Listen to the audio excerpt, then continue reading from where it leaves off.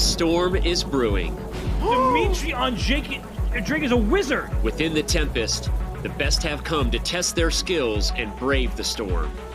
Oh, he missed it! Oh, he allowed a draw! Oh my goodness. The wheels have come off. That could be the match. For some, this is familiar ground. Oh my goodness, knight d8? Whoa. One And second, 1 second. move! Oh my god. Bishop Bishop G3. G3. What a tactic. This is insane. Oh, look at Fabi, exhausting every last resource. The battles will be electric. 97 mate! You won it! Can't stop me! Oh my god, it didn't happen! The moves will be fast. It's game over. It's winning. Oh my god. Yes, it is. He's gonna make a queen! The stakes will be high. He just grabs his head. He can't believe it. He just Oh, gave man. away the pawn. The 2022 Speed Chess Championship is now. Fasten your speed belts, my friends. We're in for a wild ride.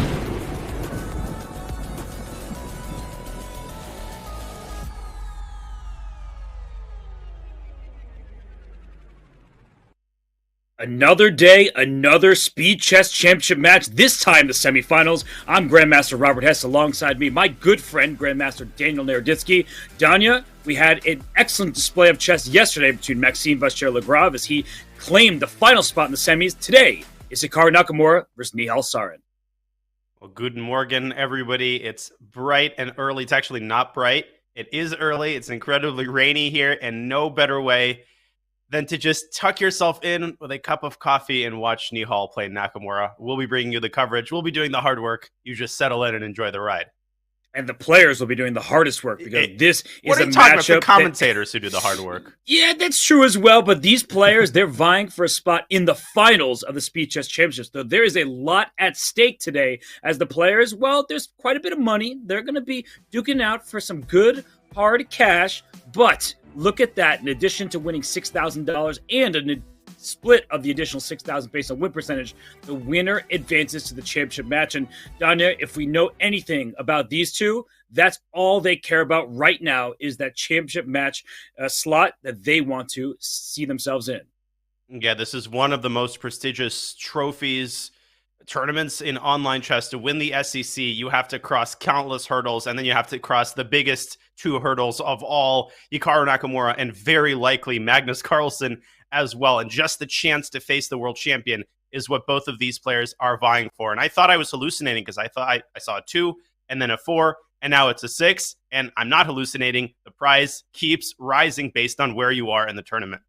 It does indeed. The purse increases, it grows, and of course the championship match will have the biggest purse of all. But you said obstacles, and it wasn't an easy opportunity for the players in order to overcome their opponents to get here. But as we look at the bracket, Danya, we see 4 names remaining. They are Nakamura, Nihal Sarin, Magnus Carlsen, and Maxime Vachier-Lagrave, 4 very deserving semifinalists. And Danya, what do you make of the path that Hikaru and Nihal took to get here? Well, the paths could not be more different. If you look at Hikaru, just cumulatively, he has some of the most lopsided scores in the entire SCC. Neither of his first 2 matches were close at all. I mean, he beats Paravian by 12 points, and then against Aronian, he wins with a single-digit lead, but it was essentially a wire-to-wire victory. Now, you look at Nihal, bottom left, he beats Anish Giri by 1 point, withstanding a furious bullet comeback. And then even his match against Ding Liren, yes, he won by 8 in the end, Robert, but that's a very deceptive final score because he racked up the points in the final segment. It was close throughout. It could have gone either way. And Nihal will have to bring his A-plus game once again today. I could tell that's what you were getting at, that he needs to play his best chess of all against Hikaru Nakamura. And as we look at this matchup between these two, Hikaru has a monster lifetime lead, but look at their blitz ratings as of yesterday, Danya. Nihal slightly higher. Yeah, that's crazy. I mean, just look at those ratings. Both players knocking on the door of 3,200. But Hikaru is also knocking on the door of a ridiculous head-to-head lead. I mean, you look at Hikaru's scores against anybody, and you just see the wildest percentages, 125 wins and only 31 losses. So Nihal, Robert, has to defy the forces of nature in both Blitz and Bullet if he really wants a shot at the finals. While you're mentioning Blitz and Bullet, we should remind everybody of the format of these events. Nothing has changed in the last couple of days, as far as I'm aware. So we are still in a 16-player knockout tournament. It's 3 different time controls. The tie breaks are 4 games of bullet chess, 1 minute plus 1 second increment. And of course, we get Armageddon with bidding if all is tied. But the format itself, 90 minutes of 5 minute plus 1 second increment, followed by an hour of 3 plus 1. And last but certainly not least, people love to see these players go head to head in bullet chess because Nihal Sarin has been 3,400. Hikaru Nakamura very much the same. I think all will be settled in that 1 minute plus 1 second increment time control. So, Danya, it's exciting stuff here as we are getting set for this match. But as always, predictions, smarter chess predictions. Sometimes they're correct like yesterday. Other times we feel like they're wrong. But I do know this, Danya. He's one of 5 people with a perfect bracket thus far. No, smarter chess, I have to say, through clenched teeth, has been nothing short of unbelievable. I mean, predicting yesterday's match, knowing somehow that MVL is going to put through just a ridiculous performance to defeat a stalwart who's been displaying monster form the last year, even his enemies have to tip their hat. And in this case, that means the commentators have to tip their hat. But really, the time control, it's elegant, it's easy to follow, and most importantly, the match can realistically be decided in any of these 3 segments. And if Nihal Sarin wants a shot at this match, he has to get off to a very good start. He cannot let this match get out of hand in these first 90 minutes, Robert. Yeah, and Hikaru Nakamura has said time and time again that as long as he's within 2 points heading into Bullet, he feels like he's got a good chance of not being the favorite against anybody. But let's look at those smarter chess predictions, the breakdown that he has provided us. He believes that Hikaru is a favorite in all 3 time controls, and a 2-point favorite in the longest and shortest time controls, a 1-point favorite in the 3 plus 1. And he says that Nihal still has about a 30% chance. What do you make of the smarter chess stats? Well, the real question is, where can Nihal reverse the narrative? Where can Nihal rack up those points? I think the prediction is reasonable. I think even the most stalwart Nihal fans have to admit that Hikaru is the heavy favorite in this match. There's no question about that. But Nihal can also lean into that. And it's not easy to play when you've got an X on your back. I think Nihal can really step up in the bullet. I think that's the segment he needs to improve in the most. Let's not forget that Anish Giri actually defeated Nihal in the bullet segment. So, Robert, that cannot happen today because Hikaru can easily wipe out even a 3 or 4 point lead with the way that he plays bullet.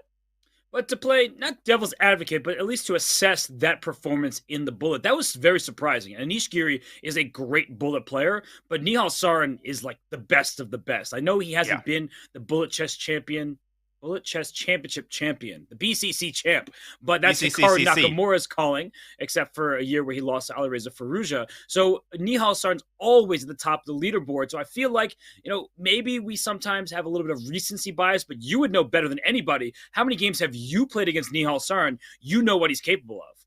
I think I've played well over 1,000 as we admire Nihal there, getting focused for his match. Definitely well over 1,000. I'll look it up as the match gets underway, but we've played across all sorts of time controls. We played mostly 3 plus 0, 1 plus 0. We've also played 30-second chess. He is ridiculously fast with the mouse.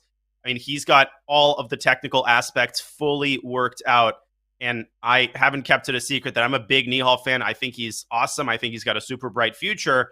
Not to mention, he's very classy and very, very humble. So he's got the whole package, Robert, but so does Hikaru Nakamura. And Hikaru is just so consistent and so stable. And even though he doesn't play as much bullet anymore, he doesn't seem to have lost all that much strength. And I think Hikaru is very thankful that they have that 1 second increment, which is going to counteract whatever rust he might be otherwise feeling in the bullet segment.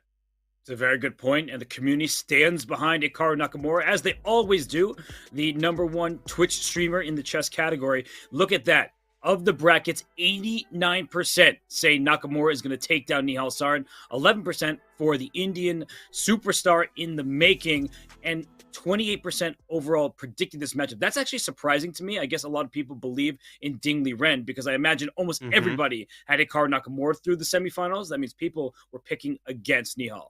And almost everybody who watched last year's SCC remember that Ding Liren came within just a centimeter of defeating Hikaru Nakamura. I mean, that match was as close as it gets. That was Hikaru Nakamura's closest victory. I mean, other matches that he's won have just been basically wire to wire. So perhaps Nihal actually looked over that match, Maybe he analyzed some film like athletes do. He looked at what Ding Liren played. He looked at how he made Hikaru Nakamura uncomfortable, because he is definitely facing a vote of no confidence from the community, Robert.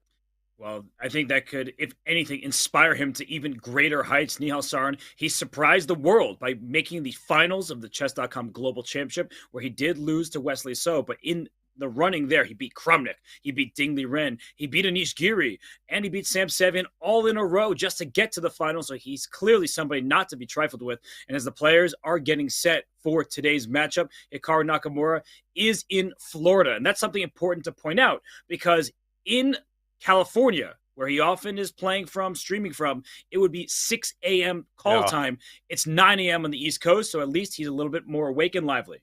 I'm pretty sure my mom is up to watch this match in California. So there are some dedicated fans on the West Coast watching from bed. But yeah, those additional 3 hours, they really help Hikaru as the match kicks off. And a surprise on move one as Hikaru repeats the shenanigans he played against David Paravian, Robert. Look at this. You hear professionals sometimes say they just need to find the joy in the game. They don't want to go through the motions. A3, one of these obscure moves that are not something that we would advise. However, it often transitions right back into normal territory, right? That's the thing about having the first move advantage. It's essentially like you threw an A3 as if nothing else happened. So it's a perfectly normal position, nothing really too out of the norm just yet. And actually, look at this. We're getting into like a Queen's Gambit decline.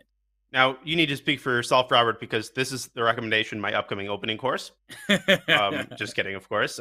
Nowadays, I think people would believe absolutely anything. And we have indeed transposed into a weird kind of souped up Queen's Gambit declined. And normally in these structures, you actually don't want to bring your light squared bishop out early. Precisely for this reason, Queen b3, Robert, is a very annoying move to face, because both typical ways of defending b7. Queen c8, it's awkward because you lose contact with the d5 pawn, and later on, white can put a rook on c1. The second way is b6, and it's pretty self-evident why this move is weak and you're creating a lot of holes on the queen side. That's, I think, why Nihal Sarin is investing some time here. What's fascinating about this opening choice in particular is that Nihal is the one who plays dodgy openings. You don't really need to tempt him into it. We saw that all throughout the Global Championship, where game after game with the black pieces, he was playing some kind of iffy stuff. Now here, Hikaru plays a3 on move one. Not the biggest deal in the world, even if it's not something you see every day. And now we've reached a position where, as you're saying, the queen is awkwardly placed on c8 for black. All of white's pieces thus far on normal squares. And white can put some pressure on d5. The good news for Nihal, he can always play the move pawn c7 to c6 to get the triangle pawn structure and keep everything defended. Which is, I think, precisely what he's going to do. No, he takes on c4, and maybe he wants to follow up with c5, which is an ambitious way to play, contesting the center, but of course it's quite risky, especially if white has a bishop on f4. You could run into a very nasty knight escapade to b5 and then bishop d6. So as long as your dark-scored bishop isn't developed, you've got to be very careful here if you're Nihal Sarin. But I should point out, Robert, that people are often under the misconception that a move like a3 is terrible and that black is somehow winning. That's the case with the Grob 1g4, which I believe is the worst first move on the board, according to the engine. But a3 is actually not that bad, and black, I don't think, can get anything even resembling an advantage. It's just equal. Right. Exactly. I agree with you completely. And speaking of equal, this is what Nihal Sarin's aiming for. He plays bishop d6. Let's trade off some pieces. If bishop takes, pawn takes, we can trade queens. And the one thing to keep an eye on if we see a lot of trades is this knight b5 jump. You were mentioning that earlier. I think a lot of players would see an opportunity to win a pawn, and they would just grab it right away. So if we can bring up an analysis board and just show this variation, right, where we just get this swap everywhere with knight to b5, well, this looks very interesting, but black can even bring the king up to e7 in many of these positions, defend that pawn, connect the rooks, and white is woefully underdeveloped. And even knight e4 deserves consideration because, hey, you're getting forked. No, I'm not. King d8, and your queen is hanging. You mentioned undeveloped. That's where white pays the price. It gets super messy here, but that's kind of what Nihal Sarin wants. He wants these messy positions early in the match to give himself a chance. And guess what, Robert? Let's give ourselves a pat on the back. It might be early, but we already have made a money prediction. This is on the board. Hikaru has played knight b5. Wow. Let's go back to the live board. Quite. And there's king e7. I thought the king would be okay, but oh my gosh, are creeping up. Are you saying knight takes d6 is like a checkmating attack or winning the queen if the king takes winning back? the queen? That's precisely what I'm saying. Remember, Robert, not so long ago, I mentioned that the queen on c8 could succumb to a rook c1 tactic. Well, that's become the reality. Hikaru is calculating that. Knight takes d6, wins a pawn, and forces black to acquiesce to the queen trade. I don't know if it's worth bringing up another analysis board because I have no doubt in my mind that Hikaru is going for this. Yeah, because the whole point is that the king is drawn out to d6, then queen b4 check, the king has to step on the c-file, in which case rook c1 is going to be devastating. But I think after knight takes d6, if Hikaru does indeed play it, we could see a queen trade, rook h to c8. And actually that's in the nature of this very position. Daniel, how many openings or variations within the queen's gambit declined in similar positions, the Nimzo in particular, do we see black give up a pawn for the quick activity? Whoa. And look at Hikaru, because queen b4 does not take the pawn. And listen, that actually might have been the reason he refrained from it. I think you're absolutely right. Black has a big lead in development and initiative on the queen side. And Hikaru has shown a propensity early in SCC matches to be relatively solid. Even though he's played 1a3, he doesn't want to take too many risks early. He kind of wants to settle into the match. And he often really makes his big push at the start of the 3+1 segment. That's kind of what I've anecdotally noticed. And so maybe he's influenced by that in the early going. I really like Nihal's position now. He can drive the white king out to d2, but Robert, that's not necessarily a good thing because then you're helping white play rook c1. So a lot of nuances in this position. It's quite amusing and counterintuitive. You think, bring that king out in the center, that has to be bad, but look at the black king on e7. It's surrounded by its own pieces, nice and safe and sound, and allows that rook on h8 to connect with the rook on a8. So just like black's king is safe on e7, white's king would be perfectly at home on d2, and as you're mentioning, rook c1 would then be an option because the square is protected. So I think if you are Nihal here, you make a move like, say, queen to c6, bring your queen up so you can bring a rook to c8. Love the move queen to c6. White could respond by pushing the knight off of e4 with f3. But the situation definitely very dicey for white until he manages to get his light-squared bishop out and coordinate his heavy pieces.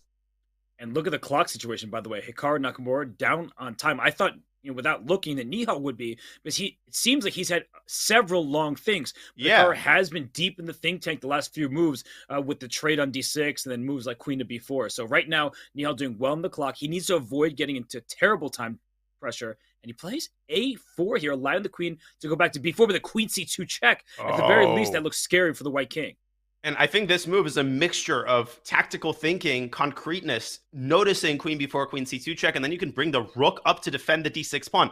But it's also very positional. You're locking in the light squares on the queen side. You're setting yourself up for success in an eventual endgame. You can think about the knight coming into c4. In all of these lines, the fact that white's queenside pawns have been immobilized is a great thing. And Hikaru says, queen c2 check, I'm laughing in the face of danger. And there it is, rook a6 on the board. And f3, a move that you indicated as an option earlier. Now e4 is next. But look at black go. Terrifying. Bring all of the pieces into the position. The bishop is under attack. Whoa. You could even sack on e4. Let's open up that king some more. And you absolutely should. Take twice and bring the rook to c2. And I'm shocked that white's not getting mated here. According to the eval bar, Hikaru might have to play bishop e2 after queen takes e4 check and give up the house on the king side. Right, G2 falls and likely H2 after that. But the eval bar is saying 0.4 in black's favor. That's just a little bit. That means one mistake from Nihal means that white might have a winning advantage because that's the nature of the position when you give up a piece for several pawns. But I think Hikaru is, he's probably a little bit on edge right now. He didn't expect Nihal to bring it to him like this. And he goes king D1. He said, I'm not giving you G2. At the very least, we have a draw. And Nihal might actually take this draw because neither player wants to take undue risk at the start of the match. Both players want to get on the board. You're also playing Hikaru Nakamura. If you don't want to draw, rook a to c6 is an option to consider to bring the rook into the game, maybe pave the way for rook c2. But amazingly, Robert, I'm not really seeing any concrete mating construction. So if I had to make a guess, I think Nihal is likely to go for this draw. And if he doesn't, that would be a super gutsy decision that we could all stand behind. But I don't know if it's worth it against Hikaru. But if you're Nihal, you spend the rest of your time. You know you have a draw with queen c2, queen e4. That will be a 3-time repetition. So you spend in the next minute calculating, going deep. Maybe rook a to c6, as you mentioned. Maybe queen g4 check, just to ask that king, is it going to go up to d2, in which case rook a to c6, and we'll try to go to c2. But no, he does I think the very pragmatic thing here done. It makes a draw. We're tied. What a game. After one game. What a first game. So much fireworks, a lot of subtlety, and really good play from both players. They're tactically sharp in the early going, and I think that bodes really well for the likelihood of a close, entertaining match. Nihal with the white pieces in game 2, and this time we get an actual Queen's Gambit, and Hikaru accepts it with d takes c4. And plays a6. Hikaru has played this in many events, including classical chess over the board, so he is accustomed to these types of positions. But Nihal had some great games against Anish Giri in these types of positions in the Global Championship. Do you remember those games, Danya, where it felt like it was pretty close to equality, and then Nihal just outplayed his Dutch opponent? So I feel like Nihal feels very at home in this type of structure.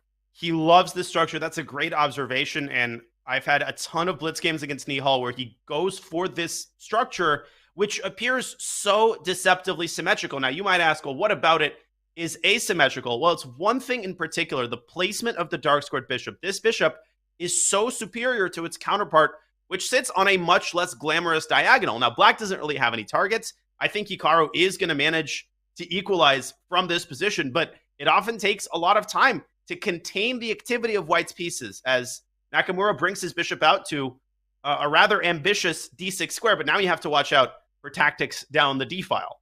Right, like knight d2 to f3. It goes knight d4 bishop f6. To f3. All right, bishop f6 and knight e4. Good eye by Nihal Sarin here. It looks so weird, right? When you could bring a less active knight to f3. Why not? But he's keeping more pieces on the board, and not only is bishop takes f6 a threat, there could be an argument in the future for pawn e4, which threatens pawn to e5, and whoa, Hikaru just castles, allowing bishop takes f6. And I was actually going to point this out. This is an instructive decision. I'm not sure it's the best decision, but a lot of players rule this out just on principle. I can't ruin my kingside structure, but you see this in the French d takes c4. You see this in some openings. Bishop f6 gf is not the end of the world, and Robert, black can actually repurpose the kingside often to his favor by dropping the king on the relatively safe h8 square and then bringing the rook to the semi-open g-file. So we actually see Nihal refraining from what I thought was the main idea of knight 4 f3. Yeah, and instead he goes, let's go for expansion on the queen side, a3, b4. He can sit his queen on b3 if he'd like, bring a rook to c1, a rook to d1. And it's clear where many of white's pieces belong. The difficult part is after that. Okay, queen e2 looks perfectly natural, but then what? That's the key question. And one thing that you have to keep in mind is that when you extend your pawn so much, black can strike with an a6 to a5 move, so be careful. Yeah, that b4 pawn can be used as a queenside hook, and if you mindlessly push it to b5, not only does it become weak, but you leave a lot of weak squares in its wake. And e5 by Hikaru, I like that move. He's trying to drop this pawn on e4, get this knight out of the picture, and then bishop g4 is going to be a problem. Don't sleep on a potential Greek gift sacrifice. His pieces look deceptively passive, but they could all combine in a kingside attack real fast here. So an important moment here for Nihal to not sleepwalk through. And maybe he can play pawn e4 himself, but that does give up control of the d4 square. Now, the knight on f3 and the knight, bishop on b2, cover the square. The knight on d2 will likely go to b3 and maybe into c5. So he does play this pawn push, and the d5 square is under white's control. The d4 square would like to be under Hikaru's control. He's just not there quite yet. Okay, so he can play bishop b6 here to improve his dark squared bishop. I feel like that's kind of a Hikaru move. You could also continue with rook c8 and rook d8. You know those moves are pretty good. Bishop d7 to g4 comes to mind as well to pave the way for knight d4. So a lot of positionally critical moments early as the players kind of decide where they want their pieces to be.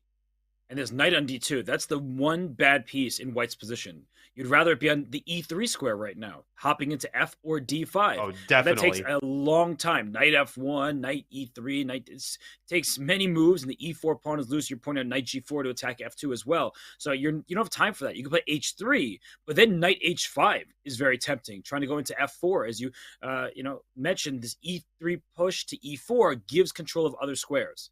Yeah, it's really weird when you look at this position in a perfunctory manner, but white's actually quite uncomfortable on the king side, Robert. It's strange to even say it, but there's all sorts of ideas. Knight g4, you mentioned knight h5. Bishop b3, I really like as Nihal drops the bishop back and saying the knight wants the parking spot, and knight c4 can later drop back to e3. So I think this idea is on his mind. And importantly, knight g4 can be met with the simple rook d1 to f1. Not the coolest looking move, but it does the job, doesn't it? It does indeed, and that knight jumping to c4, as you mentioned, hits the bishop, hits the e5 pawn, can also bring the knight to e3 and into d5. So it's a moment that you see what White's plan is, and as you're pointing out, knight g4, rook f1, does that really accomplish all that much? And we tend to think, well, if I ever take on f2, that's giving up two minor pieces for a rook and a pawn. That can never be good. Sometimes you have to look for things like that, but here it does not work. So for Hikaru, who's once again down on time, that's I think an underrated storyline. Nihal Sarin, I feel like, is always the one who has less time, but in the first two games, he's actually built up a sizable lead on the clock. And is that a conscious adjustment? Entirely possible. I'm positive that the player's preparation extended past the opening, especially in the case of Nihal, because you need something special. You need a healthy dose of nasty if you want to beat Hikaru Nakamura in a 3-hour match. And I'm sure that Nihal maybe got some coaching, maybe thought long and hard about what his overall meta strategy would be, and that includes time management. Love Hikaru's move, bishop b6. So alert, recognizing that the bishop on b3 is undefended. And this trade, Robert, don't know who it favors, but that knight on b6 is kind of going to get stranded, and it's going to be nowhere near e3. It will not be near e3, and it's just a trade opposite colored bishops. You're protecting the bishop on b6 by pinning this knight on c4. And Nihal, he's trying to work through this position. He can start trading rooks right now, but you have to look out for knight g4 at some point. Bishop takes c4, followed by knight g4. If all those rooks are off, you're not going to be able to protect the f2 pawn. So you have to be very careful right now. Great point. Great point. Let's bring up an analysis board real fast here, and I'll show this line. Now, it should be pointed out that if you just blindly trade all the rooks after rook d1, queen d1, you don't want to rush with knight takes c4 if you're black. That blunders the bishop on b6 because now b3 is under control. What you want to do is take first, and now knight g4 works, but even better is to grab this pawn on the way, and to add insult to injury, White cannot defend f2 and his position collapses. So the simplification approach doesn't work for Nihal, and for the first time, he has now dropped significantly behind on the clock. Back to the live board we go. And Nihal continues to ponder this situation and chooses a very calm move, just h3 to stop knight g4. Yeah, he stops knight g4, but he makes knight h5 more attractive because the way you usually stop knight h5 to f4 is by playing pawn to g3, but you can't do that here for two reasons. One, as you're pointing out, the f2 pawn is pinned, and two, the h3 pawn is loose because the bishop's on e6. So I would consider bishop a7 for Hikaru, just to keep that bishop safe inside, maybe even threaten the move b7 to b5 at some point to try to execute this piling up pressure on a pin piece. But knight h5 also is in your back pocket, and he plays bishop d4 instead. And the engine doesn't mind it, but wow, what a complicated move to make with all trades on the table. Yeah, that would not be in my top 3 candidate moves. That was really out of left field, but this is what Hikaru Nakamura does. He senses when you get low on time, when you start feeling uncomfortable with your position, and then he throws this weird wrinkle at you and forces you to invest even more time adjusting to the new set of circumstances. So what's happening here? I would anticipate that Nihal will take the bishop. What is he going to take it with? Well, knight takes d4 comes to mind, and Robert, my guess is that Hikaru wants to recapture with the knight and eliminate White's dark squared bishop, and that pawn on d4 is probably going to be more of a nuisance than a weakness if you're Nihal. That's right, and the open e-file puts pressure on the e4 pawn. So I think that Nihal trying to figure this all out right now, but if he takes on d4, it's a flurry of trades. All those minor pieces are coming off because black is pre-moving knight takes d4, and it's played. And he did, and there we go, and the pieces are off the board, but the position has gotten no less complex, and Nihal has to try to simplify with 30 seconds left. I love the move knight a5. In the event that Hikaru takes on b3 and takes on e4, Nihal will recapture on d4, and that position, I think, he'll be comfortable drawing even with 20 seconds left. Absolutely. It's just liquidation. All pawns will come off in the center, all these minor pieces. But for Hikaru, who's ahead on the clock, he may say, let's keep this game going. I have a passed d pawn. Maybe he can play rook d7, for example, which allows you to double rooks, protect the b7 pawn one more time so that you can take on e6 with the queen. So things like this are in the cards for Hikaru, but I don't know. There's also some risk there. I understand he's ahead in the clock, but he has this isolated pawn, which is an asset if it's a pass pawn, but it's a liability if you can't protect it well. That's a great point. Rook d7, you also have to reckon with e5 because knight can't easily step into d5. The d4 pawn drops. There are some tactics there with knight c3 that have to be calculated, but Nihal has erased his time deficit as Hikaru makes this important early match decision. Bishop takes b3, basically a draw. Rook d7 keeps pieces on the board, and as Hikaru drops behind on the clock, he actually goes for it. Bishop back to c8, opening up more pressure on the e4 pawn. And e5 played. I'm a little bit worried about some kind of queen e4, bishop c2. Not yet, because the knight's jumping right into c3. And the tactic that you were mentioning earlier, rook d4, is a blunder because of knight c3. And after the trade on d4, there'll be a fork on the e2 square. And we don't have time to really show that right now. Nihal dropping to 15 seconds, What does he do? He's got to make a move. He's got to find something. Maybe rook d2. Knight c3 is so scary. And don't sleep on knight f4. He tries to prevent both at the same time, but Hikaru can just pick up this pawn and simultaneously defend what will now be an extra center pawn. Wow, I think he was counting on rook e1 here, but the queen can slide over to keep the knight on d5 defended. Queen f4. Knight c4. Things are slipping away from Nihal Sarin right now. 7 seconds remaining. Great move, queen f4. You mentioned that. Danya, doubling rooks is not going to help. That pawn Bishop on e6, d4 is extra and will be defended. And look at this. He pushes the pawn up to d3. Now, you can see what Nihal's trying to do. He's trying to go g3, but that doesn't solve any problems. The knight has a million strongholds, and there comes Hikaru taking on h4, and it's mate. Yeah, that was d3, knight f4. If the king went to the h file, this is over. Knight f4, it's 1-0-1. Knight f4. Hits the rook and threatens rook h1 mate. That is resign time, and actually it's a win on time for Hikaru Nakamura. He takes the first lead of the match, and if you're Nihal Sarin, you're probably very upset about that one because it looked like you had things under control, and look at this. h3 move won this game. The move, I think, that won the previous game is actually bishop e6 to c8. That was a devilish decision in Nihal's time pressure because it created the right amount of threats. It threatened the e4 pawn. It made Nihal panic, and that is what Hikaru Nakamura does best, and that's what he's done ad infinitum in the first two SCC matches. But look at this. We talked about 1a3.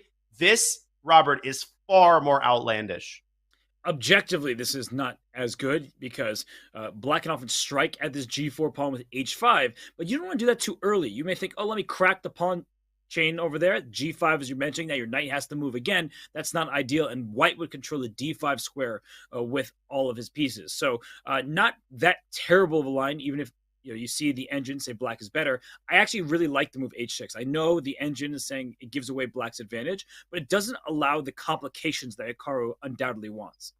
And this one could think of as a normal English, right? You get this position with the pawns on g3 and h2, one step removed.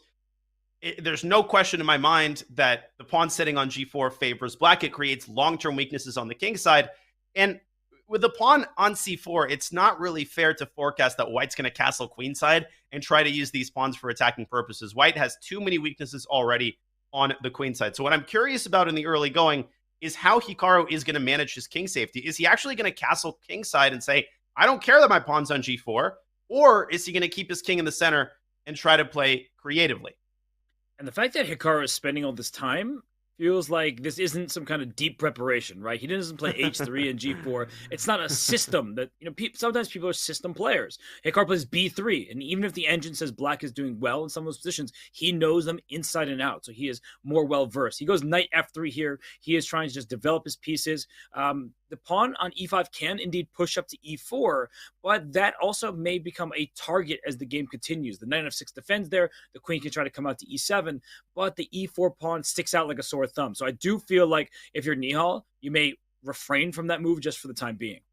And Nihal, from a meta strategy perspective, as e4 is played, has to avoid getting tilted, right? Because when you're down in the match and your opponent continues to play these offbeat openings, you start getting annoyed because you start telling you, why can't I punish him for 1h3? I mean, I'll punish anybody except Hikaru for this.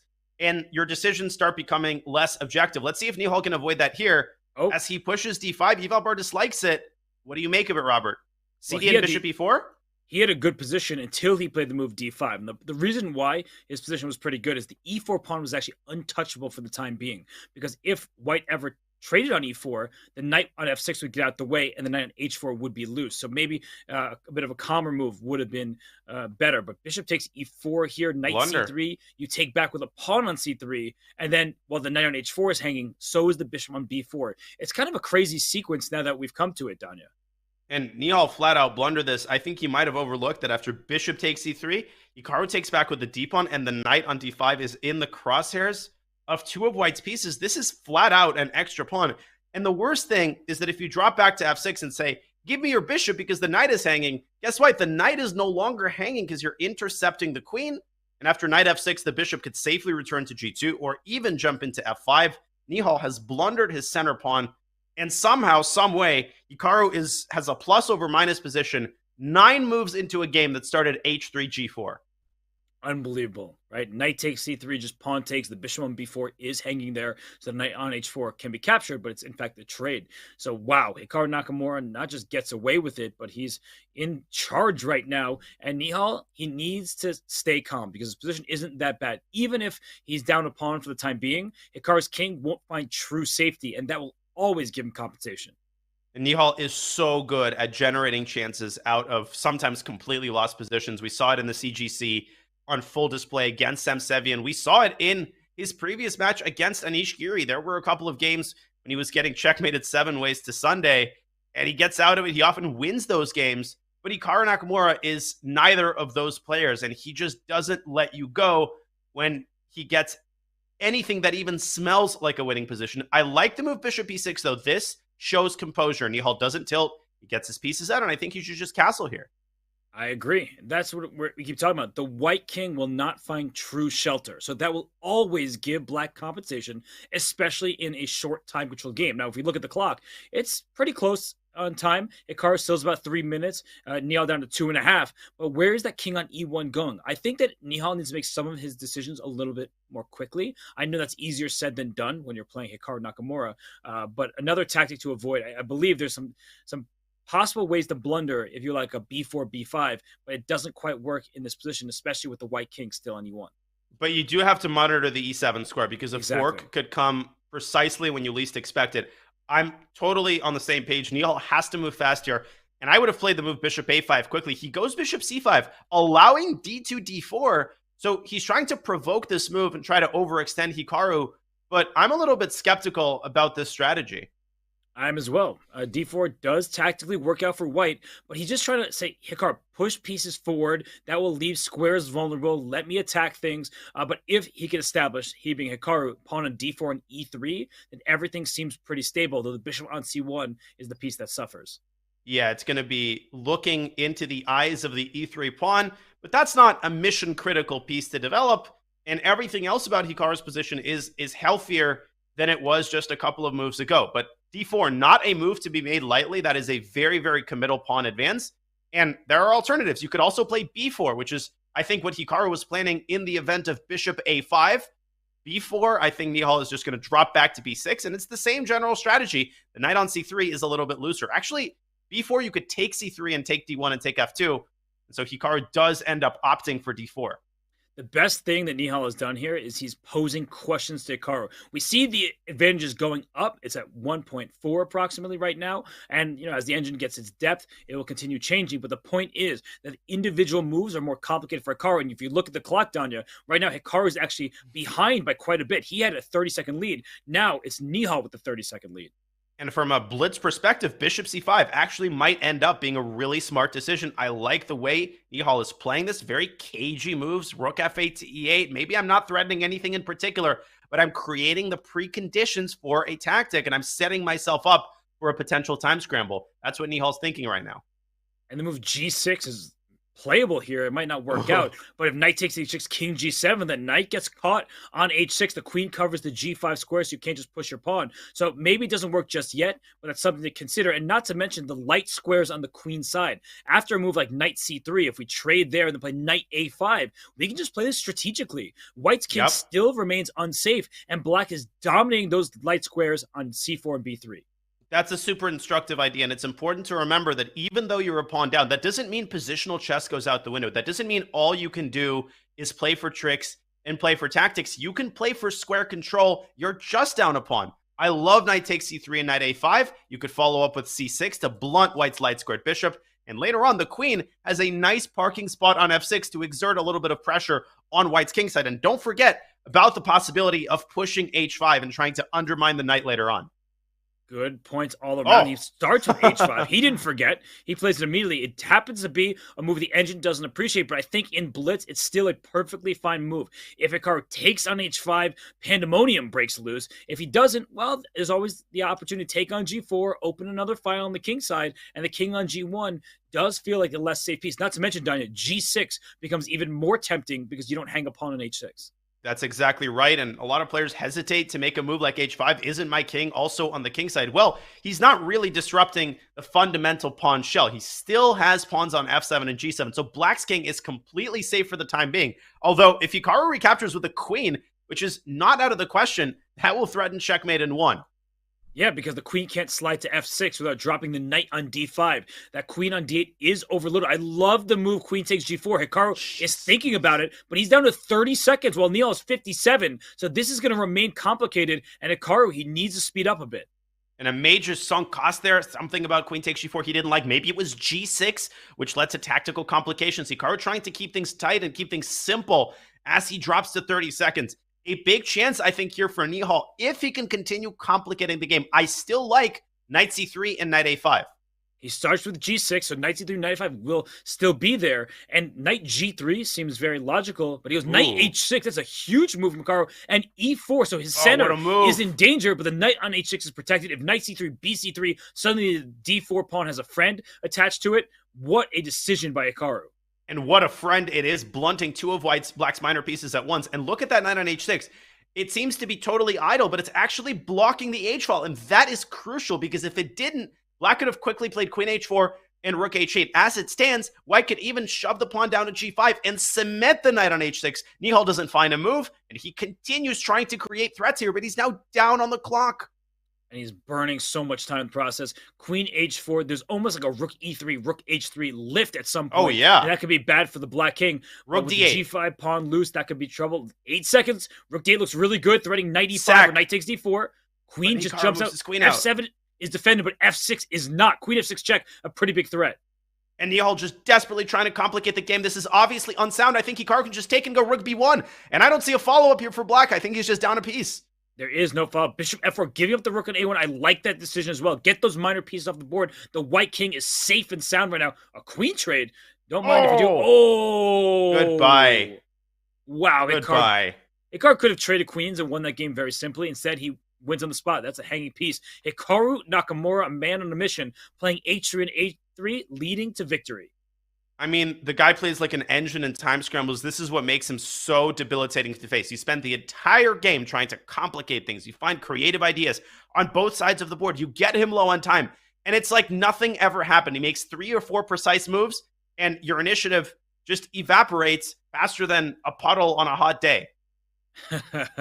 Well, here we see the queen's gambit accepted. I didn't know if that was a good analogy, but I'm going to accept it anyway. I invented it on the spot, so give me a little slack. No, I'm here for it. And we see the same opening once again. Nihal liked his position. And here, if we remember correctly, he went knight d4 to f3. This time he plays bishop back to e2. So Nihal making good retreating moves because he wants his c4 square for his knight. So I love the way Nihal is reshuffling his pieces, but Hikaru Nakamura seems unfazed, generally speaking, when Nihal is trying to figure out the right path forward. And in general, I don't want to talk too much about meta strategy, match strategy, but I think it's very important when you're playing Hikaru.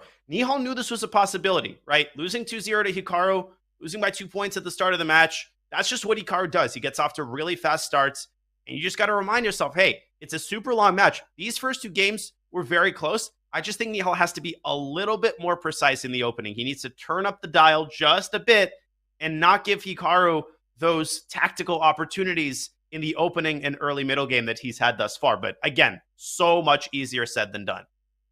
That's true. Rook c1, very natural move. Knight c4 is another one. Bishop f3. I see like 3 moves for white on every turn. For black, you see Hikaru, he's deep in the think tank. He's already down a minute on the clock because every single move has a consequence here. You may kind of mindlessly play queen to e7, but then knight c4, and if your bishop goes to c7, bishop a3, and you have to watch out for the skewer in the diagonal. So he takes on d4, plants his bishop on a3, but I think rook c2 can be played. Now knight c4 will hit that bishop, and it feels like white's pieces are coming out in full force. It does, and that old idea, bishop d4 takes f6, that conversation has been reopened because after queen f6, knight c4 actually hits both bishops. It's a moot point now. Hikaru Wait, deprives it's not. white. Oh, knight b1. Exactly. Bishop F6. Oh, I should show forces analysis G-takes. board, please. Analysis board, please. This is sick. Even if Nihal doesn't play this, queen takes f6. Now you can't go knight c4. Knight b1, undeveloping the knight and hitting the bishop. I love those types of moves, Robert. This wins a piece. Yeah, so G takes F6 would be 4, so we put G-F6 on the board. It looks like that black king is vulnerable, but as you were saying in some of the other positions, that if the king can safely slide to H8, you'd be doing okay, but you can't in this position. The bishop on D7 is loose. You're talking about the fork on F6. Rook C2 to D2 would be a huge threat as well. So I think that Nihal can take. He didn't, so we're getting into a different line. I mean, but same structure. Is still there. Exactly. We were getting the same structure. He played rook c8. I'll just show really quickly. There was a trade, and then he did take f7, and he's making all the same moves. It's just a pair of rooks is gone. Okay, queen d4 going right for the f6 pawn. King g7 is one way to defend it. Another way is e5, and Hikaru plays that, but the reason why you don't like playing those moves, you don't do it without really considering the positions. The d5 square, the f5 square, these light squares are more likely to be under white's control. You have a knight and a bishop. The bishop on e7 cannot defend light squares, but the knight can help with the bishop on f3, as you're showing with arrows here, that the light squares are quickly under white's control. The queen's on b6, and I think knight g3 right now looks very good because there's a sneaky threat of bishop to b7 trying to pick up the a6 pawn. Great call and good vision of both sides of the board. These pawns are vulnerable. They're sitting ducks, and Hikaru needs to smoke that queen out of b6 pronto. I think he should play bishop e7 to c5, but the queen's not going to go very far. It's just going to sit on a5 and annoy the heck out of you. Rook c1 is going to be a problem after that. Nihal has to try to squeeze this game into a full point. Yeah, and the problem with bishop c5 as well is that bishop is needed to defend f6. We were talking about knight g3 to f5 in some dream world, but the knight's going to h5. It's going to sit there and pester the pawn on f6. So the bishop on e7 is going to sit defensively. Look at the clock, by the way. Hikaru down to 2 minutes, 20 seconds and change, and Nihal at 4 minutes and 18 seconds. You could tell he is very comfortable. Despite the 2-game deficit, Danya, he's feeling the rhythm of this position. Because he knows that he's getting good positions out of the opening. He likes that Hikaru keeps repeating this line. He feels comfortable in these structures, and he's going to keep repeating this for as long as it takes. But can he capitalize on this opportunity? F5 by Hikaru. He allows bishop b7. And if I'm reading him right, he wants to play queen c5 in response. He wants to induce a queen trade and then trap the bishop on a6 with rook f8 to b8. It's a complex idea. It's an interesting idea, and he wants to turn the game around by giving up a pawn. Okay, well, Nihal plays bishop b7. No reply yet by Hikaru. I'm trying to read his face. Whoa. He's right. Queen c2. He's going active. So queen takes a6, but what's the follow-up? The queen looks imposing, but where is he going from here? Because if you play f4, Robert, you give up also the e4 square, and you continue to weaken your king side. So you're paying the price here if you're Hikaru with more active moves. And amazingly enough, after f4, maybe bishop e4. So that way you can play knight f5. That could be really annoying for Hikaru to deal with. You give up all these light squares. So he was rook to b8, but the bishop on b7 protected by the queen over there. No threats at the moment for Hikaru. And Nihal, he has grabbed a pawn and looks like he's going to escape with it. And rook b8, those are the types of moves we take for granted. We pass over them, but they are what make Hikaru Hikaru, right? He's down 2 minutes. So many people would panic with f4, allowing that very pretty positional idea you pointed out. But Hikaru, he's fine keeping the tension. He says, hey, I'm a pawn down, but white's minor pieces are still scattered. I'm going to use my pieces and try to create threats and try to equalize the clock. And bishop f3, getting out of there, running away fast, threatening queen a7 as well, hitting the rook on b8 and the bishop on e7. And Hikaru making good defensive move after good defensive move, bringing the queen back. So all of black's pieces are coordinated. And if we can imagine the queens are off the board, then it's a one-pawn advantage. But with the bishop pair, it's going to be very hard for white to make use of that extra pawn on the queen side. And Hikaru making the most of his damaged kingside structure. This is about as good as it's going to get. And you probably want to avoid pushing any more pawns. I pointed out f4. e4 has a similar problem. It greatly weakens the f4 square, allowing the knight to jump around. So you're only going to play a move like that if you have a concrete follow-up. Rook d1 by Nihal. Both players kind of moving their pieces into position and keeping the tension. King g7 by Nakamura, allowing a tempting check on h5. But it's a bit of a dead end as it currently sits. Right, then the king can just go back, and it doesn't seem like the end of the world. Or forward. You could go forward. I was a little worried about going on the 6th rank with the pin there, but rook b6 would be a follow-up, so you're absolutely right. I think for Nihal, he just needs to find Luft. He plays h3 right away. Good call. e4 would be a very bad move, as you mentioned. Knight could go to h5 to f4 eventually. So Hikaru's pawn's stuck in place. He can play rook b6, but then that walks into queen a5, pinning the rook. Things get a little bit awkward there. No, this is good play by Nihal. I mentioned keeping the tension. That's one of the narratives of this game as both players jockey for position. Nihal kind of waiting like a tiger in a cage for the opportunity to strike, but he's already up a pawn. He doesn't need to do anything concrete. And it's an incredibly uncomfortable position for Hikaru, who finds nothing better than sort of a semi-waiting move. Danya, check your watch. Look at the time here. Hikaru down under a minute, Nihal with 2.5. This is a problem for Hikaru. It's not just the pawn. I think objectively the position is still okay for black, but simple move like bishop e2 here Great for move. Nihal. Just attack the b5 pawn. Create one move threats. If you play b4, maybe white plays bishop c4. You would love to trade the light square bishops. Bishop d5 would serve that purpose, but it walks into a pin with rook to d8. That's why you can't trade the bishops just yet, but you would love to get the bishop on e6 off the board.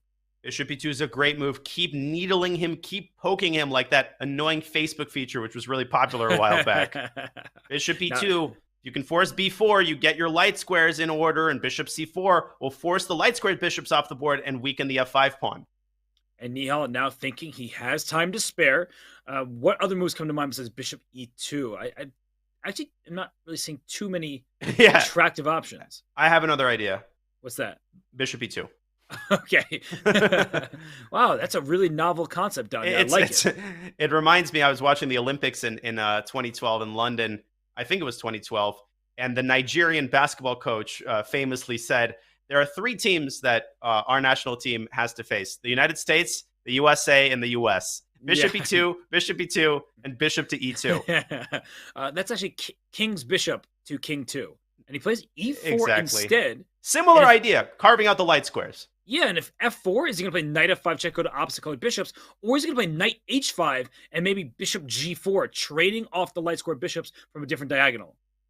Yeah, that's actually a great alternative. It didn't occur to me for whatever reason. I kind of assumed that Nihal was going to keep the status quo on the king side, but look at those juicy light squares. But listen, light squares don't win games.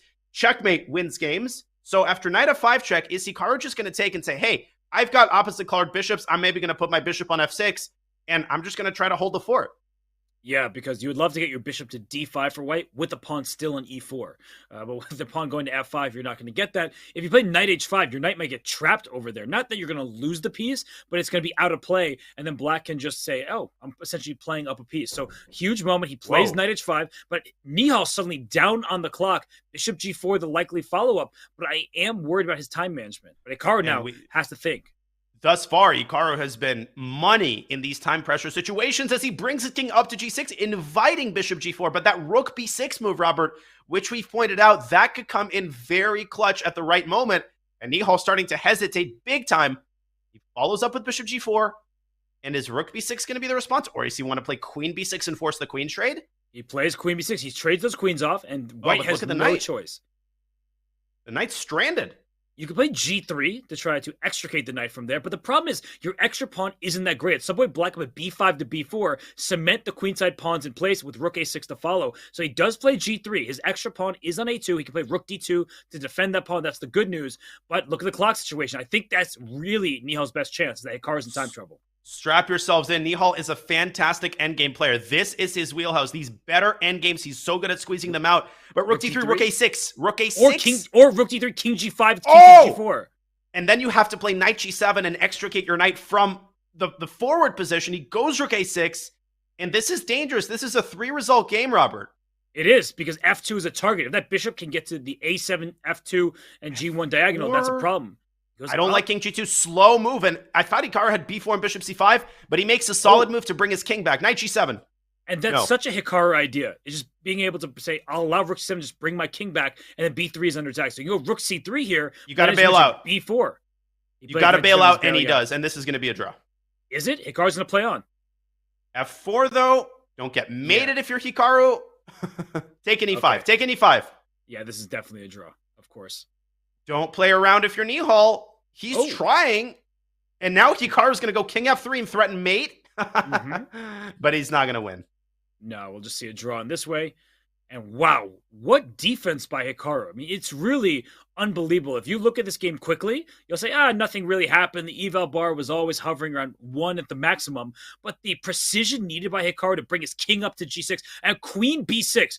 People don't trade queens when they're down pawns, but Hikaru Nakamura recognized that that is his path towards equality. He makes the draw. He keeps his 2-point lead. I totally co-sign your point, and I would even go so far as to say that this game is, in a way, more frustrating than your loss, because when you lose, you get outplayed. Okay, you know that's going to happen a couple times against Hikaru. When you spend so much energy and you're better the entire game and you find so many good ideas and you still can't win, those are the games that really debilitate you psychologically. For sure.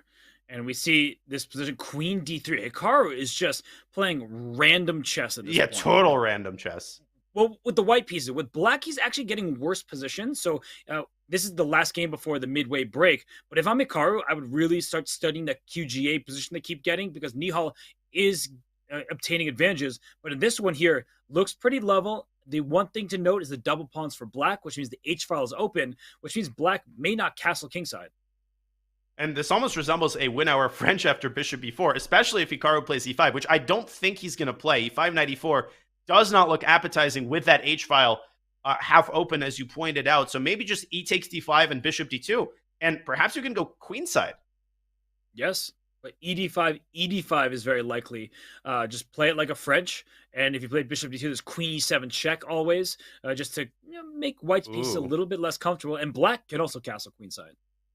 Yeah, so bishop d2, queen e7 looks annoying. Hikaru could castle kingside. That's not out of the question, especially because you could put the pawn on h3, and it's going to be very hard for black to squeeze his g-pawn past g5.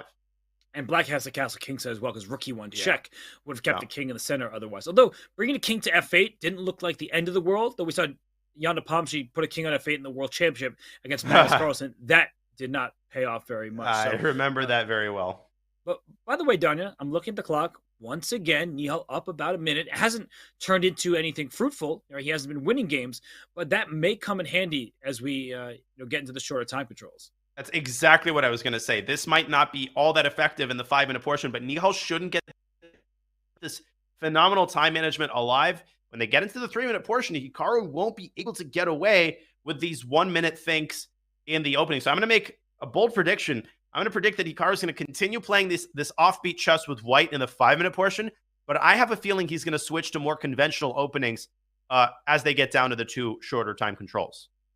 I'm with you there, but isn't queen e7 just a good move here? Like, you can't play rook e1, so taking over the e-file seems very smart for Nihal. He can't play rook e6, so there's knight f4, but he plays knight e4 instead. And all right, this seems like a position, Danya, very solid, very stable, nothing under attack just yet. But that d5 pawn, it feels a little bit tender.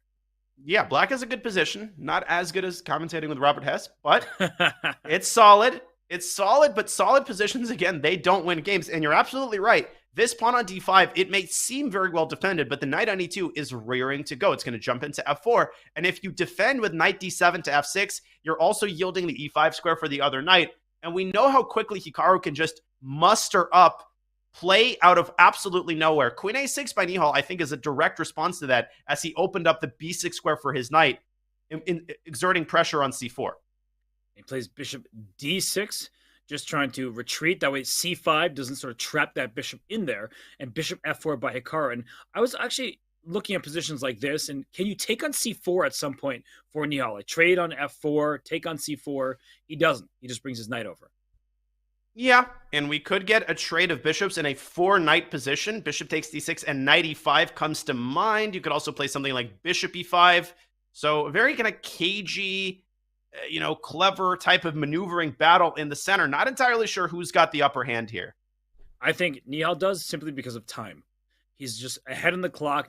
Hikaru has plenty of time remaining, but I feel like a broken record. I keep saying, Nihal ahead on the clock, and it never pans out for him. So maybe this is part of Hikaru's strategy. Just spend some time in the opening, make sure nothing goes really wrong, and then when it comes down to it, he is so fast in time trouble. His speed is through the roof.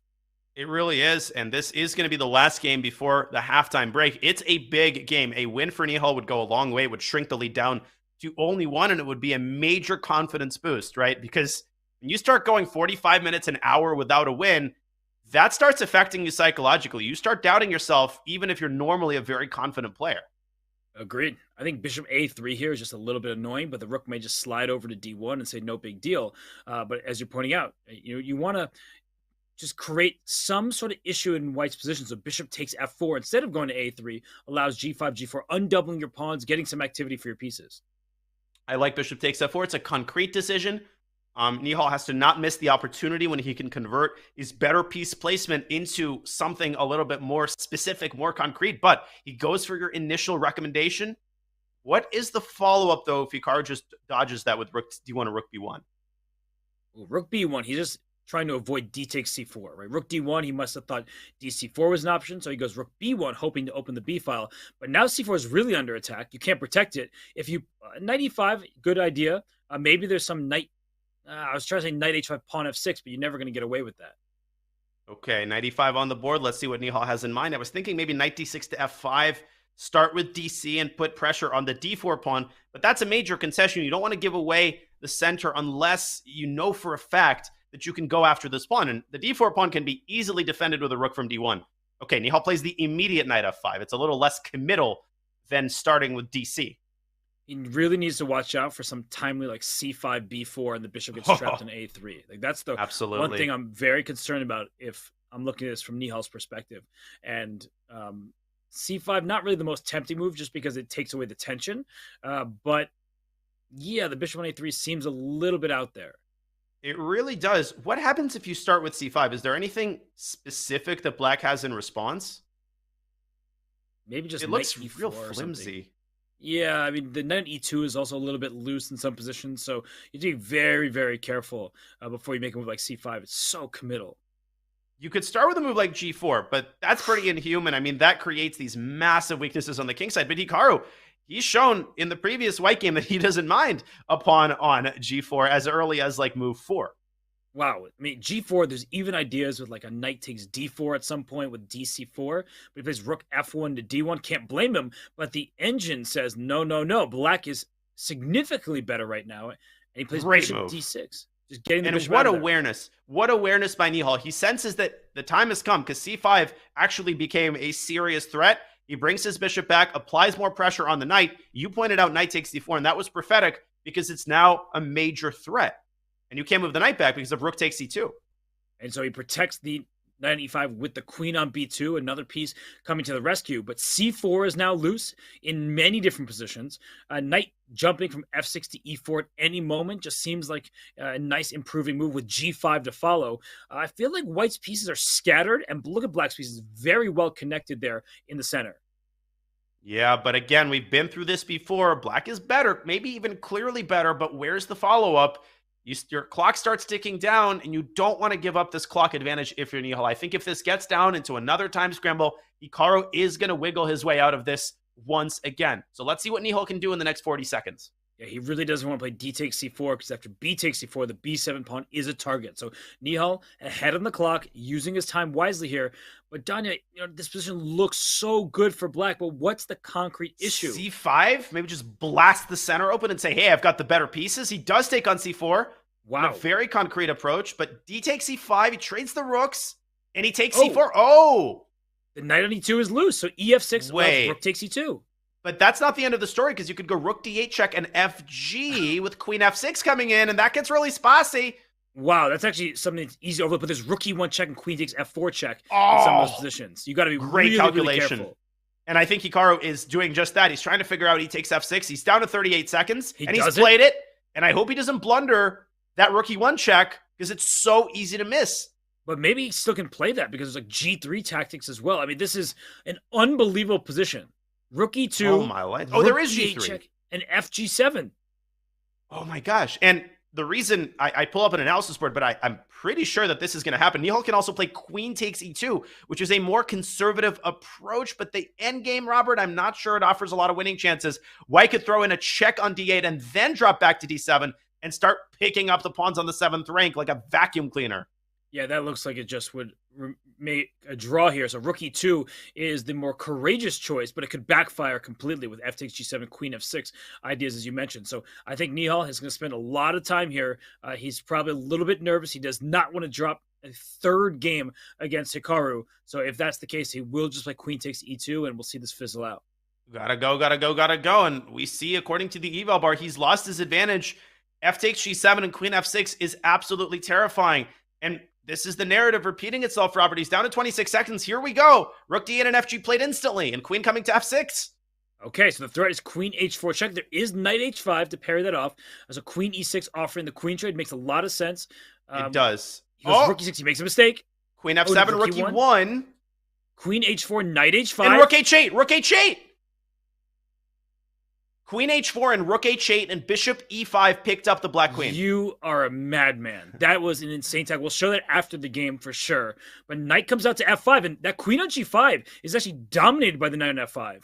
And black could play f6, but it doesn't trap the queen. It has the g4 square. It's anybody's game. I'm getting so concerned for Nihal's clock, though. He's got so many squares to keep track of. Yeah, f6, rook d7 check looks like a problem. Oh, that's a mate. Oh, 4 seconds, 3 seconds. 2 seconds. Queen e4. Okay. That's a good move. Yes, he's lining up f6, actually, because after rook d7, there's rook e7 to block, and the queen protects it. And now the ball's in Hikaru's court. He could play rook d7. He does. Rook e7. Uh-oh. This trade would not favor Hikaru, so we see a little repetition. And we might get F6. a repetition here. F6. Oh, that's F6. such a gutsy move. He plays queen e6. Oh, my gosh. Queen e6. Goes Now for f6 it. is a... Can he play f6? He does. And a6. he's just up a pawn. Yeah, that's what it's easy to forget about. Nihal is up a pawn here. He just blundered it back, though. He just gave away that pawn. That was not intentional. That was a blunder. And what's the queen doing on d5? Wow, Hikaru going for an attack. Knight drops back to prevent h5. It's anybody's game. We're in a time scramble. Oh, Hikaru offering the queen trade. Hikaru's just trying to make sure he doesn't lose this game. And the pawn structure is Well, bad. he might. Knight f5 coming in. Knight e3, f3, rook e3. He wants to make a draw down a pawn. And that's what Magnus Carlsen did against Fabi. But chances for Nihal, Robert. Pass c-pawn. This is so hard to defend with 2 seconds. Wow, he just dragged the pawn to an undefended square. So the rook takes f4, his rook takes c5. He's done it again, and it's not even close. Like, Nihal, it's not like he had a win, and then it was a draw again. I think Hikaru is just defending this comfortably. Although at some point, I was going to say he can release the pawn. Rook a4, rook a4. Very classy. Very classy by Hikaru. And still Nihal is trying. He gets his king to b5, but the rook can keep in contact with the pawn as long as the sun rises in the morning. Wow. Hikaru Nakamura, even when it seems like he might be in a little bit of trouble, finds the precise way to make a draw. And Daniel, I think we should go back to that moment where you found a way for white to win the queen. That was a stellar tactic. Hard to see with no time on the clock. Especially because the black queen is on the other side of the board. It seems to have nothing to do with the action. But queen h4 check lines up a discovery. What you need to do is get the king on a dark square so that the bishop can move away. You can play bishop e5 immediately, but it doesn't work because of queen c1 check. But what you do is you throw in rook h8, a deflection, bishop e5 check, a discovery, and you pick up the queen on c4 with excellent winning chances for white. Hikaru would have won this game if he had seen this combination, but he is more than happy to come away with half a point, Robert. No question about it. Loose pieces drop off, but Hikaru's form does not drop off. He maintains a 2-point lead over Nihal Sarin as they get a little bit of break to stretch their legs, look up their openings, and for Nihal, try to combat a3 and h3. But for now, we're going to join them. We're back in just a few minutes for more from the Speed Chess Championship match between Hikaru Nakamura and Nihal Sarin.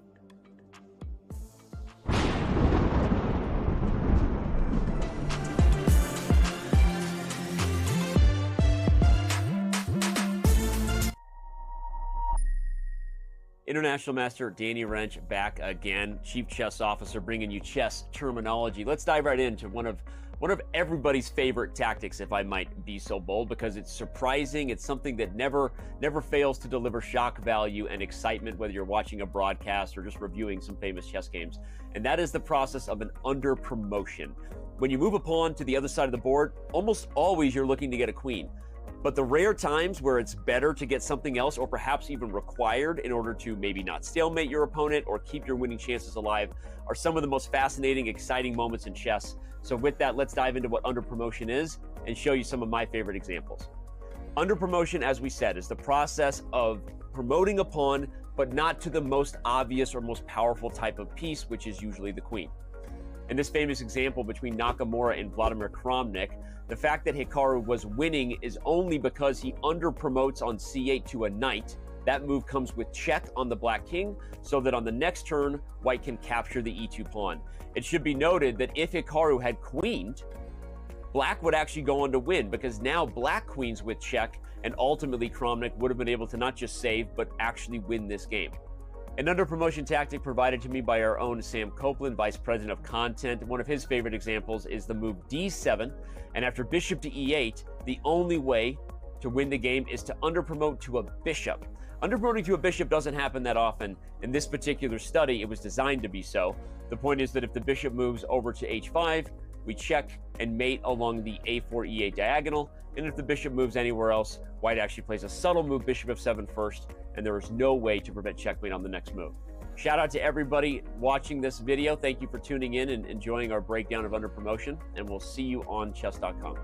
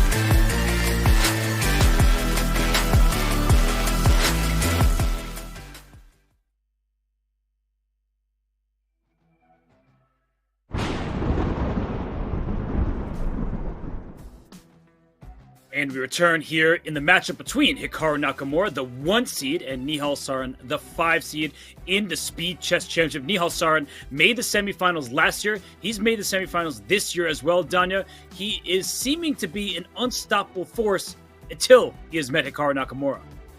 Well, everyone seems to be an unstoppable force until they meet the ultimate immovable object. Hikaru is so solid. He's so resilient. And as we look at Nihal Sarin's player card, that's what great players do. They make it look easy, and as Fabi can tell you, they make legends look like amateurs. They do indeed, and for Nihal Sarin, he has this pragmatic style. In fact, I used that word a couple times earlier without even seeing this graphic. His lifetime score in the SEC is 4 wins and 2 losses. Last year, he made the semis, this year as well. So that's a very impressive performance for somebody so young. He took down Dingley Ren and Anish Giri in this year, and he would like to add Hikaru Nakamura to that list. And Nihal has just such a mature style. He's got so many different aspects to his game. He's an incredible tactician, and yet he has a very positional style, particularly with the white pieces. So Nihal's got the ingredients that he needs to beat someone amazing. It's just that he's gotten the positions he's wanted, Robert. Let's take out the silver lining for Nihal. He's been better with white consistently. He just has failed to deliver on his opportunities. Okay, here's the critical moment. Knight 4 to f3 is played in one game, bishop e2 in another.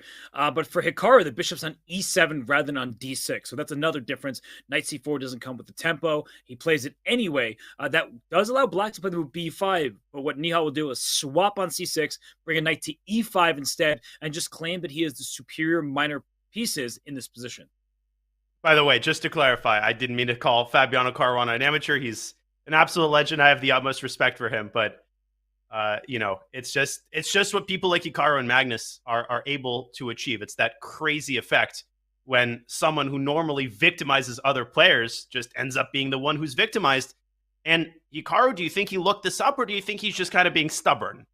Well, I thought he might have looked it up because he played bishop e7, but now he's sitting here and thinking. And what can happen at times is we see the evaluation went from a slight plus for white to zeros. This could be like the third or the fourth best move. And when you don't have that much time to look at an opening, when someone plays the third move, you probably haven't looked at it. It's too far down in the computer's rankings. It's a perfectly good move, but Hikaru seems stuck.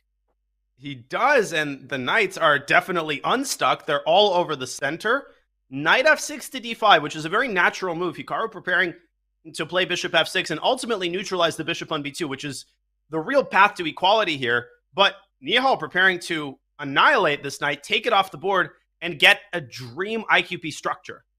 Look at the bishop on d7 compared to the bishop on f3. Earlier in this match, you mentioned the dark squared bishops. It's also the light squared bishops. That's what makes this opening have much more teeth than one would initially think. Bishop c6, trying to counter the bishop on f3, is met with knight to e5, just attacking that bishop in its place. So I feel like Nihal has everything he could possibly dream of out of the opening. Yep. Not that the advantage is that significant. It just is much more pleasant to play.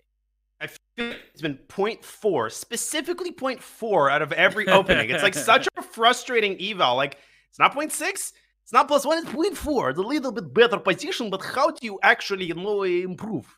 And I think that Hikaru is perfectly okay being in this situation game after game because his defense is among the best. There was recently this video that he did with Chess.com where they asked him to rank himself out of 100, and he said his defense is 99. And I think he's even selling himself a little short there. His modest. Defense is as great gets. He is like probably the best defender in the entire world, and he just does not go down without swinging. Maybe he should start chess boxing. Yeah, I mean, stop underselling yourself, Hikaru. Come on. Oh, he's like that. Gosh. Yeah, he's like that kid who says, I did terribly on my test. I got a question wrong. What did you get? 98, 99. Yeah, right? Everybody hated that kid, and everybody hates playing Hikaru because he just is that good.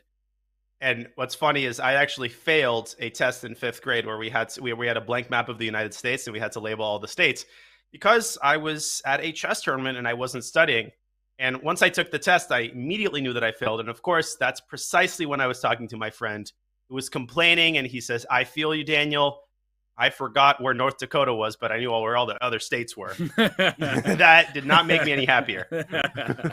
Oh, good old North Dakota. Well, right here, the rook on c8 coming towards the center, just like North Dakota in the country, coming to the center of the chessboard here. Oh, you managed to connect everything to the chess. That is like the ultimate talent. Well, you know, you and I have a commentary connection, so sometimes we got to talk about other things. Other times we got to focus on the chess. But here, queen to d2, connecting the rooks from f1 to c1. And this position is just going to remain in this like slightly better for white, slightly better for black, totally equal territory. And it's coming up with a plan because right now we have only 2 pawns and 1 pair of knights traded. What is the actual plan for each side? You're putting at queen b2. That looks good for white. What does black have in store? Yeah, well, at first you might think you want to banish the knight to North Dakota after b5. The problem is the knight's going to go to Manhattan with knight c4 to e5, chasing away the bishop. You made a point earlier. b5 is on the board, and the eval bar is skeptical. There's also the move knight to b6 here, trying to secure the bishop pair, but there, after knight takes b6, bishop c6, you have to be very careful about e5. That queen is going to be undefended once the knight moves away from c4. So I'm sticking by knight e5. Hikaru will drop his bishop back to b7, and he'll politely ask white, again, the topical question, how are you going to improve? I don't have an answer to that question, but I am working on myself and my understanding of the game of chess.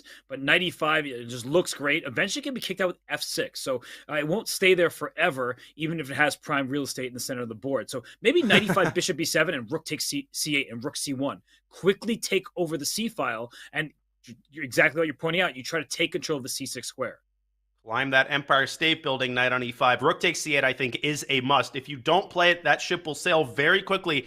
And you pointed out the move f6. The moment White's knight is driven out of e5, White's grasp on the position really loosens. Alternatively, though, you could play knight t3 on your own volition and kind of Catalan style try to take over that square on c5. So possibilities here for Nihal. I think rook takes c8 and rook c1 is too juicy to refuse, though. Knight d3 feels like the ultimate Peter Lecco move, right? Like get the smallest advantage, but take control of important squares.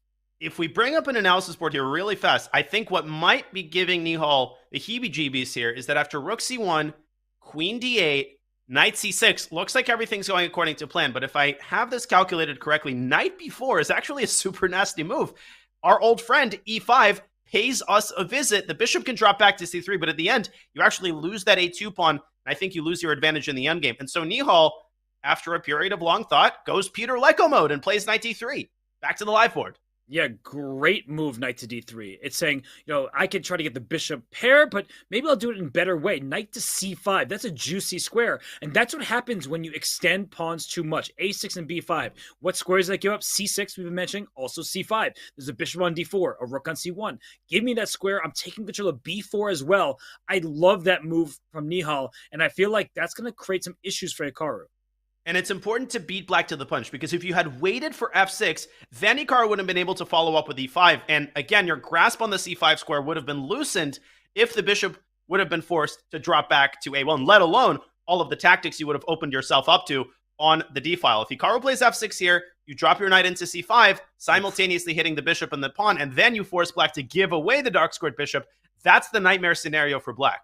Yeah, f6 would be a terrible blunder at this moment. So Hikaru needs to find another move. Bishop f6 or something like that still gives up the c5 square. Bishop a3 can often be met by bishop to b2. Let's trade those dark square bishops because c5 is mine. So it's a moment for Hikaru to recognize that the c5 square is firmly under his opponent's control, and it's not going to be easy to deal with. Not at all. I don't think you can deal with knight c5 itself. Maybe you can try to take the sting out of it and drop the bishop back to a8, but that is not an easy move to play. We're back to point 4 on the eval bar, and it's crept up. And wait, doesn't Nihal want to go knight c5? Is h3 really that mission critical, Robert? I don't think it was critical, but he's saying, Hikaru, show me your next move, right? h6 took him forever to play. Rook e8. So, right, there's going to be some kind of quiet follow-up. It's going to take Hikaru 20 seconds to play. He plays bishop a3, but bishop b2. Let's trade the dark square bishops. The whole point is the c5 square wants to be under White's control. You can play b4 at some point in the future. Give me the c5 square. I want it, and I want it now. But I'm going to backseat drive a little bit here. I really think h3 was a lazy move by Nihal. I think he went into that mode of trying to milk Hikaru's clock down, and that doesn't usually work against him. I feel like right about now he's regretting not playing knight c5, but he might make me eat my words because that bishop on a3 has seen better days. Oh my gosh, actually, you can put a bishop on c5 and say your bishop's not getting out of there. Yeah. And even if you don't win the piece, you're just going to play around it. And so what can black do? I think rook d8 makes sense, just trying to put a piece on the d file. But as you're pointing out, rook b1 to b3 looks very tempting. And rook b1 now is even more tempting because it simultaneously defends b4. You have to, I think, resist the temptation to play bishop c5 because that invites the move rook d8, although 95 in that position comes within a millimeter of trapping the queen. I think it's only because black has the h4 square that he stays alive.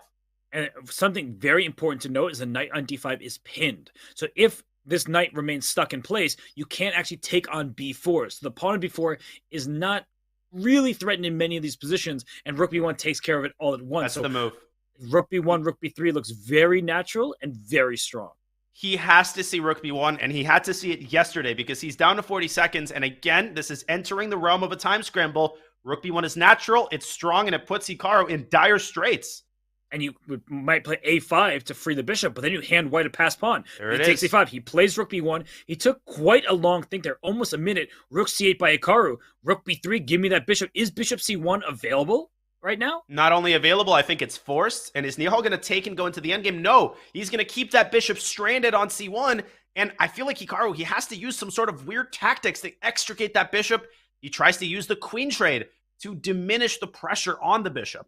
I think you don't want that rook entering on c2. At least that's how it looks to me. So bishop c5. Remember, the bishop on f3 defends the queen on d1. So at least here, Knight c5. because knight c5 going for the bishop on b7 makes perfect sense. The bishop on c1 still kind of trapped in there. So king f1, king e2 is a bit of a long story, but maybe the king can enter the position. It could trap the bishop on c1. God, Hikaru is balancing on the trapeze here. Somehow the bishop is not only alive, but could even inflict some damage on white's pawns with a well-timed bishop 93, d2. 93! 93 Double attack! Piece. You Double got it, attack! what a spot! And black will have to go bishop d5. He missed it! He missed it! Oh my gosh. He plays bishop f3, still looking pretty decent for white. Oh, yeah. But he's missing tactics. You cannot miss a one-move tactic against Hikaru and hope to win this match. I think Hikaru is back in the game, and he's got an initiative now. And this is a, once again, 3-result game. Everything possible. The knight c5 is loose. If ba5, the knight c5 is loose. a4. That's a bailout move. That's a total bailout move. Hikaru can trade both of these pawns and make a draw. But the e5 pawn also is a bit loose, so black needs to keep an eye on that. Bishop bishop a3. on c1 still awkward. It does finally get out, and don't play bishop f8 because bishop b4 would Uh-oh. And now watch for knight d6. White's minor pieces, Robert, are very awkward on the queen side. You could lose a piece here in the blink of an eye. Thankfully, the a5 score is covered. Knight a3. Hikaru trying to win this game. Yep. And Nihal holding on for dear life at this point. Bringing all of his pieces back. Yeah, rook a1. Oh, and then king has to drop back to e2. Barely hanging on, but I think he's going to hold it. e4 check was possible there. And look at Nihal go. He's out of it. The worst is behind him. Yeah, knight c3, and there we go. It's a draw. And Hikaru down to a few seconds himself. What if and Nihal doesn't want to draw? Maybe he doesn't. He pushes doesn't. g5. Oh my gosh, king g4. Here comes the king. And king g6 blunders the pawn on e5. Hikaru did it. Oh my gosh, he barely got the move off. He had 0.8 seconds lands. when he made the move. Bishop g3. Keep more pieces than what. There's a pass pawn for white. e4. And you push it. e4, try to get it to e5. Nihal Rook defends e6 it with maybe? f3. He wants rook d5. d5. Rook d5. And the bishop endgame was winning. Now the pawn moves forward to e5. Nihal This is making getting progress. really Rook scary d7. for Hikaru. Rook b7. Rook b7. Oh, he could have pinned him. Oh, he blundered the rook. Oh my gosh! He blunders a rook on e1, it resigns, and Nihal Sarin is right back in this match. Hikaru Nakamura cannot believe it. What a ridiculous win in that 4v4 endgame. That was as dead as it gets. And Nihal just said h4, g4, g5. I'm breaking up the pawn structure. I'm promoting my e-pawn, and I'm winning this game. And I feel like Hikaru kind of did it to himself, right? He was playing for a win in mutual time scramble. And if he had just accepted a draw, it would have been a split point. But instead, he plays on, and Nihal's active king and that timely g5 push earn him his first victory of the match. And now we can say it is on. It's a 1-point match right now. Hikaru gets the white pieces and plays a central pawn move on the first turn. Yeah, Hikaru says, no more games. I'm getting serious. And we ball Nihal. That win came at precisely the right moment. Insane. He misses knight d3. That would have picked up a minor piece right off the bat. He keeps his composure, navigates. Talk about the trapeze artist. I mean, he could have lost a minor piece there with just seconds left on the clock and somehow outplays Hikaru from a dead drawn endgame. But the key question, Robert, can he capitalize on this momentum? This game might be even more important than the last. Yeah, he cannot afford to lose this one because then you give Hikaru that renewed sense of confidence. And Hikaru, you saw him at the end of the game. He couldn't believe it. He's like, what just happened? How could I possibly lose that position in a classical game that would never happen? And here with the black pieces, all seems okay for Nihal. He could take on e4. He can get his king safely castled at some point in the near future. But there are some tactics to work out. You always have to look at the h7 pawn, things of that nature. But Nihal thinking and doing the right thing. And Hikaru might also be saying, hey, I'm the one who's supposed to do that. I'm the one who wins these dead equal endgames on the regular. So for someone to do it against him is particularly impressive. As Gleefully Orange says aptly in the chat, Nihal proving that he can out-magic Hikaru, and he will need a lot more where that came from if he wants to stay competitive in this match. Now, what do we make of this position? It's an IQP structure. Black's play is very natural here, but White has a bit of an initiative, slightly more active minor pieces. And for Nihal, you can play knight f6, but you're walking to a pin, and there's some sort of knight e5 in the future. He plays queen c7, sidestepping everything. And then he can play h6 himself. We can bring a rook a to e8, but the c6 pawn, that's the tender point in the position, Danya. And Black can try to play c5 at some moment, but as you point out, d5 is available. There's also some problems potentially on the d file itself. And so, well, for now, Nihal refraining from pushing that pawn. And there is even bishop takes c6 and then d5, kind of a weird-looking tactic. And if we pull up an analysis board here, after bishop c6, d5, the weird problem for Black is that if he puts a piece in between the rook and the queen, That piece is then going to stand between the rook and the queen, and it's going to be picked up by another pawn. So I'm actually struggling to figure out a defensive move in this position for black. I think knight c5. D takes c6, and then what, a5 to prevent b4? Yes. Wow, that's a tough move to find. Very, very deep and not easy at all, especially because it looks like the pawn c6 will stay there. But as you're pointing out, h2 a bit loose for the time being. That is... Yeah, this. Wow. Tempo for tempo. By the way, look what's happening on the board right now. Could it be bishop takes c6 and d5? It is indeed that sequence. And I feel like Nihal kind of overlooked it. You see him grabbing his head. He's calculating. But this is not something that you want to have because now there's like only one way out. You have to find knight c5 followed by a5. I think he's capable of doing that. Are there any other moves? Is there like a knight e5 here potentially? Just trying to trade the knight on f3 and take on h2. That might not work out the way you want it. There is the crazy knight d7 to b8, but the intention is simple. Just dc knight takes c6. But what's scary about that move is that in the resulting position, your knight on c6 looks so tender, and it can be attacked in a variety of ways. Queen a4, queen d5, knight c4. I feel like that is a lot scarier than knight c5. So the hard part about knight c5 is the move a5. I think if we bring up an analysis board really quickly, there's a funny line with knight to b8. So knight b8 takes. Knight d4, there's like rook e4 stuff about to happen. Like bishop h2 check and rook e4. And so the point is that you take on c6 with your rook, I take on h4, and we just make a draw. Unbelievable. And you don't even have to recapture the rook. You can just play an in-your-face move like bishop g3 check and go back. And you can go wherever you want on the diagonal. It all leads to Rome. Yes, it does. And so that would be a draw. And he plays knight to b8. Whoa. Back to the live board. Knight b8 on the board. And Hikaru doesn't have to rush with d takes c6. That's an important thing to point out. I feel like a Hikaru move here would be like h3. That would be such a Hikaru move. But you have to watch out because you might fall victim to a g5 rook d8 if you're not careful. Great minds complete each other's sandwiches. That would actually be really, really nasty. I mean, that's something that's so easy to overlook because it seems like the pin is kind of eternal until the queen moves. But if that rook can slide in d8, you're creating a counter sort of pin discovery attack against the queen on d1. I agree. Eating the same sandwich would be nasty. Yeah, I mean, I would share with you. We could cut it in half. We get like a grilled cheese, slice it, and then share it. How's that sound? Yeah, I don't like grilled cheese, but generally sounds good. You don't like grilled cheese?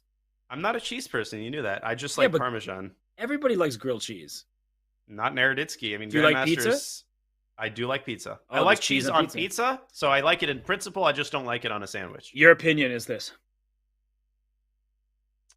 That was smooth. I'll give you that. Touche. Thank you. Drink your tea. Appreciate that. Thank you. I did enjoy that. But right now, Hikaru Nakamura trying to enjoy this pin. He seems to be struggling, trying to find a next move. He can't move the knight in f3. The h2 pawn is loose. Rook e4 is always an idea for black.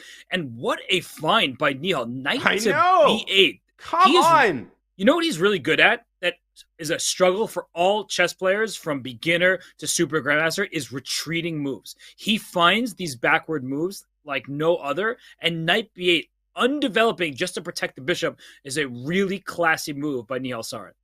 Yeah, and thank you, BJH. At least someone's on my team.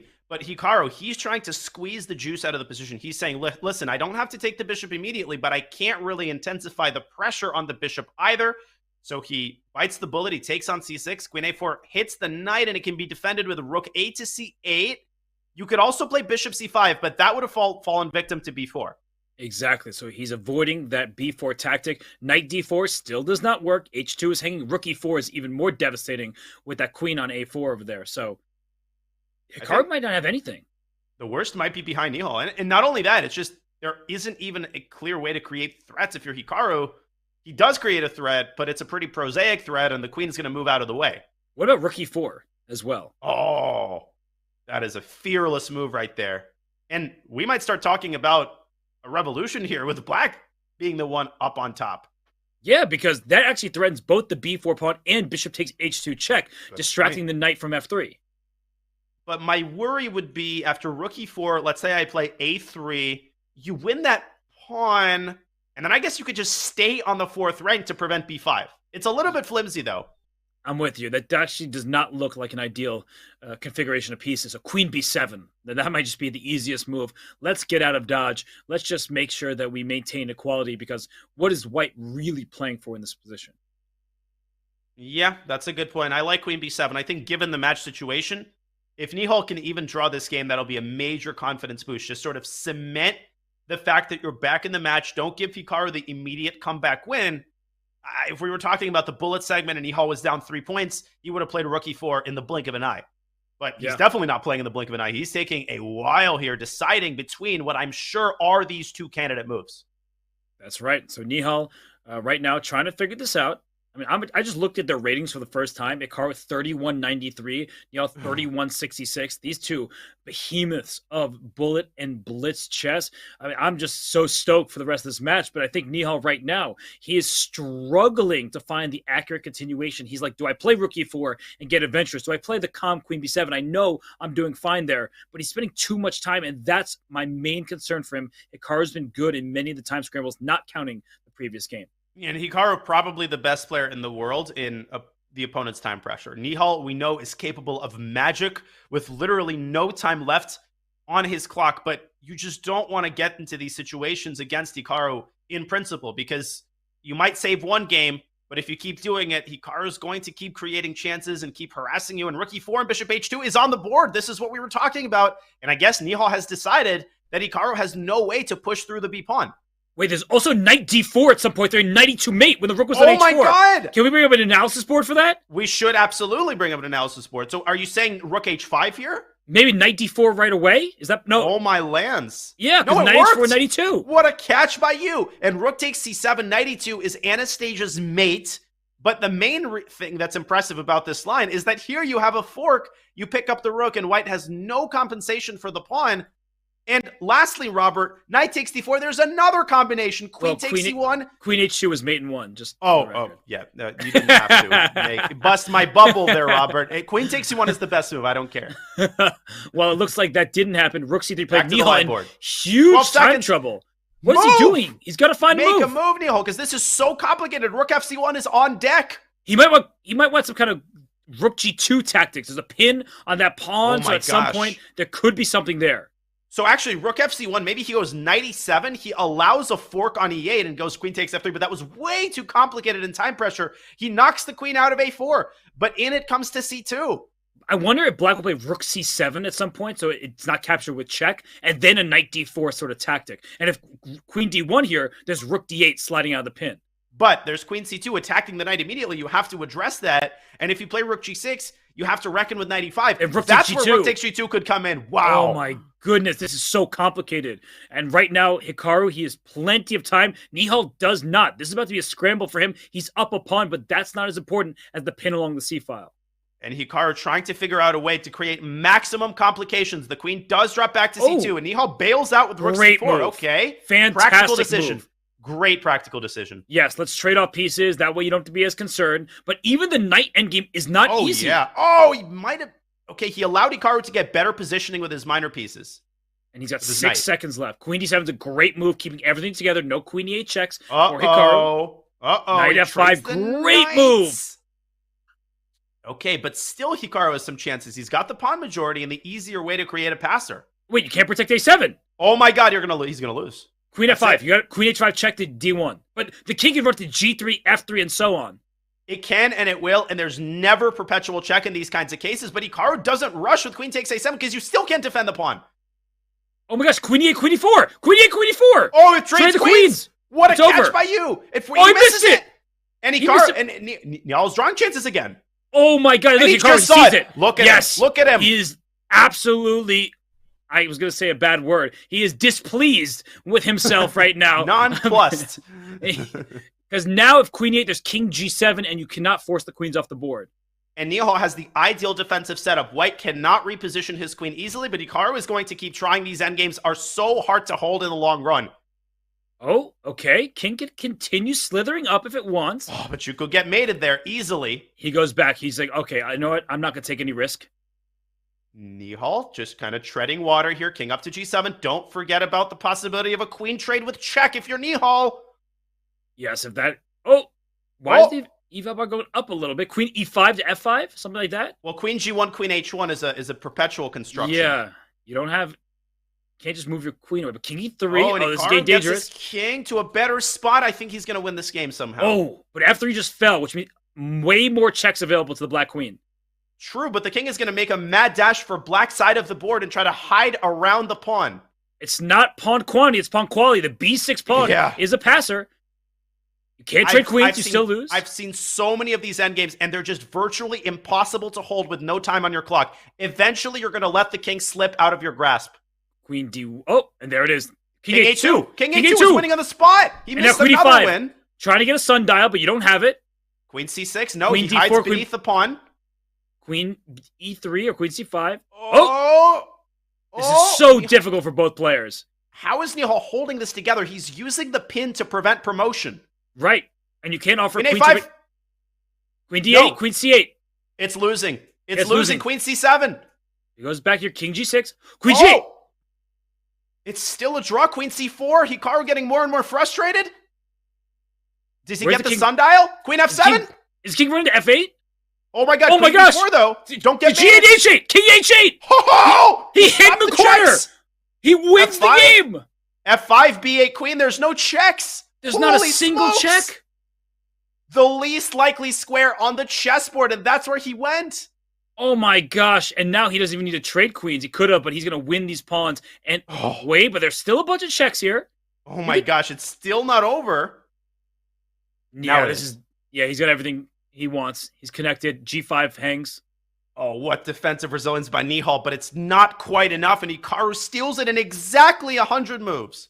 That was unbelievable. The king ran to the enemy territory all the way from A8 to H8. It scurries across the board, wins Hikaru the game, and as I said, he was displeased, and because he missed an earlier queen trade that would have won him the game without so much complication. And it's crazy that all of that could be avoided, but what's going to get lost in all of that brouhaha, Robert, is the fact that Hikaru even created these chances in the first place, because once they got into the queen and knight versus queen and knight endgame, I was convinced that it was a dead draw. I mean, it looked as lifeless as, I don't know, name something that's lifeless, but Charlotte past 9 p.m. But in any case, Hikaru creating chances, just a vintage Nakamura victory, even if it's sloppier than he would like. How are we still in the longest time control, right? We still have so much chess to go. Both these players giving their entire sense of self, their entire effort, and right now it is a 2-point match. Hikaru Nakamura leads, but he needs to remain composed, and right now it's even. There's no problem in his position, but you can just see that something about that last game bothered him a lot. And look at this. Now it's an advantage for white. It just looks like a pleasant position for Nihal. It most certainly does. This is the final game of the 5-minute portion, and if he can win and renew that momentum that he built up with such hard work with his only victory of the match, it would go a very long way. Nihal, listen, he's gotten exactly what he wants. He's gotten all he can eat with the white pieces. Was there bishop c7 instead of knight takes b6 there? Probably not. Oh my God. It looks cool. That was a sick move. With queen takes b7, trying to fork back the minor pieces. Yeah, I don't know if it worked, but I was just trying to come up with something. Whoa, what is this?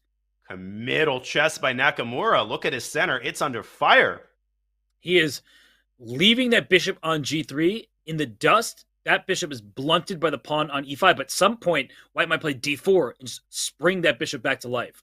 And at some point, might be now, it might be a little bit later. Nihal likes to play h3 in these types of positions. Let's see what he comes up with. Maybe rook c5.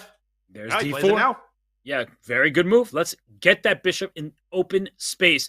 And e4 doesn't look right. E takes d4, knight takes d4. The problem is the c file will open up. That is very bad news for Hikaru. It most certainly is. And maybe you can try to stick a knight on c4, but that is not a stable knight because the pawn from b2 can move up to b3 once the queen leaves the b3 square. White undoubtedly better here. And Nihal, this is crucial for him to capitalize on. And once again, he is up nearly a minute on the clock. It hasn't really been put into anything, right? He hasn't put it to good use, it feels like. But it is something to note, especially in a position like this. And now knight d4, the trade has happened. It may look like not too much has changed, but the open c-file is now white for the taking. And that c-file has a lot of juice to be squeezed from it. The rook, if it lands on c7, introduces just complete discord in black's position. A4 by Nihal. What a mature move. What he wants is to move the queen away and play b3 so that the a pawn isn't hanging. This is a common technique, Robert, when you're trying to get a knight off of f5. You play h5 and then g6. He's doing it on the other side of the board. He did that earlier in the match, in fact. And right now, he can bring the queen up to b5 to attack the tender pawn on d5 and try to go b3. But watch out for knight forks. If your queen's on b5, then there's knight a3 fork. So you need to put your queen on the right square. It could be a2. I know we don't like going passive, but the key is to kick that knight out of c4. That's going to happen sooner rather than later. But you made a great point in the last game. Nihal doesn't mind making retreating moves. He played knight b8. I think he won't hesitate to play a move like queen a2 if the position demands it, and the position might be demanding it. I think we're demanding it, but queen to c3 is also available. But then there's knight d6 to e4, things of that nature. So I like queen a2 because it doesn't allow knight d6. So the queen takes d5 would happen with check. Give me that free pawn. So gift me the pawn, as somebody might say.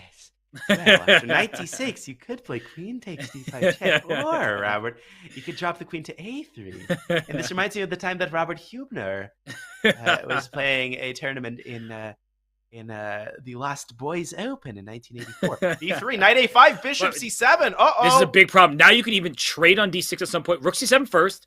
If rook d4, take on d6, take on b7, double your rooks on the 7th rank, threaten checkmate on the last rank as well. This is really bad for Hikaru. I'm surprised it's only 0.7 right now.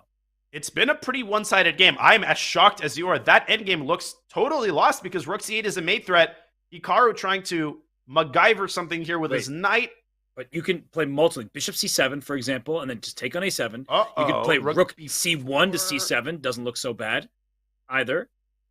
Yeah, but bishop c7, rook c8 pins the bishop, and then rook takes a7. I'm going to try to go rook b4 and quickly knight d4. He takes immediately. What? No. And plays rook b4. And he's got to pass d-pawn. Let's not forget about that. But rook c3, d4, rook d3, can you just sit and blockade the pawn? You can, and I think he will, because rook c7, the effectiveness of that is greatly diminished. This knight, Robert, is a massive defensive piece. It is, for sure. So rook c3, knight d4 is a potential follow-up, but then rook c3 to c7, and g7 is loose, and that's a big problem. There's another weird idea, which is just to push the a-pawn and then put the other rook behind it and basically guide it from two different directions. You got one guy below, you got one guy above, and that pawn cannot really be stopped. Of course, black will push his d-pawn, but the bishop can stop it from f4. Complicated idea. Nihal goes simple with rook c3. And I think it's a good, pragmatic choice. Remember, when we pulled up the Nihal Sarin card, his biggest strength is that he is pragmatic. He just says, I'm going to blockade the d-pawn while protecting the b-pawn. And what's the problem with a5? Is h4 really that threatening? The bishop can always slide up to c7, and the king will still have luft on h2. I don't see an alternative. I think you got to push him baby here if you're Nihal. a5, there is this weird move, knight d4, threatening two forks at once. So maybe that's what's giving him pause. But rook c7 in that position would have escaped both of them at the same time. Instead, he starts with rook d3, paving the way, Robert, for bishop c7. Like right now?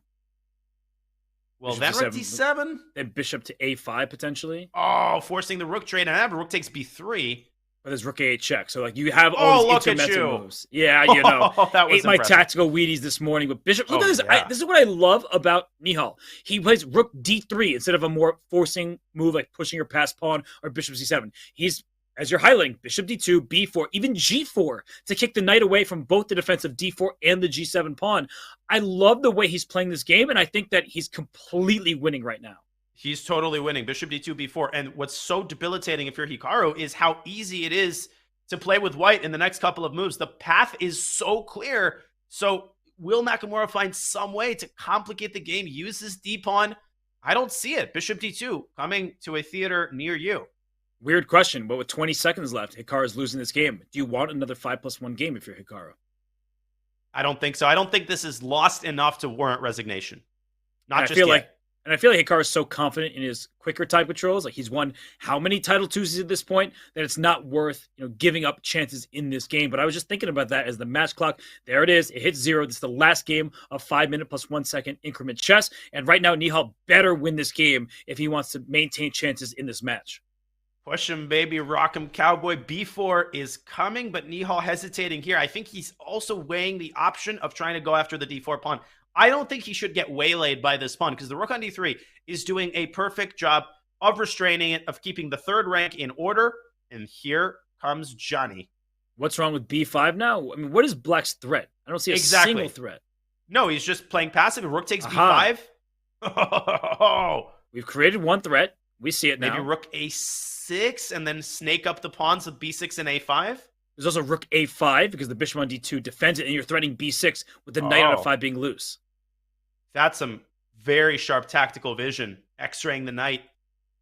Because one thing you want is after rook a5, you want black to play g6. Because then you could put your rook back on a7 and threaten back rank checkmates when you cut the king off. So I feel like inducing that g-pawn forward would be a good thing. So rook a5, bishop protects it, threatens b6. He rushes with g4, but won't that knight plant itself on h4?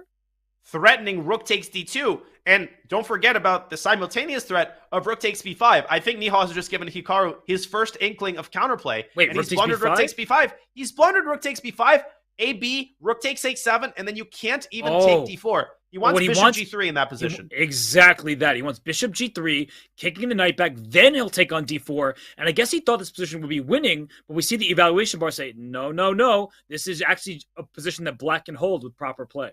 And I think what he's missed, and perhaps what's giving him cold feet right now, is that in that resulting position, black's remaining rook can get behind the pawn with a check on the first rank. Nihal cannot afford to let this game slip, Robert. And I think it is slipping through his fingers. Hikaru Nakamura, the wily veteran, he does not go down without a fight. And right now he's ahead by almost a minute on the clock. He now has made his disadvantage only one pawn, but it's not going to be that easy. Even after rook takes d4 and just parking the rook on d5, white will keep that extra pawn. And you don't want to rush rook a1 check because then white would have refrained from rook takes d4 and put his own rook behind the pawn. Hikaru doing things in the right order. Rook d5 keeps the pawn alive. But how are you going to make progress? Black's rook is on an optimal square. Okay, he's going to rook to b8 instead, just defending the rook from the pawn, from the front. Ooh, I don't know if I like king h7. Why did he go to f7? Yeah, weird move. And now the rook drops back to d5. Bishop c7 and b6, Robert, is a massive threat. And the big thing is knight e7, rook d7. The knight has to move again because the king isn't defending it. So bishop c7 right now. Knight h4 check is a paper tiger. King drops back to f1. There are no forks. The king just runs to the center where it wants to be anyway. b6 is actually a threat because there's an intermezzo check on h5 in the event of rook takes b6. Wow. Okay, so this is a big moment for Hikaru. King to g8. Then you're just bring your king to where it belongs anyway, but b6 happens fast. Now, the pawn can't get to b7 easily. That's the good news for Hikaru. But the king is getting to the center. What's wrong with king e2? Well, what's wrong with b6? There's rook takes b5, king e2. Oh, gosh, and Nihal walking on hot coals, but he's avoiding the landmines thus far. And Hikaru's clock is dropping. Maybe knight e5 here should be considered. Knight e5, maybe g5. He goes knight to g5 instead. What about king e2, knight e4, trying to fork on c3? I get it. Rook d7, what's your idea? Yeah, rook d7 is such a nice stabilizing move. And getting away from all knight checks, that's important. Knights are such tricky pieces. And the king can join the action with king c2. That rook is not stable on the b file where it has to remain to keep the b pawn restrained. f4, please. f5 check. Great move. God, Nihal just piling it on here. f5, where's the knight going? Nowhere. It doesn't have any good squares. It's got to go back to f8 or banish to g5. But it should be over. It's out of play. King c2 wins. Knight takes c7 loses on the spot because bc. So here's king c2, and this should be over. King c3. But how do you actually make that final bit king of c4, progress? And rook b5? Exactly. Whoa. Repeating once to gain some time. 5 seconds for Nihal. 6.8 for Hikaru. Oh! Wait. No, he's going to go rook b3. Winning. Still winning. But Hikaru's making it to d7! Oh my gosh, what did he do? What did he just do? He traded rooks at exactly the wrong moment. Hikaru might have a fortress. Oh, the king's going to h5. The king is trying to go king f4. No, knight h6. He blundered again. Oh my goodness, Nihal. That was inexcusable. I cannot believe it. He's such a good bullet player. He just had and he's actually the one who has to make the draw by getting rid of the last pawn.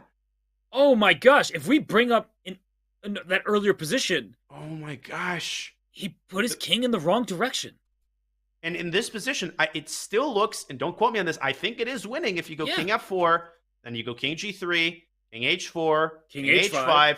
Now, black can try to hold on with knight h8, but then you give up your pawn in timely fashion, you go around and you vacuum up the rest of the pawns, which are on dark squares permanently.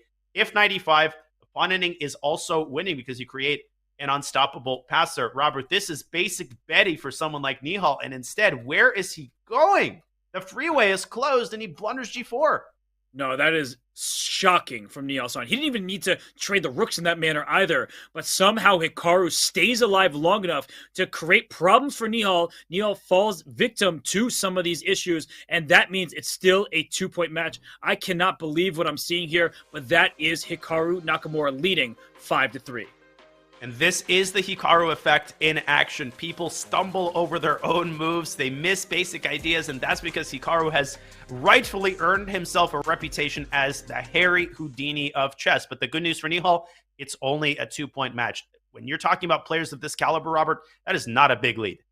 No, it is not. And we have seen some incredible chess, some incredible defensive chess in particular in this match. And we've seen incredible chess all year. So you should get online and go vote for the 2022 Chess.com awards, because Chess.com is celebrating the games, moves, and players that brought the most to the game this year in the Chess.com awards. Have your say by voting in categories like Game of the Year, Player of the Year, Creator of the Year, and more. Type the command awards in the chat to lock in your votes now. And I'm going to give a shout out to Nihal Sarin because I did not see his name in the Player of the Year discussion or the Rising Star category. So go down where you can type in your own nominees, and I would advise you to think about voting for Nihal Sarin. But for now, I vote we go to break. When returned, we'll get the 3-minute plus 1-second increment portion of the semifinal here between Hikaru Nakamura and Nihal Sarin.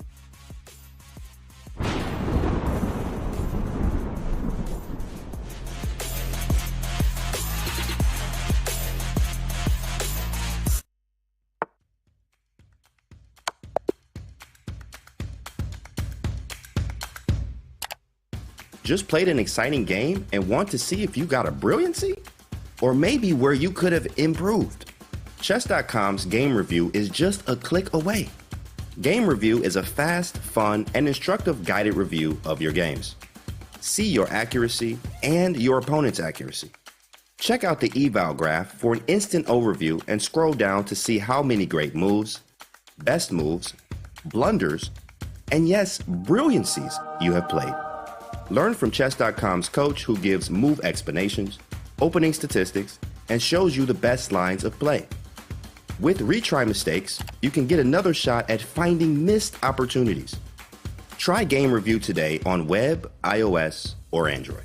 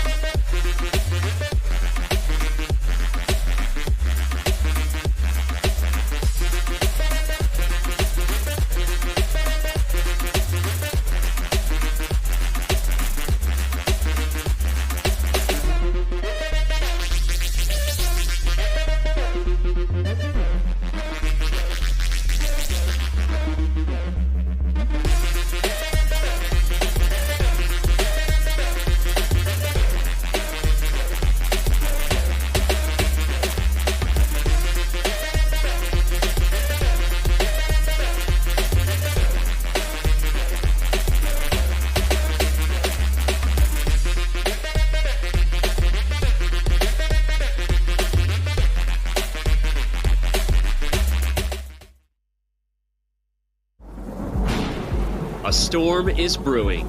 Dimitri on Drake is a wizard. Within the tempest, the best have come to test their skills and brave the storm. Oh, he missed it. Oh, he allowed a draw. Oh my goodness. The wheels have come off. That could be the match. For some, this is familiar ground.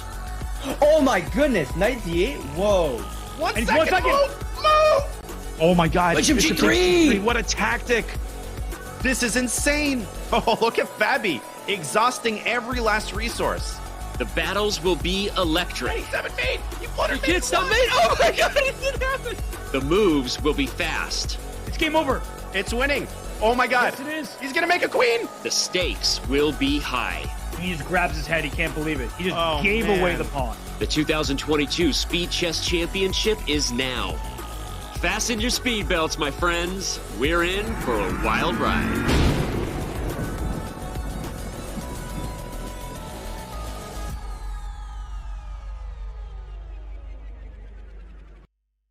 Welcome back to the Speed Chess Championship semifinal between Hikaru Nakamura and Nihal Sarin. So far, Hikaru Nakamura has a 2-point lead, but Danya, it has been a messy affair. Chances for both sides seemingly in every single position.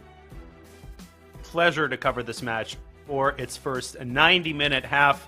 Nihal is going to be kicking himself. He had opportunities that went unexploited, but Hikaru, he also has room to improve. And that's really scary because if he already holds a 2-point lead and he's disappointed with himself, you know what's coming in his best segment. Well, let's take a look at the Chess.com Blitz insights between these two players, because while they have played many, many games, you see the average accuracy, right? Both players, 30,000 for Hikaru, nearly 20,000 for Nihal. I would say the average accuracy is a bit misleading because Nihal is actually one of the most precise players on the planet, but many of his games have happened when he was younger. He's been playing on Chess.com for so long, but he wasn't as established a player. But as you look from top to bottom, Danya, what else catches your eye? Well, it's interesting the wins and losses by flag in the case of Nihal. We know that number is very low in Hikaru's case. Now, it's a little bit misleading. You might say, 14%. Is Nihal a slow player? No, it's just the amount of his games that get into time scrambles is immense. So obviously he's going to lose more games by flag, but he's also going to win more games by flag. And normally against anybody but Hikaru, I would say if you're Nihal, get the game into a time scramble. But this is the one exception. Hikaru has been ironclad with both clocks under 10 seconds. He is an absolute monster. You see that when he wins 77% of his games. His winning percentage is even higher if you include draws. But just to win, get a W in 77% of your games, that is nuts when you play 30,000 games. But Hikaru, he's locked in right now. You see him. He is taking this match seriously as we get into 60 minutes, a full hour of 3-minute plus 1 second increment time control. So, Danya, are we going to see Title Tuesday Hikaru winning every game, or what are we going to see from Nihal? Was there a different kind of Hikaru than Title Tuesday Hikaru? How many Title Tuesdays has he won? How many times has he gotten 10.5, 11 out of 11? This is a very scary time control. If you are Nihal, you have to be very precise in the opening, and they are repeating a quiet Queen's Gambit decline with this very modest 4e3 move by Hikaru. And Nihal plays Bishop e7. He took a bit of a think there, Knight c3. So this is kind of standard fare, leaving the tension until the right moment, and Bishop d3 only after capturing on d5, not to waste the tempo. But Danya, from what we're seeing here, I feel like Hikaru is not ambitious out of the opening with the white pieces, and he's just saying, let me take advantage later in the game. At Knight e2, he was rerouting the king side. And Hikaru, he has shown a predilection for these types of modest lines in SCC matches. He wants to take this match into the middle game. He doesn't necessarily want to enter a theoretical dispute, which makes perfect sense considering his middle game success rate. But the position has changed quite a bit. Bishop takes f3 has happened. Pieces are getting traded. Help me make sense of this. I like Black's position. I think that while the knight blockades d4 and there's an IQP on d5, there's a knight on f6 that cannot be dislodged from its defense. So for Black, you play around the isolated pawn. What's inherent to having an IQP? You have open files on the adjacent lines, c8 and a rook to e8. And I would play rook e8 here and maybe go towards the king side. At some point, if White's not paying enough attention, a rook e5 maneuver as you're indicating, or a knight trade on d4 and rook e6 to get over to the king side. And Nihal thinking exactly in those terms. He wants, I think, knight g6 and knight h4. We saw a similar idea a couple of games ago, and he was playing with the white pieces. Remember that knight on g3 that was aiming at f5 and h5? Kind of reminds me of this knight. It's not aiming at f4. It very much is aiming at h4. But it should be pointed out, Robert, that knight h4, as it currently stands, I think can be met with king g3. You're not going to be happy. You might have to change your plans, but I think white survives. Yeah, and you can even just play king h2 and slide away because f3 is defended. You have your king side open, but rook g1 is coming. So I feel like it looks a bit troublesome for Hikaru, but he's like, no big deal. I literally don't care. Mm-hmm. And bishop f5 is not a threat due to knight h4 check, but once the king slides over, it will become a threat. White could also consider the move f4. Just because white's damaged on the king side doesn't mean that he can't grab some more space and control some more squares. It's true. Yeah, this is actually getting very spicy right now and troublesome for not Hikaru, but for Nihal, who is deep in the think tank, down almost a minute on the clock. How are you going to deal with bishop f5? Not a threat right now. You point out knight h4 check, but bishop f5 is coming soon. Oh, or classic not. Hikaru. Just trading? Just trading and saying, I've got my superior knight on d4. I've got a free hand on all sides of the board. Once the rooks are traded, you no longer have anything to fear on the king side either. Yeah, f4 looks like a very nice move. He trades first, plays queen Wow. c2. He's going into the endgame and claiming the isolated pawn on d5 is a long-term problem. That's how you play these positions. The knight on d4 is superb. And after queen c2, bishop c2, white has many ideas. f4, bring the king up. The knights on f6 and g6 are restricted. Somewhere in Havana, the spirit of Jose Raul Capablanca is applauding this decision. And so am I. This is good practical chess. It looks great. I mean, you dream of getting an endgame like this typically. And the advantage is not huge. You see it's saying 0.4, 0.5. Now it's at the 0.6, sure. But how do you actually make progress? b4, expand on the queen side. There it goes. You can eventually play bishop b3 to target the d5 pawn, or keep pushing your pawns and go after the queen side. So I think that Hikaru is better, but Nihal defending well. Yeah, you're exactly right. I just wanted to say the knight c6 would be an instructive mistake, because after the trade, he would have a long-term weakness on a6, which white could easily attack by remaneuvering the bishop to the f1 a6 diagonal. But please continue. I interrupted you. The king is going to continue its journey. King e8, king d7, king e6. Smooth, man, smooth. That's exactly where it wants to be. I think Nihal has played this perfectly, and that's what happens in endgames of this nature. If you are not perfectly precise with the white side, your advantage dissipates. And now, in fact, you see the eval bar saying black is better. And what did Hikaru do? Moving his knight away from d4. I did not understand that decision at all. And a move like a6, a5 can be very unpleasant. You have been pointing this out for a while, cutting through white's pawn chain and creating entry points for your knights and for your king on the queen side. And he plays knight e7. See, this passive. has been Nihal throughout the match. He's a little bit too hesitant. He's kind of, I don't want to say scared of Hikaru, but I do think the Hikaru effect is in full swing. He's a little bit nervous. He doesn't want to make big decisions. But Nihal down to 30 seconds, and I don't think he wants to sit on this position forever. I would surmise that Nihal would play a5 against literally anybody else, maybe even against Magnus Carlsen. But the Hikaru effect, it's pretty unique. It is indeed. And I think the knight will go back to c6. The good news for Nihal is that Hikaru has no threats, right? You can just go, now knight b6 just attacks the bishop. He plays b5. But the point is the knight can come to c6, back and forth. Where's the threat? I don't see it. a5. I would just go a5, liquidate at least one pawn off of the queen side. And of course, be very careful if you're Nihal not to allow a well-timed knight c5. Keep your knight for d7 as long as you can. And he gets the other knight maybe around to e6. Looks like a pretty watertight construction for black, but we know that Hikaru always finds ways to complicate it. He does. He wants knight f3, and maybe the knight's hopping to g5 or to d4 or to e5, depending on where black's knights go. And 18 seconds for Nihal. Hikaru has plenty of time. And knight e5 is by knight e4, so you can't allow that. You should play it anyway. Trade the knights and trade the bishop for the knight, and I think that's basically a fortress. Yeah, it looks like it. The king can always go up to d5. The knight for black can swing around as well. Hikaru's still trying. King d5. If knight to d7, watch out for knight f6 check with the fork. Hikaru declines a draw here, which makes sense, but it's easy to overpress with white as well. Knight b8 has to be considered, but that's a super double-edged move. But knight b8... I think he'll play it. But g5, right? Like, can I just open up the king side? You're absolutely right, and with a 2-point lead, maybe it's time for Hikaru to carry out a bit of Nihal strength and be pragmatic here. No need to do anything crazy. He could make a move like h4 because it's very difficult for that knight on e6 to ever attack the pawn, and you're stopping g5 in its tracks. But after h4, there could still be g5, right? The knight on e5 is loose there, so you need to calculate that very concretely. And Hikaru, he looked up, he did a little bit of Beth Harmon looking at the ceiling. Now he's back at the board trying to figure out if he can indeed press in this endgame. Can he achieve harmony between his king and his knight? Can he infiltrate Black's watertight construction? I don't think so. That knight on e6, speaking of harmony, perfectly placed, blocking the king's access to d4. And Robert, wait, take called it. King Wait C4. A minute. He's allowed infiltration by the black king. That black king is going to scoop up pawns. Again, too hesitant by Nihal. Not enough time for Nihal. He didn't want to allow the king up to a5. I get it, but that was an opportunity. Too. But now Hikaru fixes the pawn on a6, and he's going to try to get this knight around in due course to maybe b8. It's not really possible, though, is it? Yeah, king d5. If you go knight d7, king c6, and now the king goes back to b7.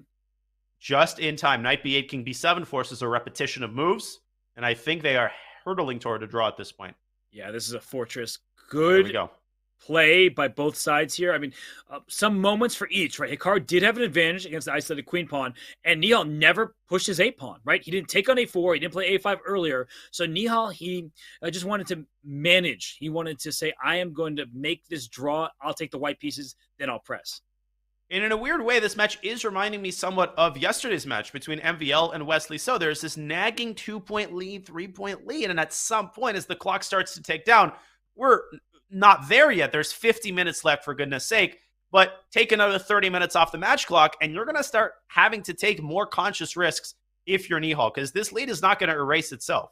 Wow, that was a big decision by Hikaru. Queen a4 followed by rook c1. Ooh. I think white just takes over the queen side real quick. This is also good, because if you ever push c5, still, rook c1, ideas like that, going after the c5 pawn. And knight f3 by Nihal. And again, I feel like he's playing this in too kind of straightforward a fashion. Yes, he's trying to get the knight to c6, but Robert, that idea of using the knight to pester the pawn from b3, maybe put a queen on a4, it's still very much valid without the knight, but now I feel like the worst is behind Hikaru. Queen b7 and knight d7, and I think he's fine. Yeah, white will play rook c2, rook f1 to c1, just continue to pile up a little bit of pressure. But as you're indicating, if that knight gets to d7 for black, then I think there's no issue whatsoever. So queen a3 I like. I love that move. Yeah, queen a3 to try to go d4. Plays rook c2 first. See, these are these little moments where you need to maximize the pressure on Hikaru, because if you don't, he's going to find the way out. And he's trying to actively find the way out. The knight finds its way back to d7. The bishop finds its way forward to d6, but isn't there rook c6 here? An incredibly superficial move there, unfortunately, for Nihal.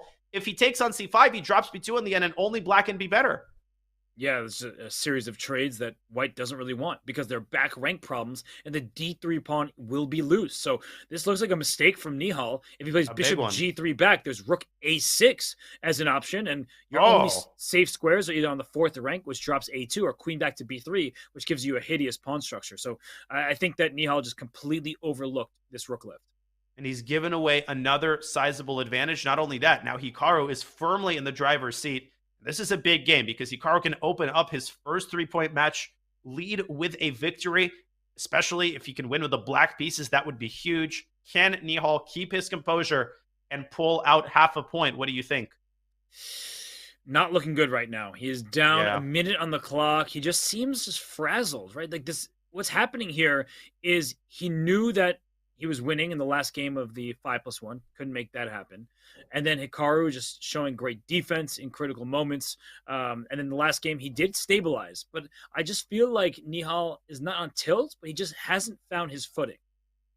He hasn't. And the reason we're critical is precisely because we're so used to excellence, right? It's not because we have it out for him. It's because we're so used to precise play, no matter how much time he has on his clock. And some of these oversights, some of these sloppy moves, they've been uncharacteristic, and they've come at precisely the wrong moment, and most importantly, against the wrong kind of opponent, as Nihal gives away his pawn and tries to achieve maximum activity with his heavy piece tandem. I think this is a good defensive approach. It is. a7 is loose. If you play a6 to keep it defended, it looks like black will be passive. Extra material, but worse pieces. And if black wants to say, I'm a pawn, let me trade queens with queen e4 check.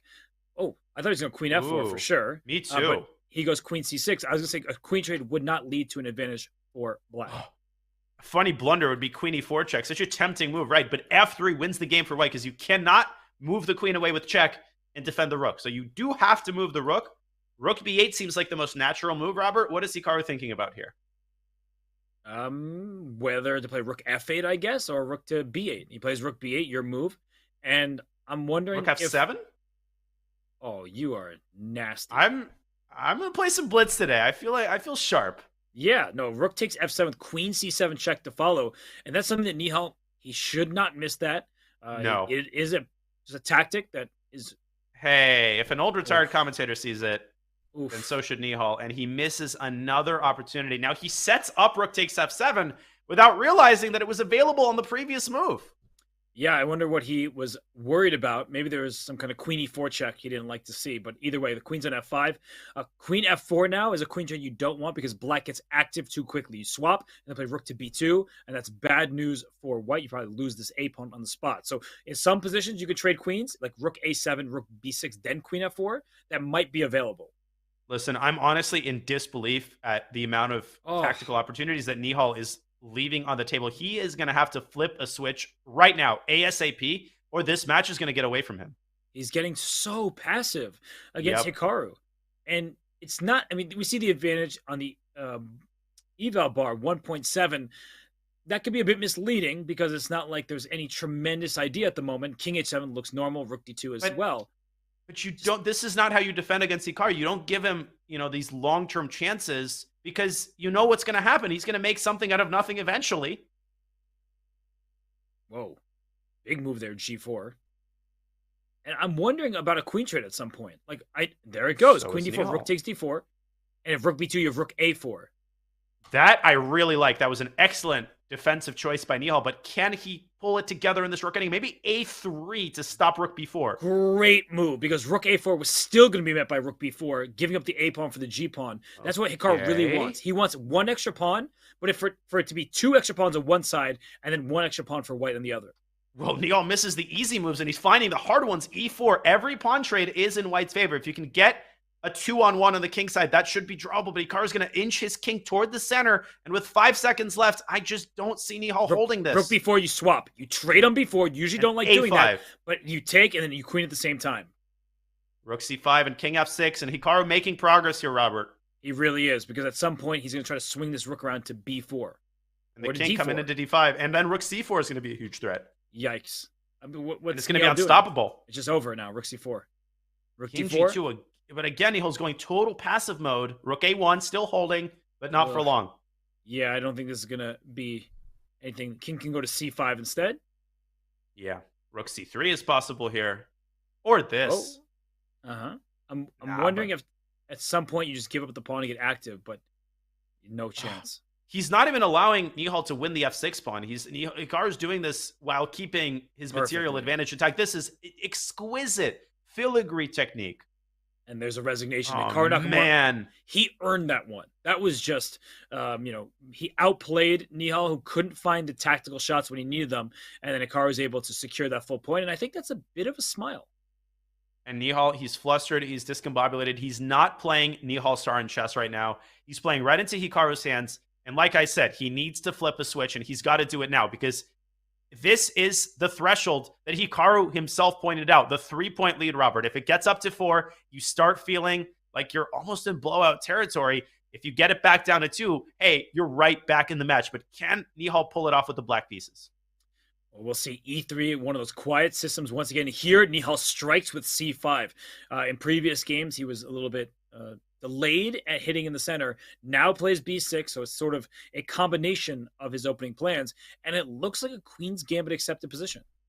It does. And we had this yesterday where suddenly MVL was playing the stuff that Wesley was playing. Here, Hikaru is playing the type of position Nihal was playing with white. And E4 forces a better endgame for white again. And Hikaru is so good at these types of positions. We've seen him beat all of the best players in the world in this type of structure. A5 is a very important move from Nihal, making sure B4 isn't going to be played. And now probably H6. You're not afraid of bishop takes F6, G takes F6. You get the bishop pair. And Hikaru just kind of feels like a runaway train right now. And he starts winning games. He becomes even more confident. He starts playing faster. And at some point, he just goes Magnus Carlsen mode. Well, that's scary for Nihal Sarin. We saw what Magnus did to Fabiano Caruana several days ago. So G5 is the big question right now for Nihal. There could be even a sack on G5 in some positions, but not this one, because the bishop on C5 can always retreat to E7 to break the pin. I really like that decision for Nihal. This is the kind of chess he's got to play. Principled, ambitious, go for the throat.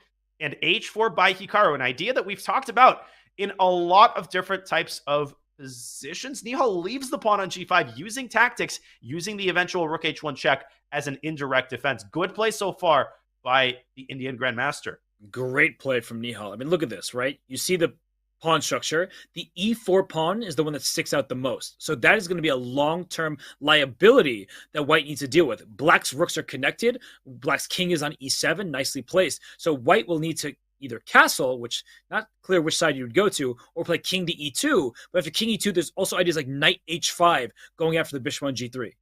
And then a well-timed G4 could send this knight back to Timbuktu. White's position is suddenly not as good as it looked just a couple of moves ago. I think Nihal is outplaying Hikaru in the early stages of this endgame, but outplaying Hikaru in the early stages of anything is just the start of what you need to do.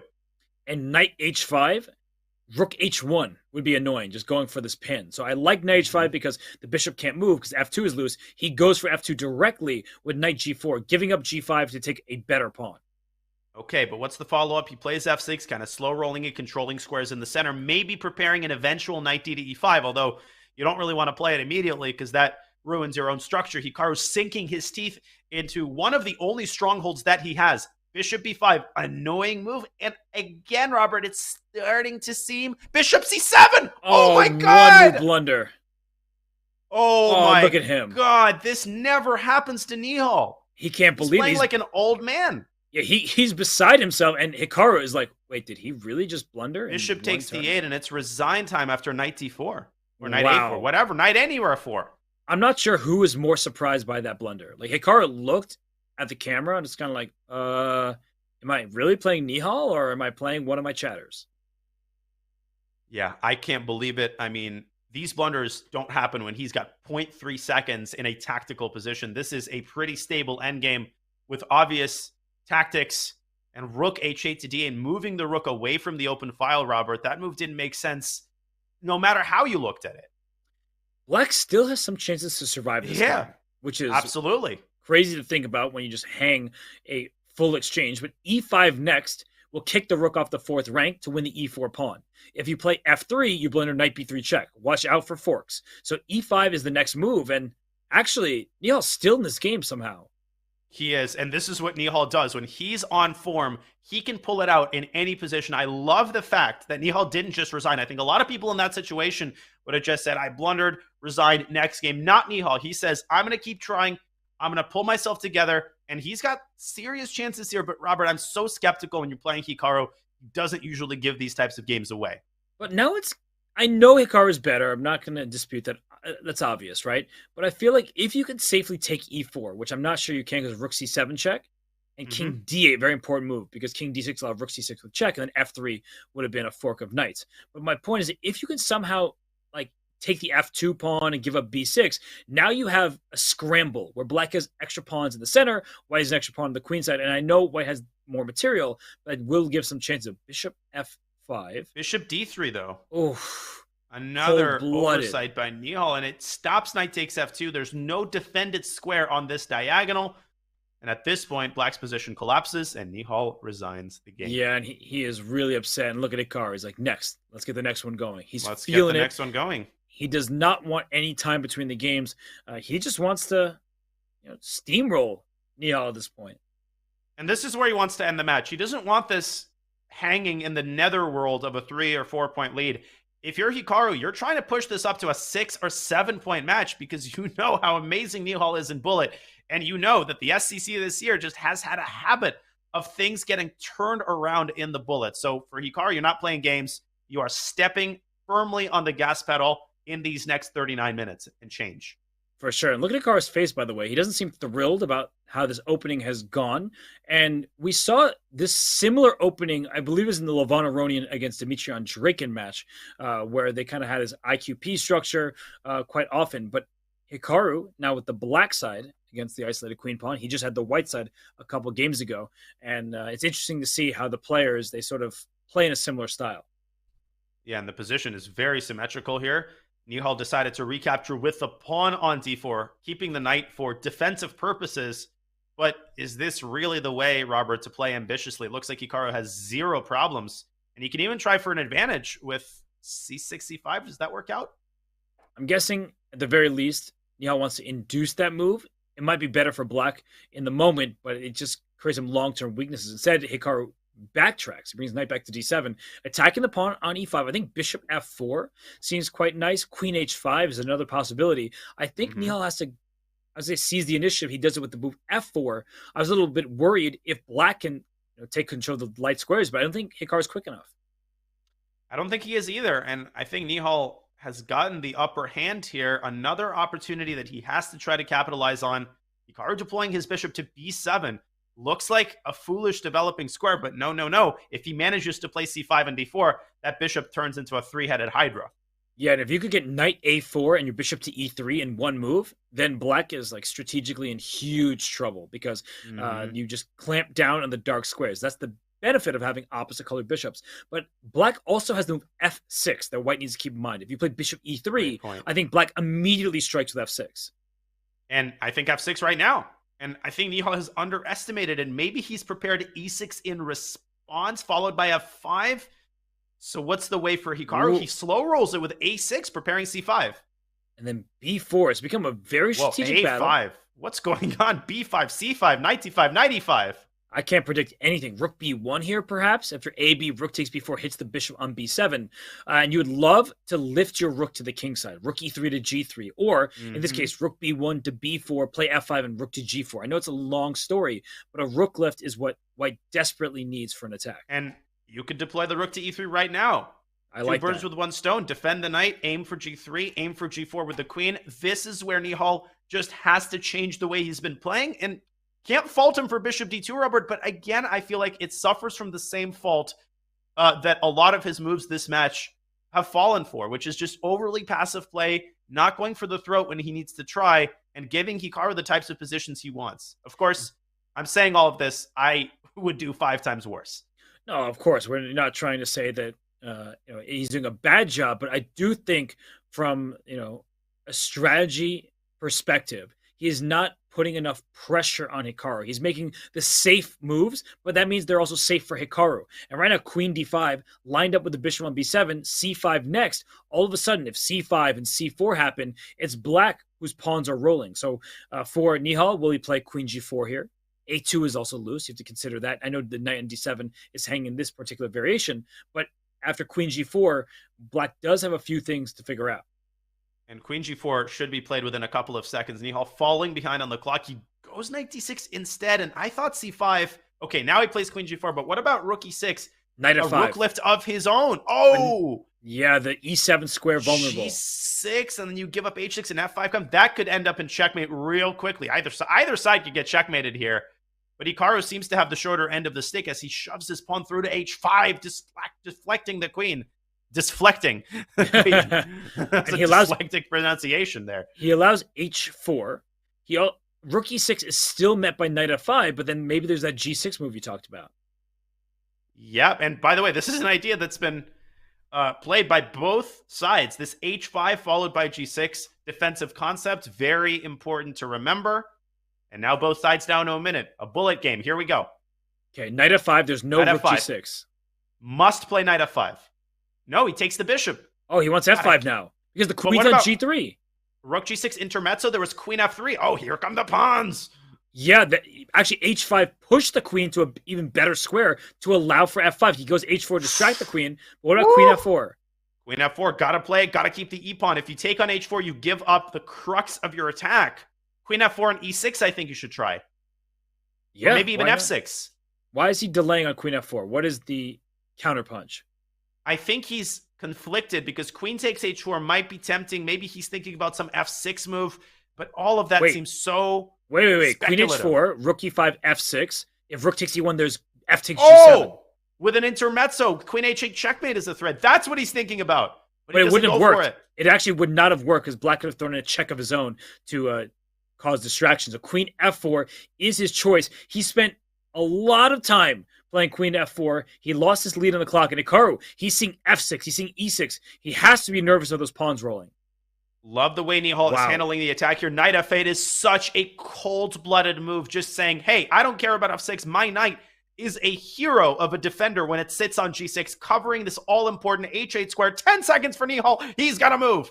He really must. And he takes an h4, knight g6, but queen g3 very quickly. And then watch out for e6 as well, because e6 will distract the pawn at f7. Oh, and Hikaru is alert to e6. Watch for Hikaru's pawns, though, Robert. He's got connected passers in the center, and they rumble up the board so quickly. Watch out for h4, h5 as well. So black's pawn's pushing, white pushing on the flank. Rook a4. What a move.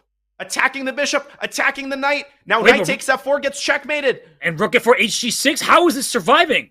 Oh my god, GF. Whoa, e6! Pawn on the 6, right? What a move! No. Rook h5, queen d4, queen f2. Oh my gosh, what a move! H1 he goes is queen Nihal e3. winning. It's yes, over. He is. Holy oh my god, cheese balls.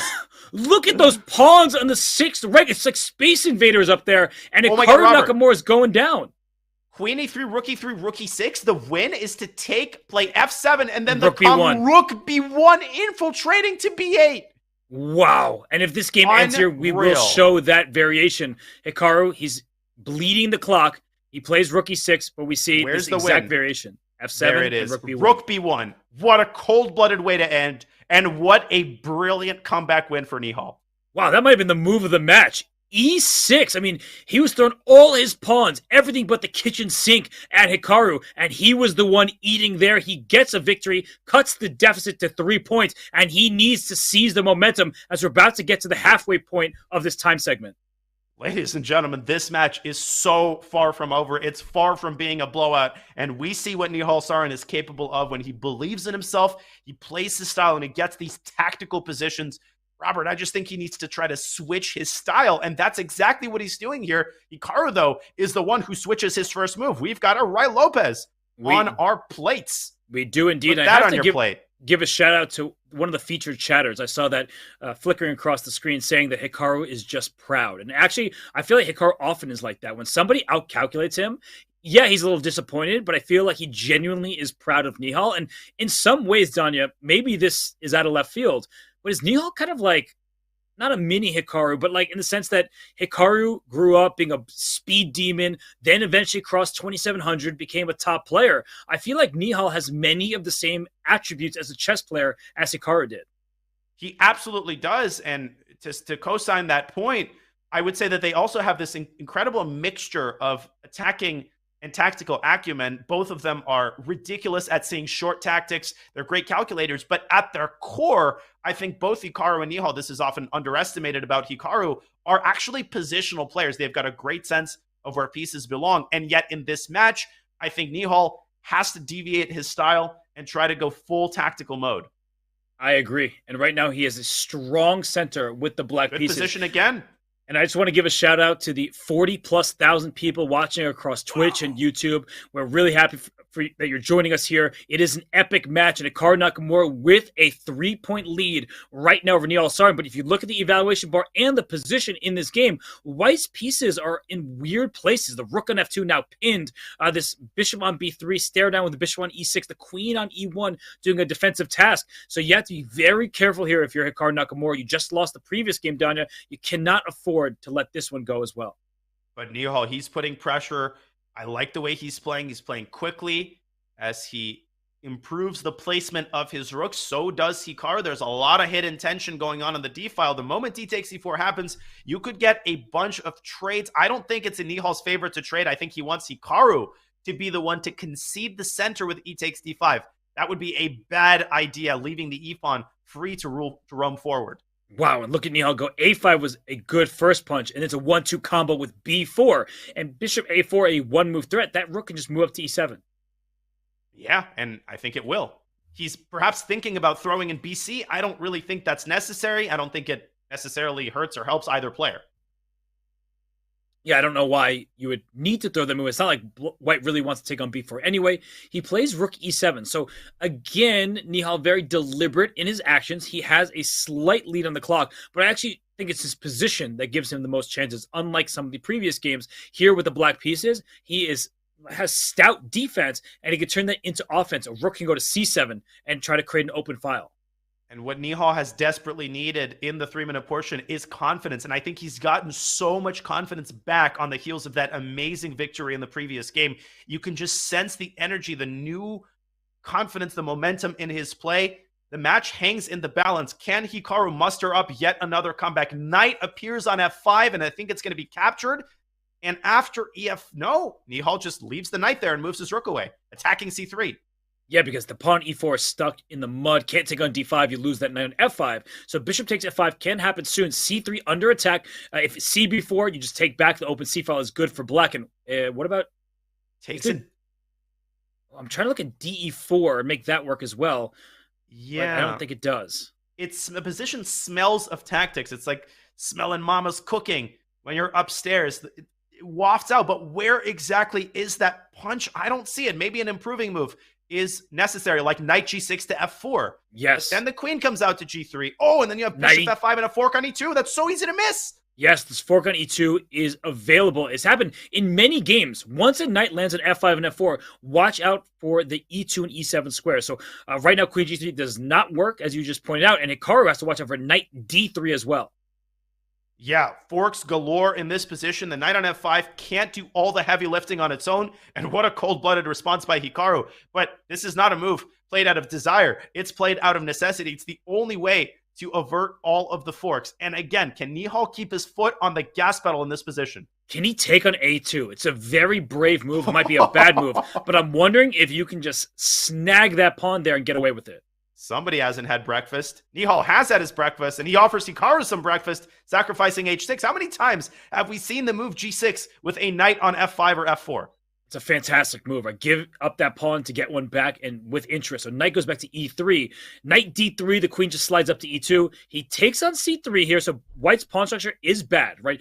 a2, c3 split. Black has an extra pawn in the center towards the king side. So where next? That's the big question. Maybe just a slow improving move like king to g7. Just pass the turnover. You mentioned queen c5 to a3. That looks good as well.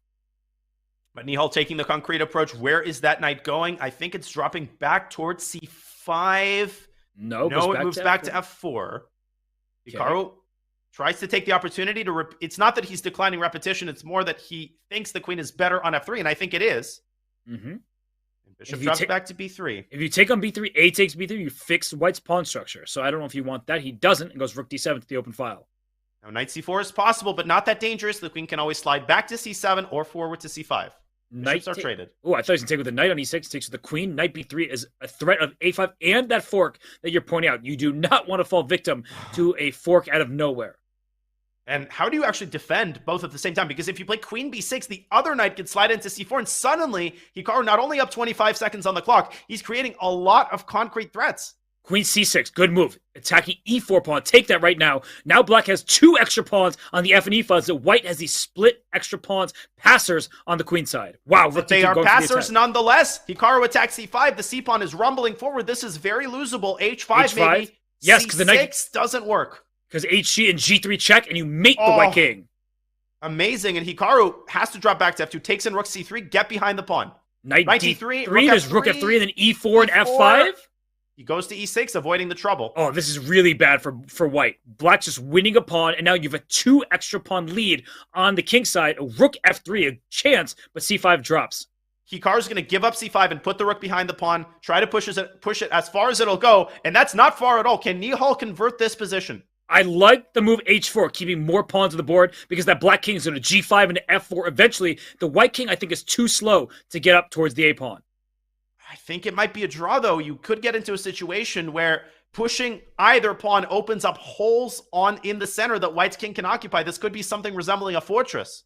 But maybe there's some kind of Zugzwang at some point that if you're not careful, Hikaru, but Hikaru's moves seem easy. Rook a1, rook a2. F2. Oh, wow. And then f4 and then king b4. You just have to be a little bit careful. Maybe it works. He goes king b4. Now, maybe it's time for rook f1. And it E4. E4. E4. Rook f4. Oh my gosh, he's just getting the pawns and they're stuck in place. The other ones. I don't know, but you can try king. Oh, Hikaru trying to get his king up and win the pawns, but he might not make it in time. King D3. Oh gosh, king's coming to E2. That pawn's pushing. And then you have to try the side checks with rook B8. Oh, he sacks the pawn. King F5, E3. Is it enough? King G5, I think you're in time. I think it's a draw. Yes. H4. You just can't bring the king. No, you can actually bring the king all the way up to G7 and back. By the hair on his chinny chin. Hikaru manages to pull out the draw. Don't miss rook E3. But is rook E2 actually a draw? That's a big question. I think it is because you're going to promote to a knight at the end, but that could be Zugzwang. Let's watch. Okay, here we go. It's a draw. It's not even close. Yeah, the king's not nearly close enough. It's just a draw. Another incredible save by Hikaru. And look at Hikaru. He's wasting a few extra seconds. Like, look at this.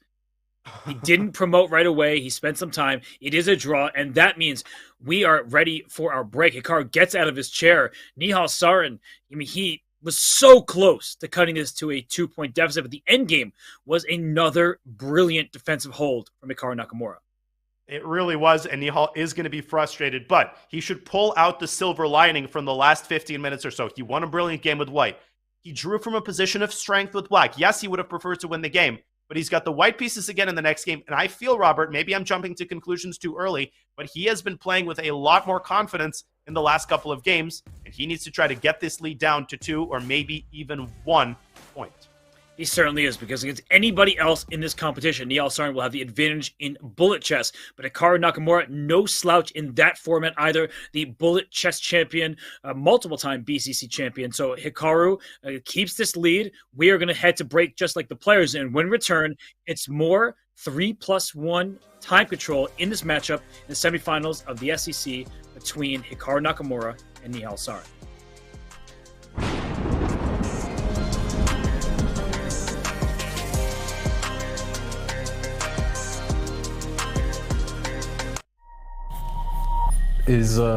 Is anybody in Snoop's camp playing chess? Is that happening or not? I haven't seen it. There's some smart people in the camp, so I wouldn't be surprised if people are versed at it. Really? A lot of college-educated people, I, unfortunately, am not one of those sophisticated people that play chess in the camp. What you talking about, man? I don't play chess. I mean... You know how to play? Listen, there's a difference with knowing how to start a car up and then driving Formula One racing. It's a difference.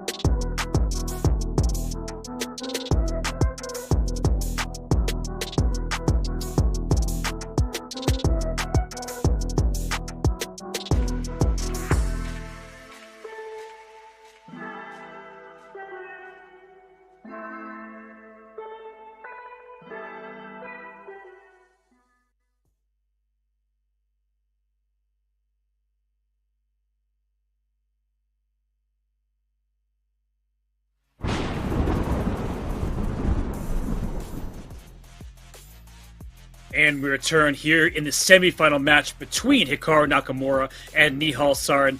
And Danya, thus far, it's been all Mr. Pineapple. Hikaru Nakamura, you see the pineapple flashing behind him there, and he says, I can't be bothered. Let me continue this match. Yeah, he's had this match under control from wire to wire. There's been ups and downs for Hikaru. There's going to be moments where he will be disappointed with his lack of tactical awareness or missing a faster win here and there. But at the end of the day, he has this match where he wants it to be. He's got a 3-point lead with only 20 minutes or so left in the 3-minute portion. Robert, if you told him that that would be the situation, he would accept it without a second thought. Although sometimes it feels like he has done so much winning that a 3-point lead may not feel as much as he is capable of, because Hikaru Nakamura has defeated David Peravin and Levon Aronian by hefty margins. His lifetime record, a whopping 23 wins and 2 losses in the Speed Chess Championship. He's only lost to Magnus Carlsen. You take Hikaru's winning ways for granted so often, but what's amazing about that record is just who his opponents have been. And he's defeated Nihal and Shmihal and Aronian and MVL and literally you name it. To lose only to Magnus Carlsen, considering the SEC fields the last couple of years, is, like I pointed out last time, reminiscent of Floyd Mayweather's boxing record. It's crazy consistency.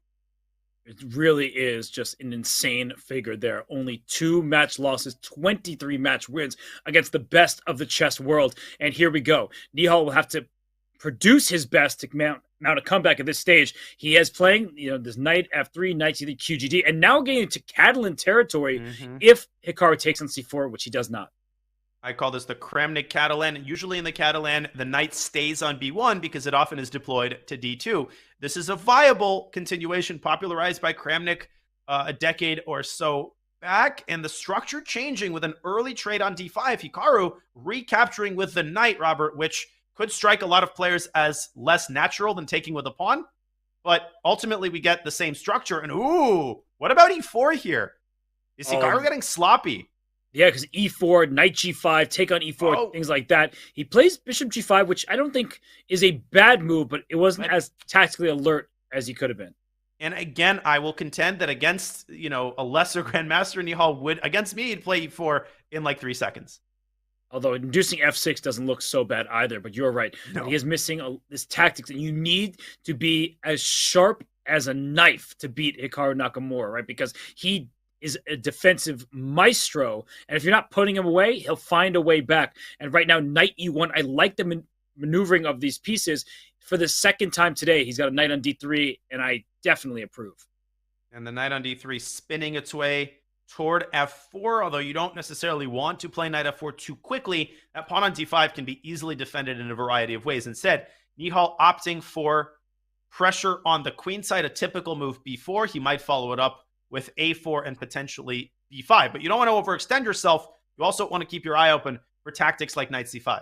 I was wondering that. Can White play knight c5 right now? No, and let's pull up an analysis board. This is very instructive. I know if you exactly. play knight c5, you know where I'm going with this, don't you? Yes, I do. Bishop back to e7. And apparently this is still equal. But after queen b7, I thought the queen is lost.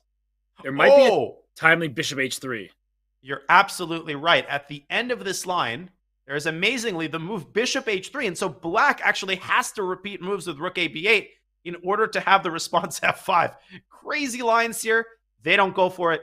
Let's get back to the live board.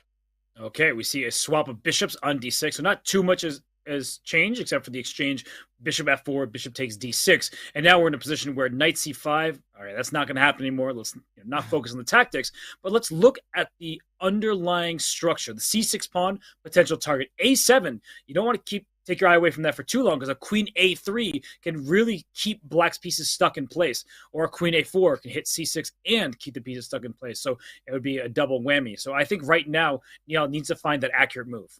Did you like that LED show with the a7 pawn? Oh! Whoa, look at that show with an exchange sacrifice. b5! b5! b5! b5! He's winning! Oh, it just wins. It wins on the spot. He can't miss this, and he doesn't. And Hikaru with a big blunder there.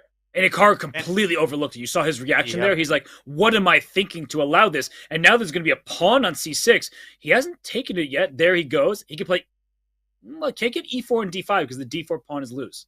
But the game is so far from over. Nihal's pawn phalanx in the center is decisive. It should yield victory, but Hikaru, for the time being, is going to stabilize and keep his pieces in the center and try to keep White's minor pieces at bay. Most important for Hikaru is to keep this knight firmly entrenched on c7. Do not let this pawn move forward. Knight a6 runs into b5. Exactly. That's what I was saying. Be very, very careful here.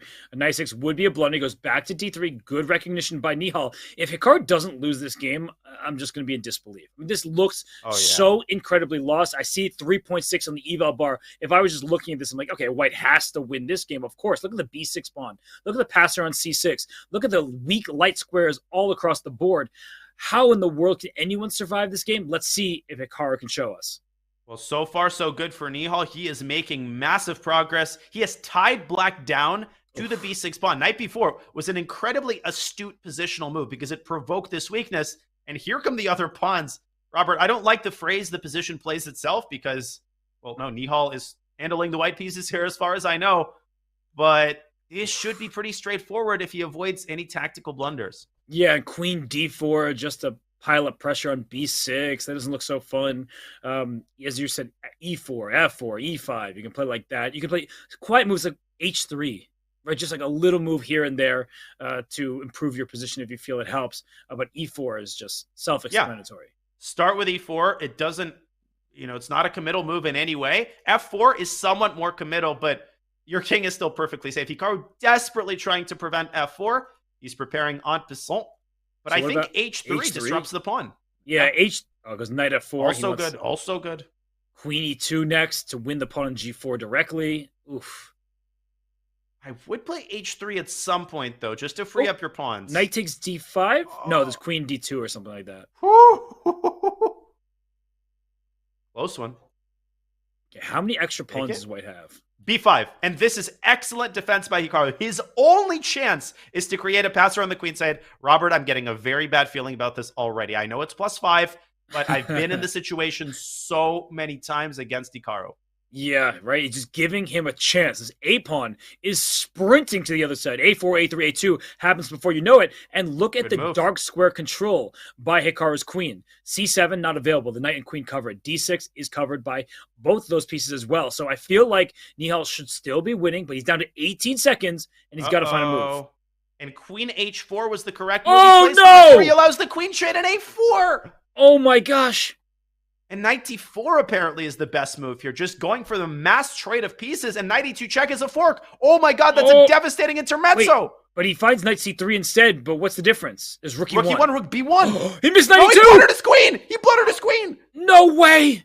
Hikaru's going to win this. Or maybe not. It's still he a lot could of lose pawns this for still. White. Robert, that tells you how winning White's position was. He blundered a queen, and it's still not that clear. Yeah, you want e5 and d6. That's what you... So it goes c7. He wants d6 next. A4, oh my gosh, D6, and White's in time. King f7, there's still D6. Holy because you take the knight, bishop C8 queen. And bishop h3, exactly. Oh.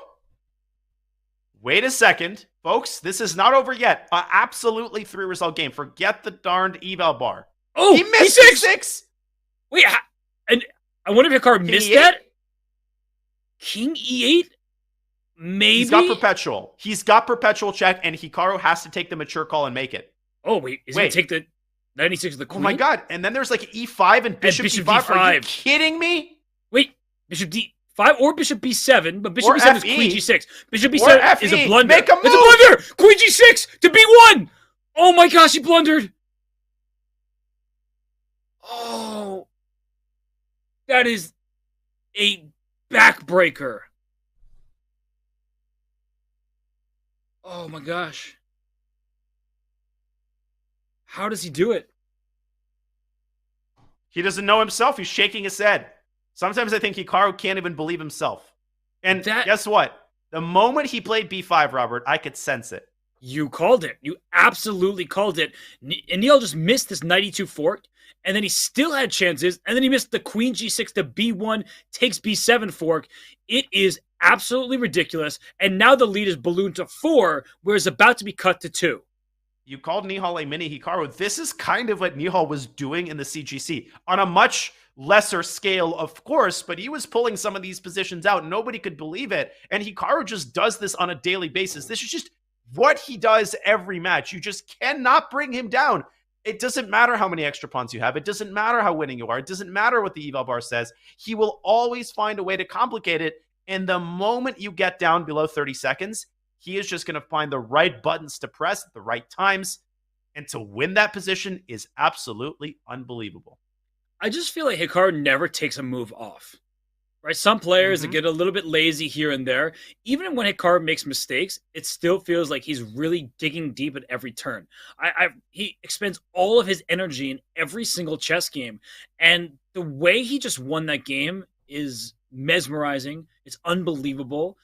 I just don't think anybody else would have won that game. No way, no how. And here he goes with a 4-point lead. We have to somehow focus on the game we have in front of us, and we see it's a symmetrical pawn structure, slightly more space on the queen side for white, but black very solid and defended in the center. And the last time things started to get out of hand, Hikaru did, I believe, have a 4-point lead, and then Nihal won that brilliant game with 3 pawns on the 6th rank, McDonald Labourdonnais style. Famous game from the early 1800s where black had 3 pawns on the 2nd rank. So Nihal needs a little bit more where that came from, and he's off to a good start. Watch out for bishop takes h3 tactics. Does not work here because the queen now protects the knight on f3, but if you're not careful, that could be an easy thing to overlook. Yeah, most certainly is. A difficult defensive task awaits Hikaru. I would not call this 0.00. This does look a lot more comfortable for Nihal, but I feel like I'm a broken record, Robert. Here we go with this again. Can he convert? And he just wants rook e7, rook e8. He's playing good moves. The d5 pawn may be hanging in some position. Ooh, knight a5 to c4, perhaps?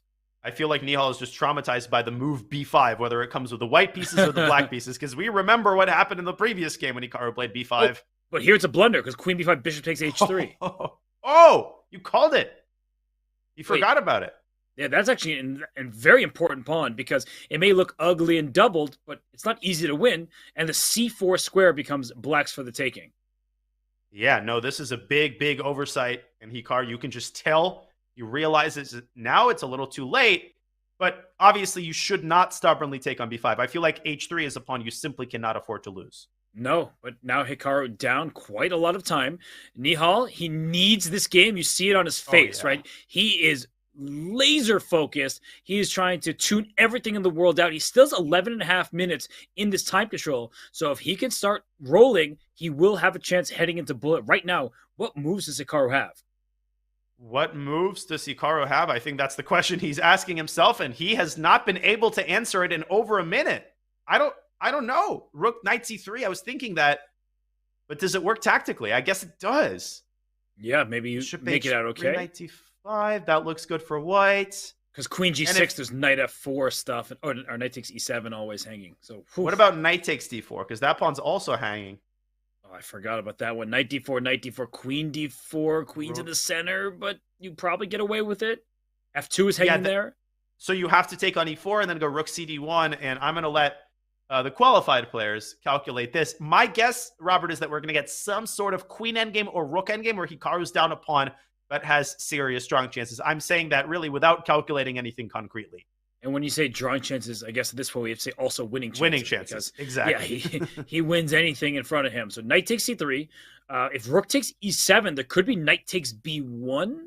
That's at least worthy of calculation. So crazy pieces.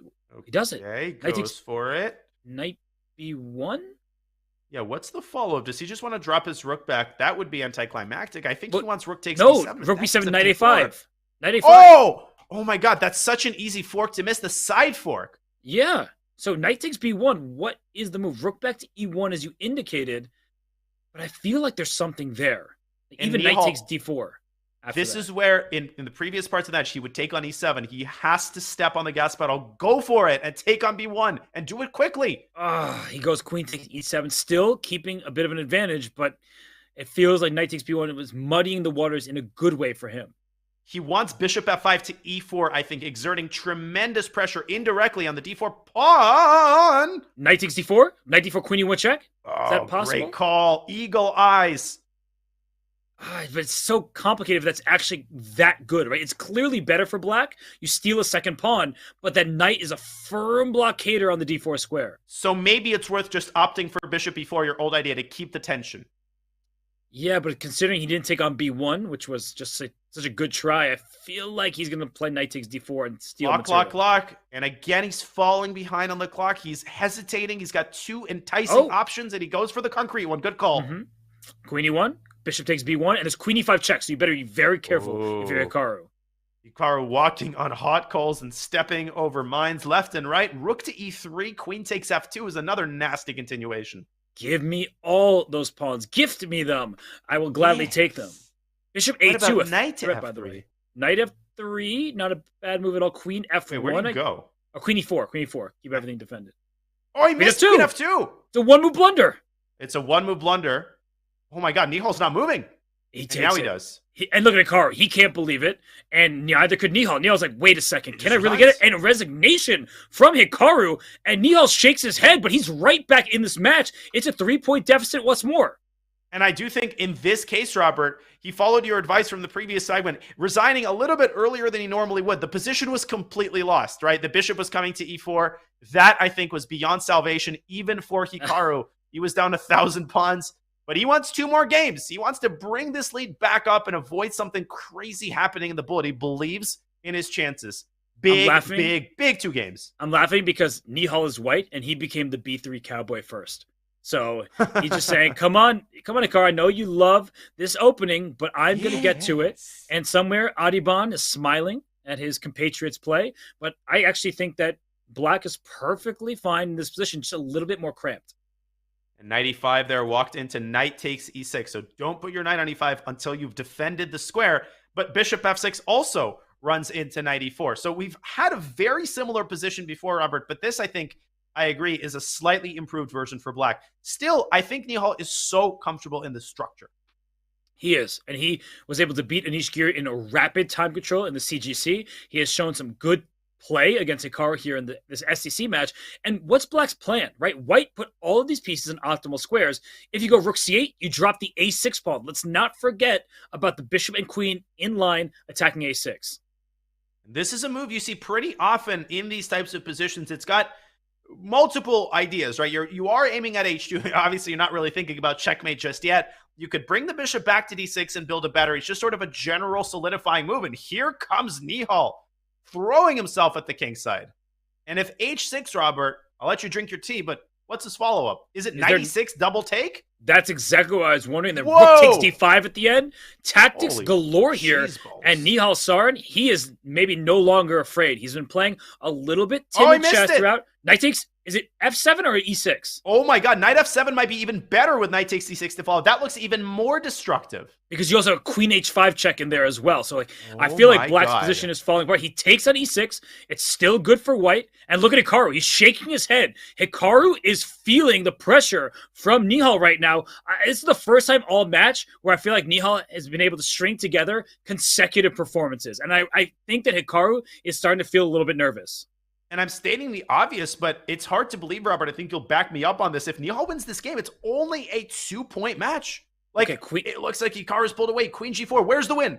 Queen g4 looks great. What's the move for black?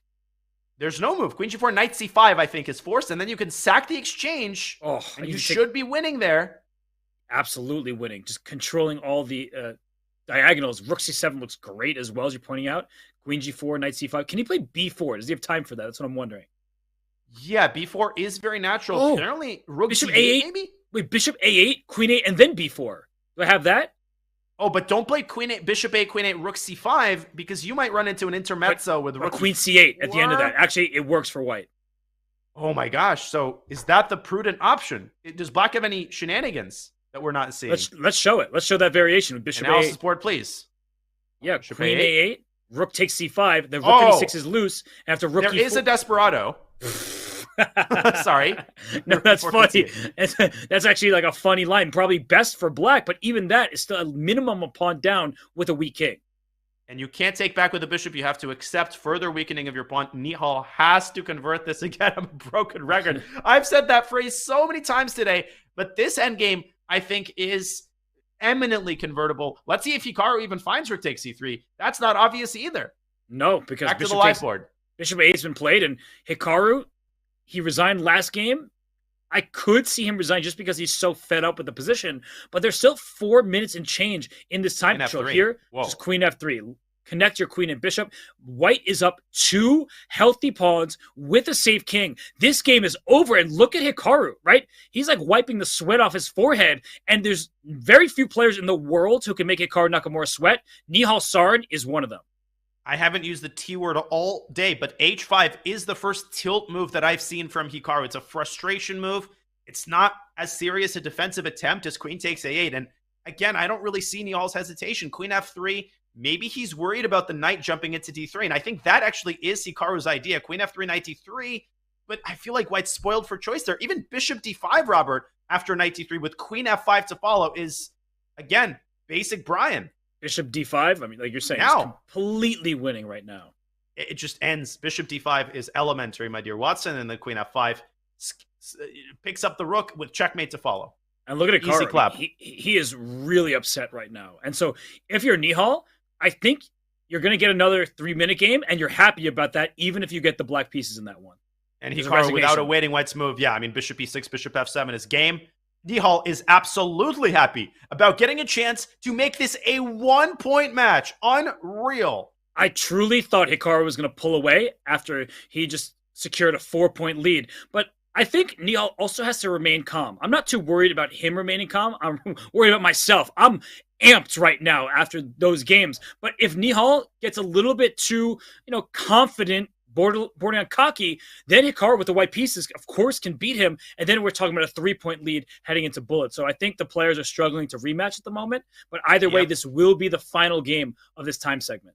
Yeah, as long as they manage to rematch in the next 2.5 minutes, they'll be okay. You can see some frustration there for Hikaru. It's been building up over the last couple of games. And for Nihal Sarin, a golden opportunity right now. Robert, you said amped. I am amped for this bullet segment. This is going to be absolutely epic, man. It really will be. I mean, look at Hikaru. He has played some amazing defense, has found some great tactics. And Nihal, just when it looked like things were getting out of hand, he is fighting back. Nihal's showing that he is resilient, not just a good, precise player who will grind down an endgame. He's displaying great tactical awareness himself. That E6 game, I mean, that probably remains the game of the match with 3 pawns in the 6th rank. But actually, Hikaru is then defending that game where he was dead lost with all those passed pawns. Both of those games, compete for game of the match. But right now, we do have a match. That's the most exciting part. And E4 by Hikaru, it's showing that he remains serious and he can no longer just mess around with A3 and H3.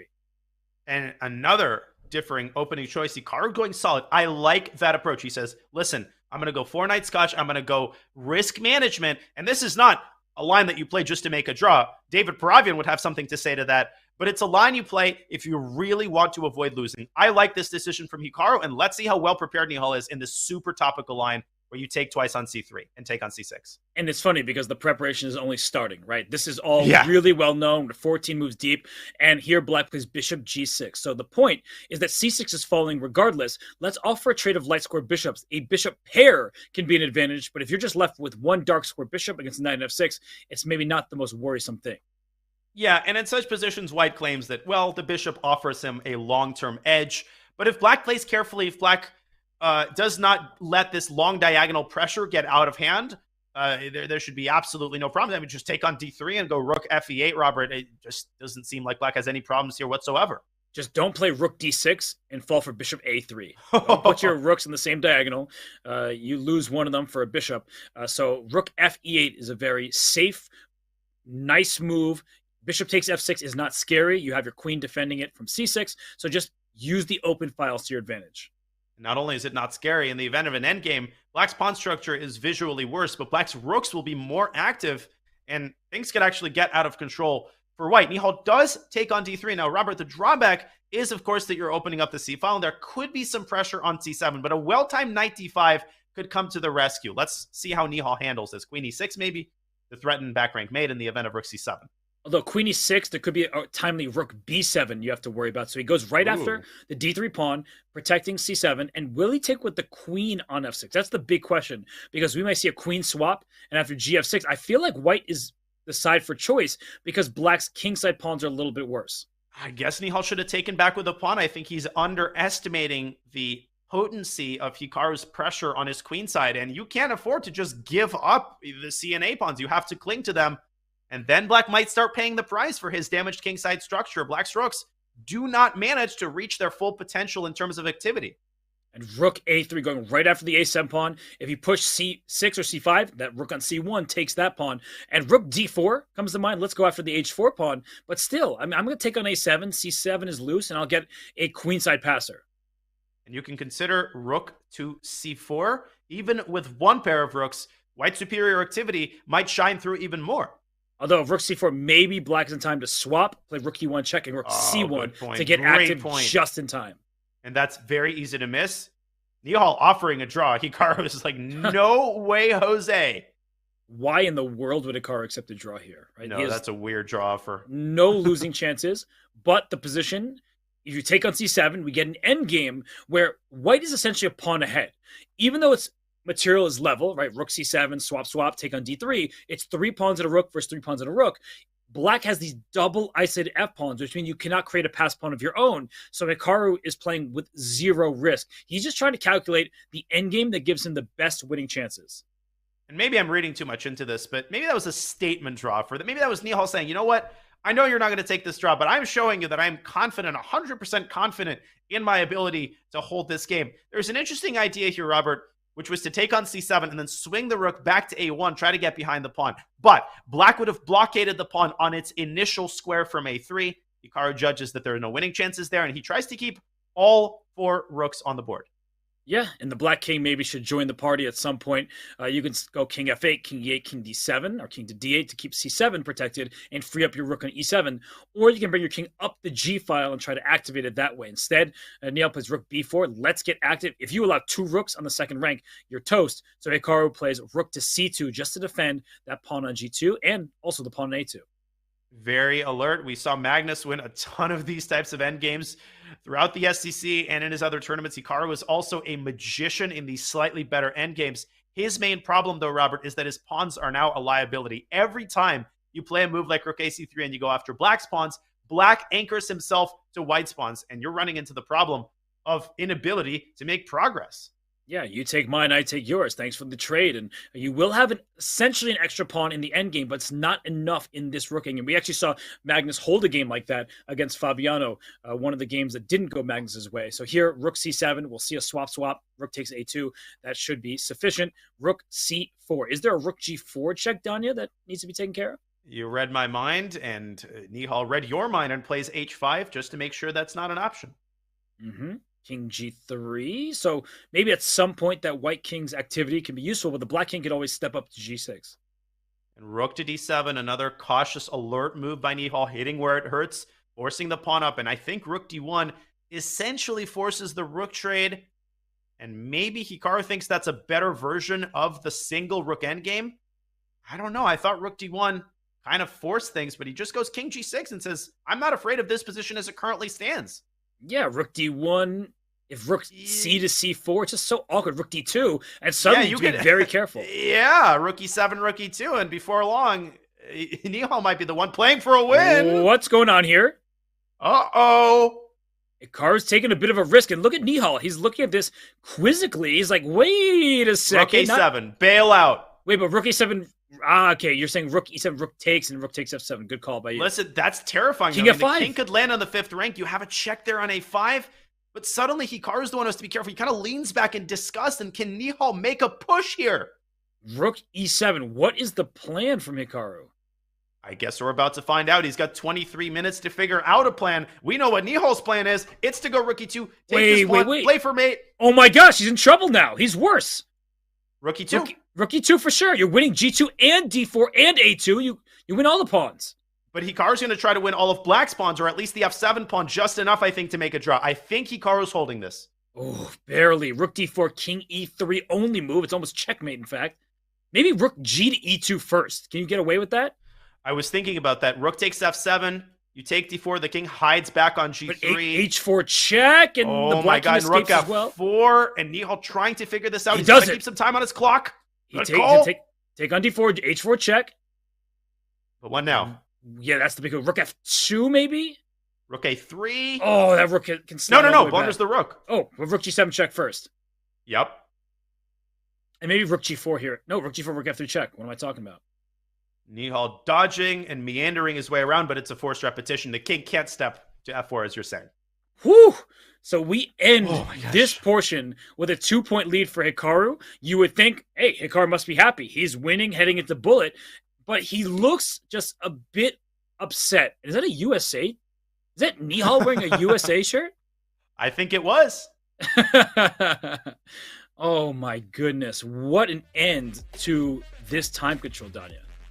Incredible. And again, if you told Hikaru without him knowing the arc of the match, hey, you're going to be up 9.5, 7.5 going to the bullet, he wouldn't be thrilled, but he'd be okay with that score. But given where this match was, he had a 4-point lead. He had all of the momentum. He was ready to bring the hammer down and put the match away. Suddenly, Nihal is within 2 wins of tying this match. Ladies and gentlemen, do not go anywhere. Cancel your engagements. We are in for 30 minutes of unforgettable bullet action. Everybody should stay right where they are, as we head to break. But they should also remember to tune in on December 21st for many huge announcements. Get ready for the Q4 2022 State of Chess.com coming to you live on December 21st. We have some huge news for the chess community, and the event will be followed by a community Q&A with Danny Wrench. Plus, some very special guests will be joining the show to talk about the exciting announcements we're making and what these announcements mean for the future of the chess community. Don't miss this show, December 21st at 10 a.m. Pacific time, right here on twitch.tv/chess. Daniel Naroditsky and I will be right back for the coverage of the bullet portion of this epic match between Hikaru Nakamura and Nihal Sarin.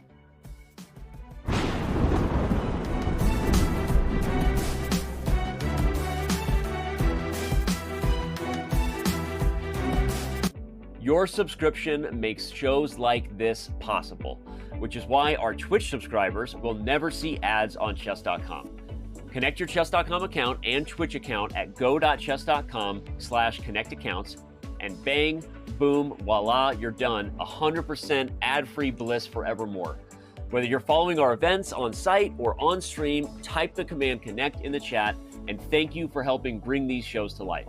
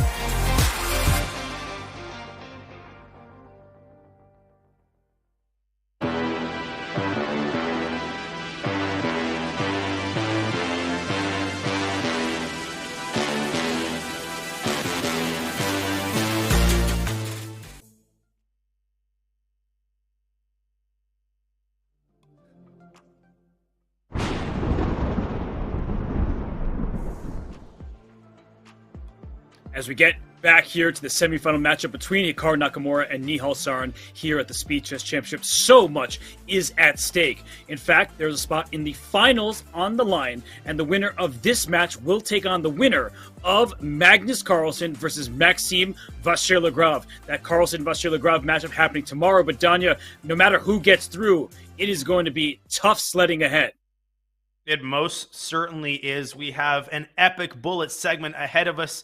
You see it on the scoreboard. It's 9.5, 7.5, just about as close as it could possibly be. And Robert, we could have been singing a very, very different tune. I dare say we were expecting to sing a different tune, and instead Nihal has put himself in prime position to score one of the greatest upsets in SEC history if he can keep his momentum going. Especially when he had a 4-point deficit. That was wild. I mean, he won 2 games in a row. He almost took a third. But for Hikaru Nakamura, he got that break. He can settle down now and just play bullet. Now, bullet is a toss-up. Hikaru Nakamura is as great of a bullet player as we've ever seen. But Nihal Sarin often is at the top of the bullet leaderboard. Some of it due to hyper bullet, 10 seconds per side. That's just not even chess at that point. But with that 1 minute plus 1 second increment, I think that should favor Hikaru.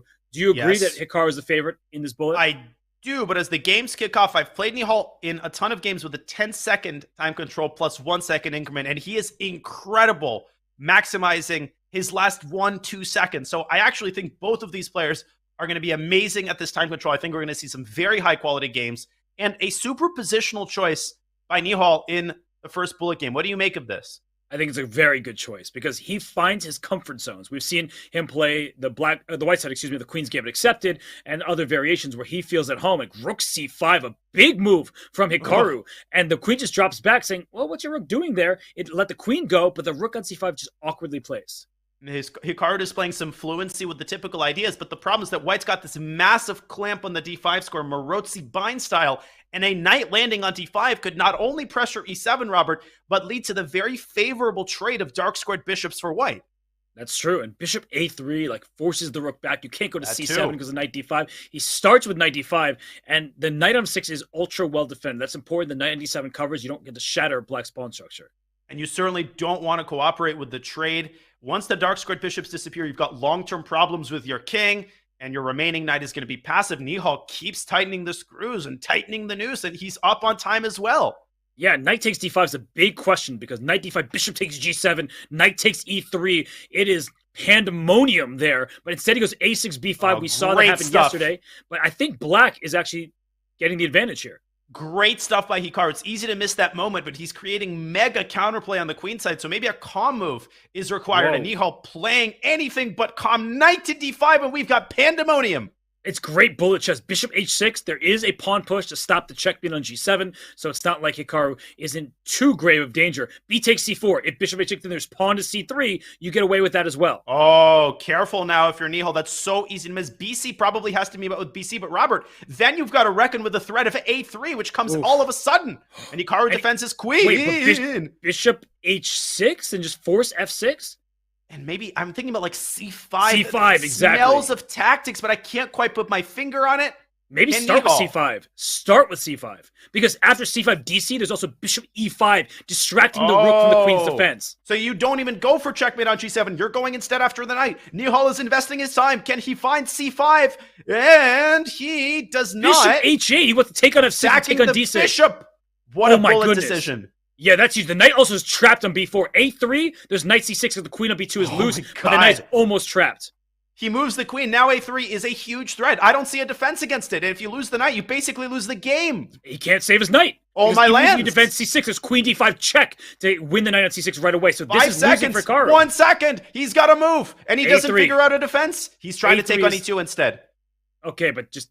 Queen H6. Queen H6 was winning. Oh, he misses it, but he's still in good shape. Rook A6, Rook D7 check to follow. You win the F6 pawn. It feels like you have a vicious attack. But then Black would win B4 and C4. Nihal trying to cling to his pawns. Take in and go B5. That's the practical choice. Whoa, he goes Rook check. Oh, that's a mate. He's going for mate. Rook H8. And look at the passive defense of Hikaru. Saves the day. Not yet, though. Rook B6. Nihal still keeping his foot on the gas pedal, but not to no avail. Yeah. Unbelievable. Another defensive save. With a mere 2 seconds on his clock, more or less. Hikaru Nakamura is surviving. And how many chances like this are you going to get? Maybe another one in this game. Yeah, look at the passive defense by Hikaru. No, it's a draw. It's a draw. And queen h6 there, Robert, that was the turning point. He traded queens too quickly, but how can you blame him? Holy smokes. Is Hikaru going to milk off as much time as he can?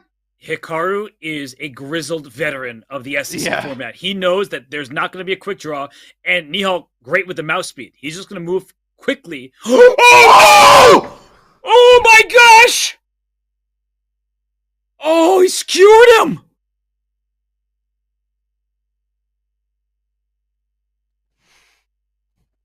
There are no words. He just skewered him, and he won the rook and won the game, and now he has a 3-point lead.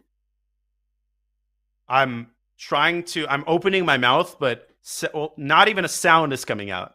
Oh my goodness. That was incredible. Just a terrible, terrible mistake in bullet. And now Nihal, he's going to have to somehow right the ship emotionally and then over the board. Just a total mental collapse. And you know what it was? Nihal was getting annoyed because you got the worst type of position that Hikaru can milk for another 1 or 2 minutes. But so what? There's plenty. If there's an eternity left on the match clock, 2 minutes ain't going to make a difference. You can't bundle your rook like that. And not to mention the fact that it was completely winning for Nihal. This is looking bad again. Robert, he needs something crazy to happen right now, a draw, something except a loss, because this is going to be back to a 4-point match if he loses this game. Yeah, still plenty of time in the match clock. Yeah. Cannot afford to lose this one. I agree with you there. And white is Look just at the better. clocks. You have the bishop pair. I wasn't even... Oh, no. Bishop e3 and queen c4, I think, looks pretty devastating. But bishop c5. Good defense. Okay, bishop b4. C3, just move your bishop back. b4 somewhere. And queen b3. Oh, gosh. And a5. So he has an a6. Yeah, you b5. can't take on b4, so he goes bishop d6. Oh, no. The only good news for black in this position is that there are like no more targets. Well, he's about to make some targets. So he's going to go king, knight e6 and knight c5. Holding on to that b7 pawn. You cannot lose that pawn. Bishop c5 again? He goes knight c5. I didn't like that one. What about bishop takes c5? You've got an eternal pin on the e6 knight. I thought he should have kept that pin and maneuvered his own knight around to d3. But anyways, still Hikaru's better. Knight d4? What's wrong with that? Yeah. Queen c4, drop your king back. You're okay. Yeah, maybe Hikaru takes in bishop c8. Exactly, something like that. But the a5 pawn will also be loose in some positions. So, what a match we have here. Knight d4 played. This would be a big hold for Nihal. Oh, huge. And that might give him the confidence he needs to right the ship, as you said. Takes in bishop c8. Looks like the best Hikaru can try. But if the queens get traded, it's just a drawn endgame. But Hikaru will waste a ton of clock. Okay, so bishop c8 going right for the pawn. Knight f3, king f3. The king is very safe, even if it looks out in the open. Queen d6, queen c7. Well, queen c7, there's bishop takes b7. So I don't think you're actually saving the pawn, although you're trying to take a5. Yeah, but black's king also in a scary position. So queen a5. Get away with this. Queen e6. He drops his king back, but that's an admission. Queen b4. The worst is behind him, I think. What's wrong with queen b4? No, it's an instant draw. Okay, goes here. Queen d5, queen d6. Holding on. And now bishop f2, queen c8, and then queen g8. No, don't take it. Bishop g8. Ooh. Oh, Hikaru is starting to make inroads, Robert. I have a bad feeling about this. Yeah, king safety is paramount in bullet, and the king is not safe on f8. Good move, though. Yeah. Queen e6 coming to a theater near you. He's winning. It's done. Oh, my gosh. Queen g8, goodbye. All of the pawns are lost. Every single one of them. You take queen e6, take on f6 with check, take on g5. You resign. Get out of here. That's a 4-point lead. 4-point lead for Hikaru Nakamura. He is building that separation after being gifted a rook in the first bullet game. Nihal will have to find it within himself to claw back in this match. I liked what he got in this position the first time around. Oh, but it's unbelievable what Hikaru is doing. He's turned it around yet again, and Nihal needs yet another push. Can he start with one victory? You've got to play 1 point at a time. But you've got plenty of time, Robert. You don't need to look at the match clock and start panicking. 21 minutes is an eternity in a bullet match. It is. And what just happened there? Quick move by Nihal allowing b5 and take on c4. But the knight did go over to the queen side. That's good news. And now we're going to see some trades. I just feel like Nihal has lost that verve, that gumption with which he was playing the last segment of the 3-minute match.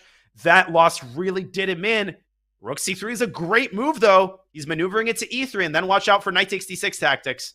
Okay, but Hikaru brings the knight to f6 to defend that rook on e8. Queen goes to a8 this time, and queen b2. King can just slide back to g8. Maybe there's a knight takes d6 tactic to look out for.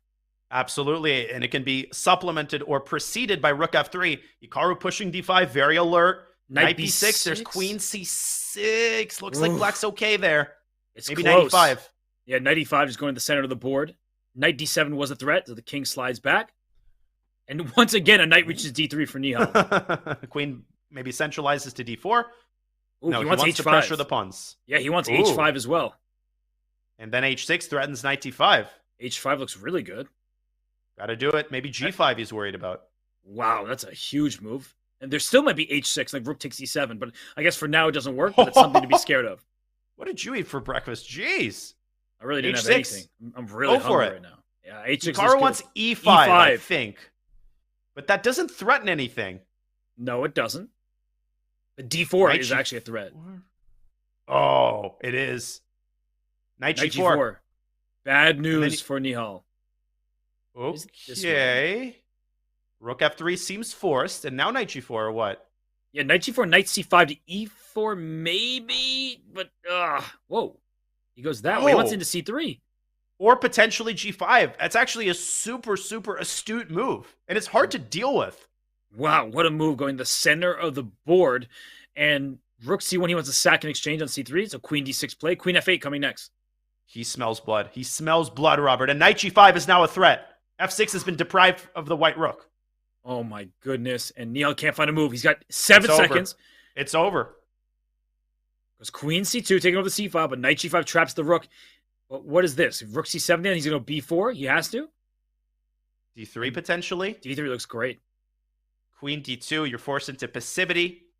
Hikaru disrupting, chiseling, knifing his way into white's Queen d2 position. now? Wait, there's some chances here for white. Because of that pawn h6, he gave it up? Oh, what pawn on h6? Oh, I'm shocked that he didn't play queen d2 there. He's banking on his past b pawn, and he wants tactics on the queen side. Nihal doing everything he can, but this is not the way. Knight takes e4? f6 d3. No. What was FG? Oh my goodness. This is collapse. Collapse by Nihal.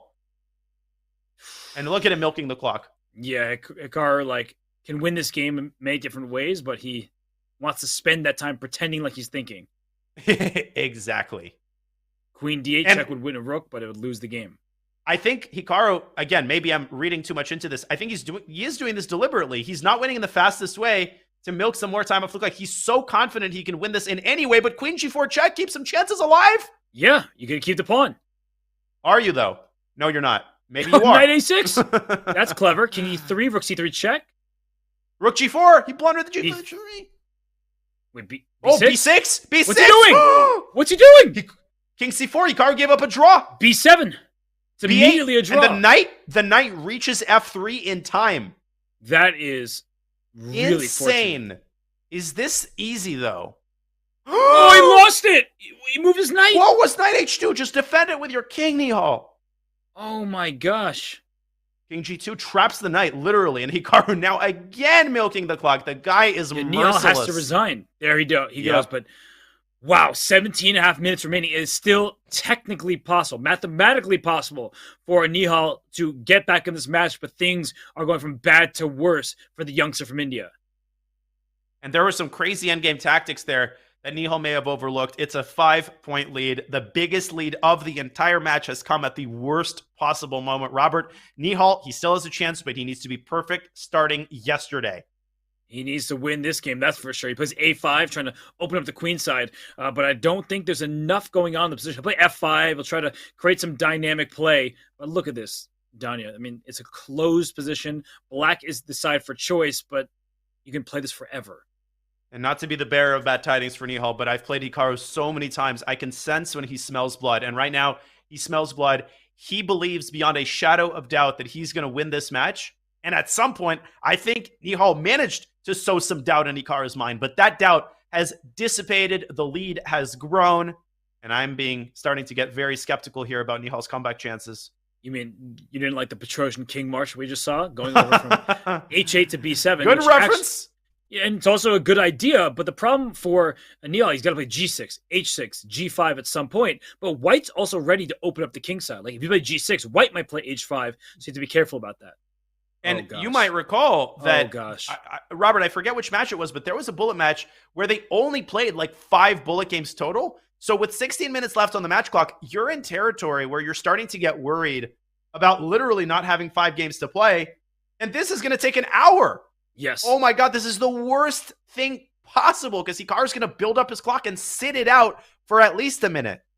And sort of probably more. The worst part for Nihal is if he pre-moves and he keeps pre-moving, Hikaru will play G4. I mean, he won't do that because he's winning in the match, but you know what I mean? That's what I would do in a bullet game that I needed to win. And at some point, just throw in a move. But Hikaru is not pre-moving. He's just moving quickly. So if you're Nihal, you wait until Hikaru pre-moves a couple times and then throw in a G5 or an E5. But yeah, this is just a dead draw. Yeah, that's the classic technique without increment. But with increment, there's no need to pre-move if you're either opponent, but especially if you're Hikaru. And look at Funmaster Mike getting involved. This stall is going to be longer than Dina's in chess boxing. Well, there is no hide and seek because there's nothing to seek in this position. It's all locked up. There's no pawn pushes that are good for either side. We're playing checkers. Look at all of Black's pieces on light squares and White's pieces on dark squares. Whoa, wait, why is... It's so funny in close positions when the eval bar shifts. Like this is... I know. A dead draw. What did it see? Like E4 and G4? Queen B3? No. And Hikaru, well within his right to do what he's doing. I mean, you're milking valuable time. And at some point, before he reaches the 50 move rule, we remind you that if 50 moves are made without a pawn advance and without a capture, a draw is automatically declared. So at some point, Hikaru should literally sit for a minute. And I think he's chosen this moment to do it. The next move is the draw. Not yet. No, it's only move 83. When was the last move? Wasn't B4 played a move 34? Oh, 34. Oh my God. Yeah. Oh, and what just math? It's like wagering in Final Jeopardy so that you're $1 ahead of the guy in second place. That's what Hikaru is doing. He's taking the last possible move to sit it out, and he's taking every one of these seconds, Robert. Every single one of them. Yes, indeed. Because time is precious, and now the match clock down to 13 minutes, 51, 50, 49. And that will not leave enough time for Nihal if he cannot win games in a row and win them quickly. Well, with 5 games to play, I'll let somebody in the chat who's more qualified do the math. Is there even enough time to start 5 games? There probably is if you can get a quick win. But quick win and Hikaru, they do not belong in the same universe, Robert. And I wonder, like, if you're Hikaru, if you just do something funny. No, he plays Queen B1. It is a draw, 50-move rule without a pawn, push, or a capture. That's how the rule works in chess. So now we get a Lopez with Berlin. Nihal on the white side. For a second, I thought Hikaru was white. Oh, that is a move, though, I guess. For a second, I thought he blundered his bishop, but C5 was hanging. And now Hikaru's just playing with so much speed and confidence. It's brutal. Yeah, couldn't play D5 because the E5 pawn is loose. He's going to play F4. Queen B6. Or no, he's not going to play F4. I think Queen B6 is practical, but Nihal could play Queen F3 there to keep the queens on the board. But again, one of those positions that's going to take a while for anything to even start happening. G4 maybe? Just throw the pieces forward? Yeah, got to try something like that. F5 not available to black is EF and then G4. So bishop E6 is the choice. And D4, yeah, white is slightly better here. But this game is going to take forever. No, it is. And Hikaru has been playing really quickly, partially because he wants to give himself that time. If he's losing, he's going to sit it out for at least a minute. And look at their bullet ratings. Hikaru, 3280. Nihal Unreal. at 3211. Both these superstars amongst the best on the site. Maybe Magnus can try to lay claim to the #1 rating, but it's amongst those three. Really a night. Hey, I know a commentator might have something to say about that. Oh, what's your bullet rating at right now? It's like 3315. Oh, but I dropped some yesterday. I was trying to cement my place before this match because I knew Hikaru was gonna get up to 3400. I take it back indeed, but. No, yeah, take it back. You said Magnus is better than me, Robert? You get out of here. How dare you? Well, I didn't mean to leave you out from the conversation. But this position, Danya, look at this. Slightly better for white. Control of the open D file. You can move your knight then play rook d1, go put a rook on d7. This is just going to be the longest game.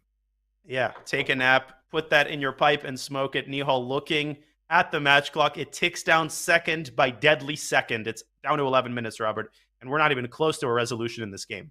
No. And let's not forget, he has to actually win them too. Yeah. That's what's often left out of these conversations. White is ever so slightly better. And rook c5 next does feel annoying because there's going to be pressure on the pawn. And if you protect with a rook, there's a pin going on. So, okay. Rook c5, you can't go rook b6 to knight c8. Yeah, he should be winning here, at least close to winning. Knight e4. Rook d6. Get in there. But there's also these b takes c4. That's the problem. Like the b file opens up and White's pawns fall. And Nihal letting his clock run down to 6 seconds. That increment is just killing him. Right? It's killing him. Yeah, and he's trying to make progress. His pieces look good, but unfortunately, there's nowhere to go. And thanks to the about 50,000 of you watching across all platforms, Wow. Twitch, YouTube, wherever you're watching, we do appreciate you. Knight d7, knight c5, and knight c5 was winning. Wow, and it still is. Pushes the pawn, and look at White going for an attack, and now all of a sudden Nihal with the advantage. Nihal has to cash this in quickly. Is there an f6 at some moment? There definitely is, and if Black plays f6, it runs into rook e8. Rook g2. Oh, he's going up with the king. Oh, no. Rook g2. F6, Hikaru holding. King's going to f6. Oh, my goodness. What are you going to do about that? King h5? Oh, king f4. King f4. King h4. King h4. Oh, that's so precise. What a move. Another retreating crusher by Nihal Sarin. He finally wins a bullet game. And with 9.5 left, Hikaru, well, you got to be a little bit careful. Anything can happen. It's the SCC, for goodness sakes. It certainly is, Hikaru. He's not going to take his lead for granted. And we just saw a couple ladder mates like that yesterday. And wait, what's going on with Hikaru? Whoa, 5-minute game has been initiated. Yeah, why is this a 5-minute game? Hikaru is just like, come on, let's restart. Where's our team? Let's get this restarted, please. Nihal has to lobby for the match clock to be brought up to around 9:30. Just like in basketball, if it's an illegal play and the shot clock and the game clock came down, you got to bring it back up. Yeah, let's get this restarted. Let's get the match clock back. Yeah, okay. So it is being rectified. Yep. As we speak. And here we go. I'm sure the time will be added back on the clock. That was neither of the players' faults, I would imagine. So here we go. We see the same exact opening. E4 under attack, protected by knight to d2. White has more space, a strong center, but Black is just playing for an offbeat opening. And good job there by the producers, pausing the match clock for the appropriate amount of time and rectifying that situation. For Nihal, every single second is absolutely golden, and I like what he's gotten out of the opening here. Yeah, this reminds me of his match against Sevian. Sam Sevian. Beat me to it right there. Sam Sevian from the Global Championship, where he actually was outplaying Sam in some of these positions with the black pieces in must-win territory. So the bishop goes to h3, threatening nothing. Queen c5 check, as you mentioned, is available. And now it's becoming more dangerous for White. Wait. And Hikaru, Queen c5. Oh, he missed it. He had Queen c5. And then what? And then you'd force the king to h1. You could take on d1. The bishop would have to take back. White's pieces still would plays it. Now knight f5. Knight f5 was a huge threat, winning the queen. And I feel like at this point, his initiative has fizzled away. Certainly has, yeah. The knight on h5 kind of awkward. Can't jump forward. Yeah. Knight doesn't work because the rook takes d1 check. Check. But we both had the same blunder in mind. Exactly. We complete each other's sandwiches and blunders. We are really a dedicated pair. So rook a1, a kind of sad defensive move, but does the trick. And yeah, Hikaru is no real problem here. He's going to go bishop f1 at some point. Yeah, and if you have even one of those super long games that takes 4 minutes, the match is instantly over.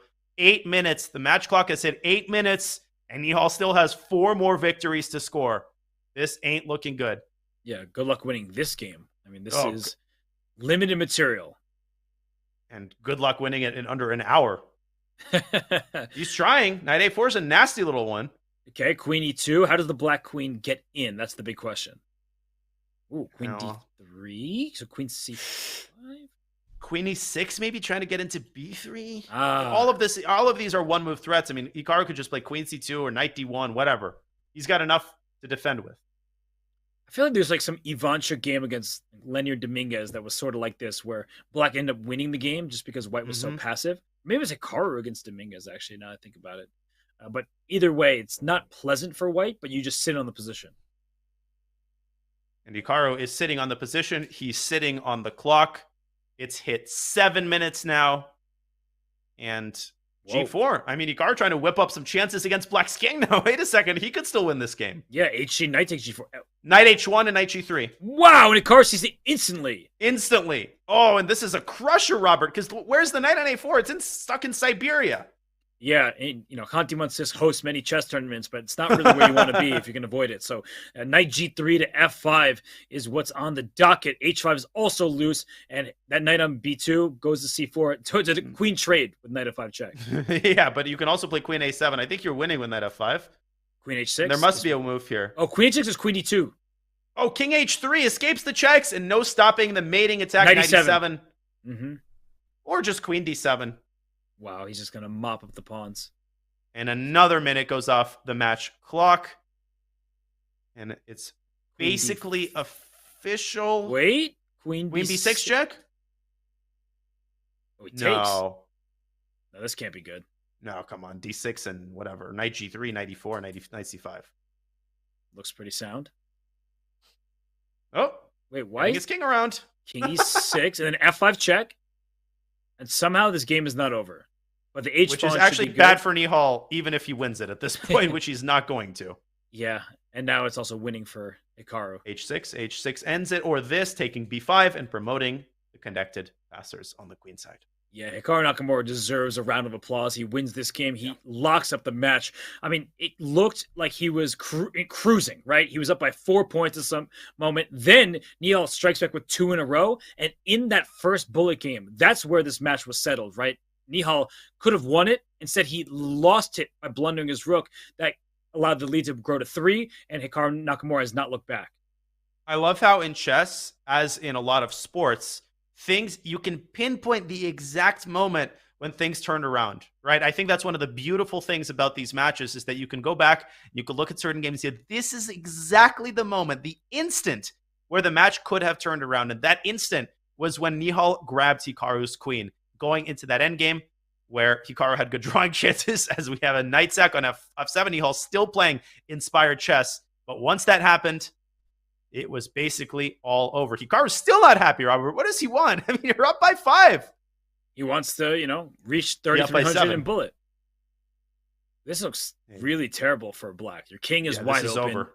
E6 is hanging. The rook on C8 is loose. Bishop A2. Just simple and strong. Also, Black only has a piece for 2 pawns. It's not even a big material edge, and your king is being just ripped apart. Wow. Bishop E6. Even Bishop F6 here.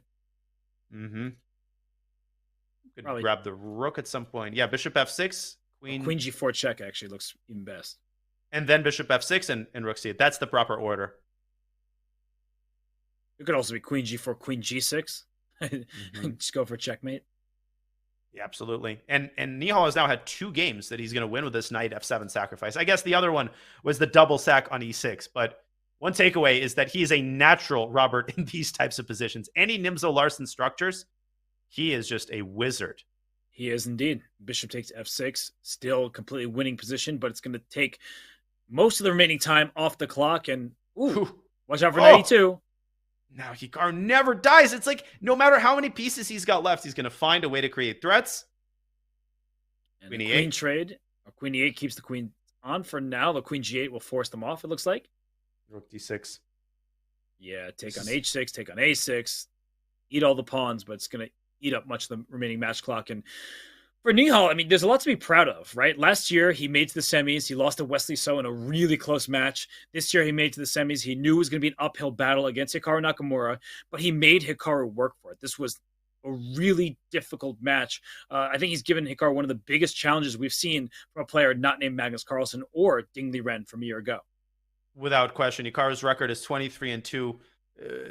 Forget the 2 matches he lost to Magnus Carlsen. Magnus is in a separate bucket. But of those players, who are going to constitute the 24 matches that Hikaru has won. I would single out Ding Liren, who perhaps came the closest. Nihal Sarin, Robert, might be in the top 3. He really gave Hikaru a run for his money.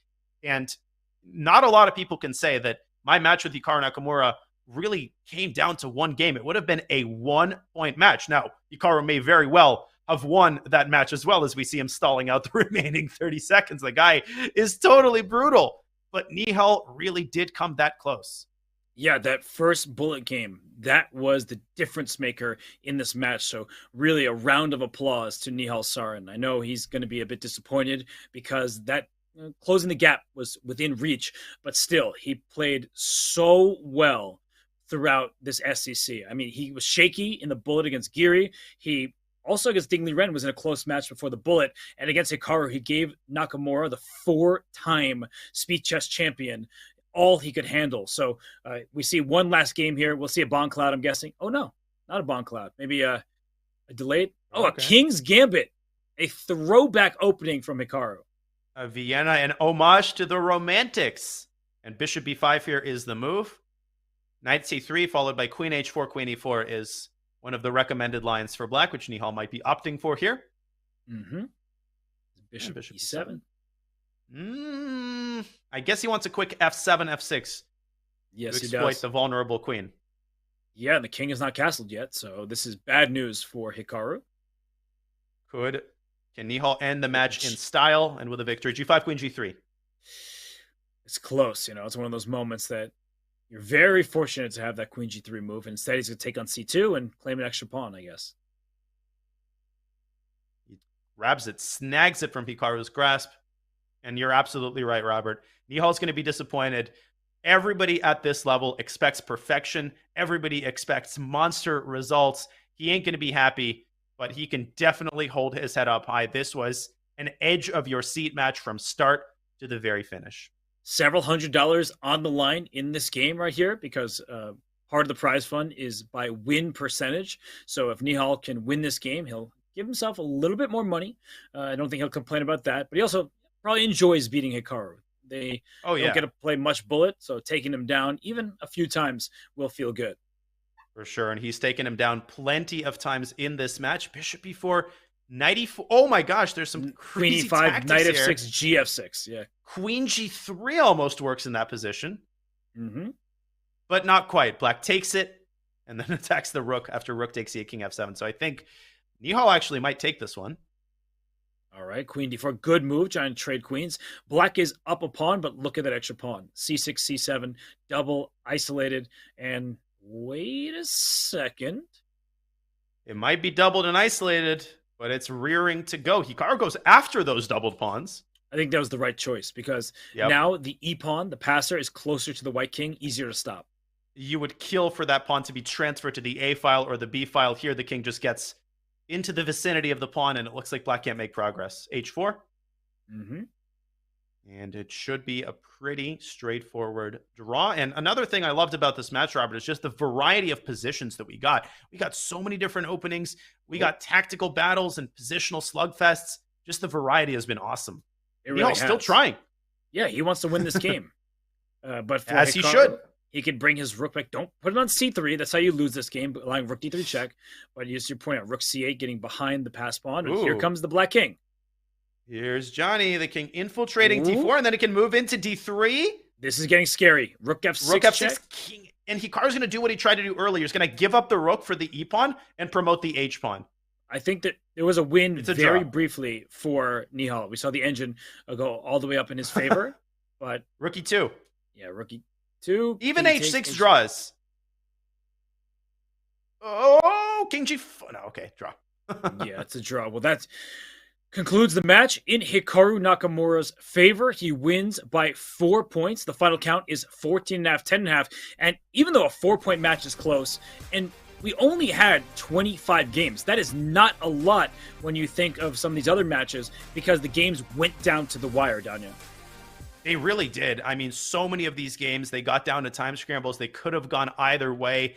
And maybe the difference maker was Hikaru's comebacks. I mean, he had, I would say, at the very least 3 or 4 games where he was either completely lost or just lost. It was a technical win for Hikaru. And of course, the game that will stick in our minds, Robert, for probably many years is the game where Nihal had 1,000 pawns in the center, and then he blundered his queen, and then allowed the geometric fork on b1. That was a backbreaker, as, of course, was their second bullet game.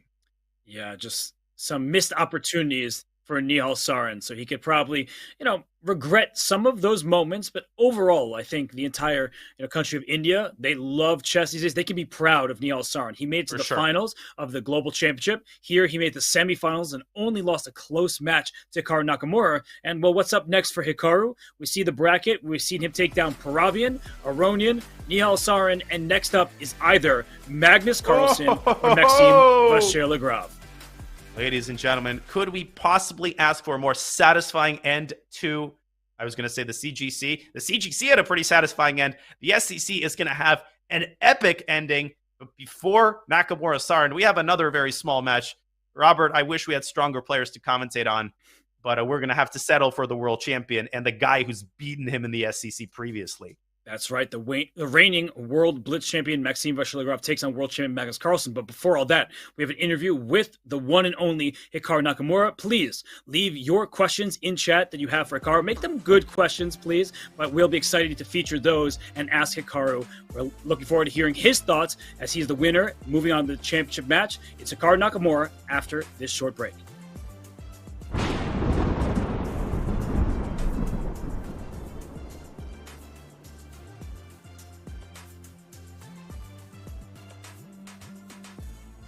Use GIFs, not GIFs, from the biggest chess stars on all of your favorite platforms. Just search Chess.com and your favorite chess star on Discord, Twitter, WhatsApp, and more to find hundreds of GIFs from Chess.com's biggest broadcasts and events. Pokimane, Ludwig, Moist Critical, XQC, and even me, Danny. Try it today.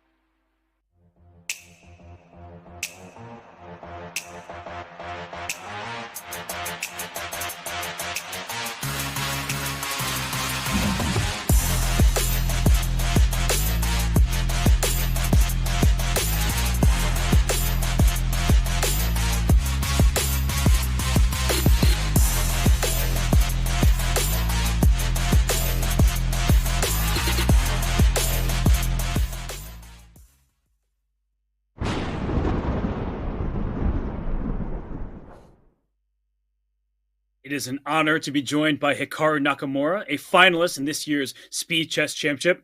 Hikaru, another dazzling display. I gotta ask, how do you do it? When your back is against the wall in some of these positions, how do you survive and even win positions that look incredibly lost? Yeah, I mean, obviously, it was a very tough match. I think saying that I played dazzling or saying it was dazzling is little bit too generous. I mean, for large stretches of the match, Nihal was much better. I think really the difference in this match was simply when Nihal had some winning positions. Whenever I think there were like one or two moments when he was down by 2 games specifically, and he had a good chance to win. When he wasn't able to get it back from 2 to 1, and it went back up to 3 or 4 a couple of times. I think it's just in the critical moments he wasn't as good. But for me, you just try to play moves, and that's kind of what I was doing, was just playing moves, even when it was losing. And I mean, there was this one game I think in 3+1 where I was completely lost. He had all these pawns in the center. Then it's like somehow he blundered this fork on e2, and it still wasn't winning. But then he lost on time. I mean, the whole thing was kind of wild. But it was an exciting match, so I enjoyed it. Well, we'll ask you about that game in a bit, Hikaru, but I got to ask you about your opening choices in the 5+1. What stands behind those choices? And you were actually getting better positions both with A3 and with H3. Was part of it to create that psychological tilt effect? Because, you know, someone who doesn't punish that can feel really frustrated. Is that part of your decision making, or were you just trying to have fun? Well, I mean, I guess let's just say I'm a streamer first, so I can say this. But frankly, I feel very burned out. I mean, I've felt burned out probably for the last like month or so. I mean, I've been playing so much chess. And so going into this match, I just figured I would just play anything and have some fun. That was sort of the attitude, and just try to save what little I have left in the tank for the World Rapid and Blitz. So that's the short answer. I seem to get good positions. I mean, I think it's because Nihal was probably not expecting me to do this. And so I think when your opponent does this and you don't really get any kind of advantage, actually the fact that he was like worse, like this ridiculous game where I played H3, I think it was, and he just hung this pawn on E4. I mean, I think when you start off poorly and like you're not even getting an advantage, like I don't think the result matters that much, like even if it's a draw. But when you can't even prove an advantage, certainly it affects your opponent a little bit, I think. So that was kind of the rationale behind it, but I wasn't, I was not, I didn't do any preparation. I just wanted to play and just go from there. So there's nothing really super deep to it. Yeah, that makes perfect sense. And I guess I have a question about your opponent. I mean, he's been very impressive throughout this year, whether it's in the CGC and now here in the SEC, and of course the Olympiad, earning a gold medal on his board. Like, what can you say about Nihal, and what do you see as his future? Do you see him as a future Speed Chess champion? Well, first things first, at the time I thought it was a mistake because I lost a couple of hours of my life, but I'm going to tell you guys a little story. So back during the Fisher Random 960, I think it was maybe the day of the finals, maybe the first day of the finals against Nepo, or maybe it was the day before. But I played Nihal, I think. Sorry, what's that? Oh, sorry, someone else was talking, whatever. Anyway. Okay, so as I was saying, sorry, one of the producers just said something. So, okay, so I played Nihal. I think I played him 960. I also played him regular Blitz. But the one thing about that match that was really important is that there were a couple times that I got a lead of like 2. I think it was like 2 points, similar to today. And then Nihal kept fighting back. He kept like winning games. And so because of that experience, and also in the CGC where I think he was down against Sevian and Anish as well, and the way he was able to fight back and battle back.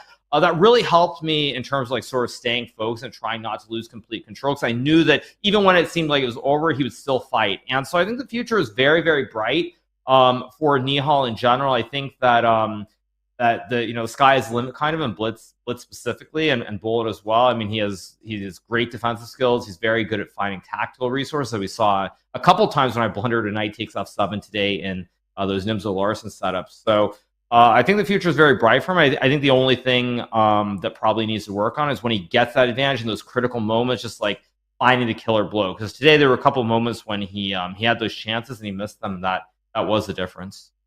So it's a bright future for Nihal at the very least. Well, that was great insight. And now we want your insight on that game you mentioned, Hikaru, where you seem to be dead in the water. You started showing signs of life, and before you know it, you turned it around and won. This it was game, the 3+1 game. So I guess I'll start with a true-false statement, and you can correct me if I'm wrong. Was the moment where you first realized that maybe this is going off the rails for Nihal when you managed to muster up a pass pawn on the queen side, or was it before? I mean, I'm just praying for a miracle here. Even after I get b5, it's still losing. But the problem for Nihal is that, like, once he allows me to get the pass pawn, he has to shift. Like, before the pass pawn, there's no counterplay. I'm the one who has to defend. But once I get to go b5, I know that I'm just going to push the a pawn down the board. Like, that's the only chance I have. So I think once I got in b5, I mean, it's still obviously winning somehow, but the whole sort of the trend shifts completely, because now Nihal has to be precise and find a couple of moves, whereas before that, he's just on cruise control. He's just completely winning, and you don't expect it to be even remotely close to me having chances. So probably when he allowed b5 was a little bit careless. Again, it was still probably winning, but I think when this game went the wrong way, that was sort of that was the first moment when it should have been over. But then I made this.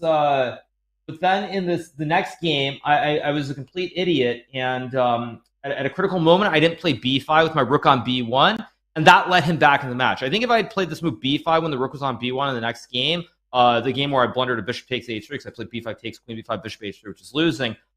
In that game, if I had actually played b5 and not lost, I think that would have been the match. There were a couple of these moments that were So go back a few moves when the rook's on b1. I saw it as soon as I played like queen b3, I think it was. Go back like another move. Go back over there. Queen's on d1. Yeah, b5 right here. If I play this move, I think takes rook b5, queen d8, queen b3. And I mean, it's very easy to play for white. I'm not saying it's like winning or anything, but I'm not going to lose the game. I think here I was up 4, right? Or was I up 3? Was it 3 or 4? I don't know what it was, but I saw it as soon as I played queen b3, and then of course Nihal found some good moves later, and then I blundered b5, and that gave him a chance to come back. These two games, I think, were very, very, very critical moments in the match, and it's it was a little bit wild, but that's that.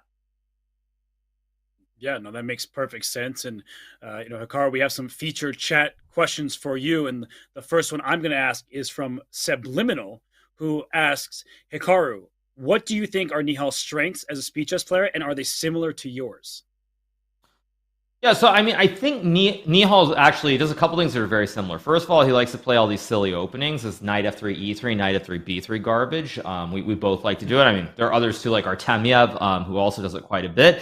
So Nihal has a very similar style in terms of his opening approach. I think that, the openings are similar. I think the time usage is actually one thing that's kind of different. I think he's a little bit too slow, perhaps. He relies too much on being able to find the best moves in the split seconds. Now, mind you, against most players, it does work. But I think, like against players like myself, players like Magnus or Fabiano, who are very, very good defenders, I think you need those extra few seconds to sort of put the game away. So I think that's maybe his one weakness, I would say. But I think just the resilience he has fighting back, like we saw in the CGC, he's just a great fighter. And he's generally, I feel like, does not tilt. I mean, obviously in the bullet, he tilted a little bit here. But like, once again, even when he was down by 3 or 4, whatever it was in 3+1, he didn't just like fall apart and just lose the match right there. So his resiliency, I think, is very similar to me, the way that he's able to just keep fighting. So again, like I said, very, very talented junior, and I think in the future people might think of him the way that they used to think about me. I think it's gonna be exciting to see what happens to Nihal in Rapid and Blitz. But he is the future. Mm-hmm. Well, that was great insight. Next feature chat question from Run Gilbert. Run: would Hikaru be disappointed not facing Magnus in the final? I mean, I haven't even really thought about it, honestly. I think Magnus is very motivated. The fact that he lost to MVL, I guess it was 2 years ago, I think it was, when he played in the SEC and he lost to MVL. He's gonna be very motivated. So for me, it doesn't really matter that much. If this is maybe like 4 or 5 years ago, I would secretly be hoping that MVL wins, because I think that gives me a better chance of winning the whole match. But at this point, it doesn't matter. I'm just excited to play either MVL, play Magnus, and go from there. But I expect it to be Magnus. Yeah, I think the predictions from the community also expect Magnus in that final. But we have another really good question from Juicy Fruit. And that question is, do you shift from playing more positionally to tactically as the time controls narrow? I thought actually that was kind of one of the things that I really struggled with today, is that somehow I felt like I was playing way too positional and way too slowly in the 5-1, and even the 3-1 for that matter. there were a lot of games, even in the 3-1, where I was down like a minute on the clock for absolutely no reason. I think once we got to the bullet, I started trying to shift it a little bit. But the problem is also my tactical vision was not very good, as we saw in those like 2 games where I hung a knight takes f7 or a knight takes e6. So I tried to just play. Actually, what I tried to do is I just tried to play more free flowing. But I mean, I have to give myself some credit because I was very good at sort of understanding the situation. Like this game, this bullet game, it was maybe 3 games before the end where I was able to just like trade all the pieces off and lock the board up. I mean, from a strategy standpoint, I was able to like on the fly realize that I could play this whole f4 h4 g3 stuff. So I thought that also was that was maybe the one thing that I thought I did very well was the awareness. When it was time to kind of like shut everything down. So yeah, it's just it was a crazy match, but I did some things well. I did a lot of things badly, and if I do play Magnus or even MVL for that matter, I do think I'll have to be a lot better than I was today in order to. Mm-hmm. Hikaru, I got one more question for you. Paraphrasing Tomo Bedlam 1. I'll phrase it this way: when comparing the various time controls 5-1, 3-1, 1-1, do you feel like your style consciously changes from positional to tactical as the time control narrows, or is it just about trying to find the best move regardless of the time control? Are you trying to steer the game in certain waters based on the time control? Actually, I don't think I don't think like I'm actually thinking about it. I think the simple way of putting it is there sort of are levels of like how much do I care about playing good chess and how much do I not care, kind of. I think in the 5+1, I'm trying very, very hard to play quote unquote precise chess, play like the perfect moves. And so I'm down like a minute or more on the clock in a lot of the 5+1 games. I feel like in the 3+1, there's some moment when like I'm doing the same thing, I'm getting down the clock, and then finally I just like enough of this nonsense, just play quickly, hopefully the moves are good enough and go from there. So I don't think it's actually about style. I think it's more about sort of figuring out like at what point you stop caring about trying to play perfect chess and just be more of a practical player. Yeah, that makes perfect sense, Hikaru. And well, speaking of caring, I have a question for you because you mentioned that you'll be playing in the World Rapid and Blitz. Earlier this year, you won the Fisher Random World Championship. So adding new titles to the trophy case, how important or how meaningful would it be to you to win the World Rapid and the World Blitz?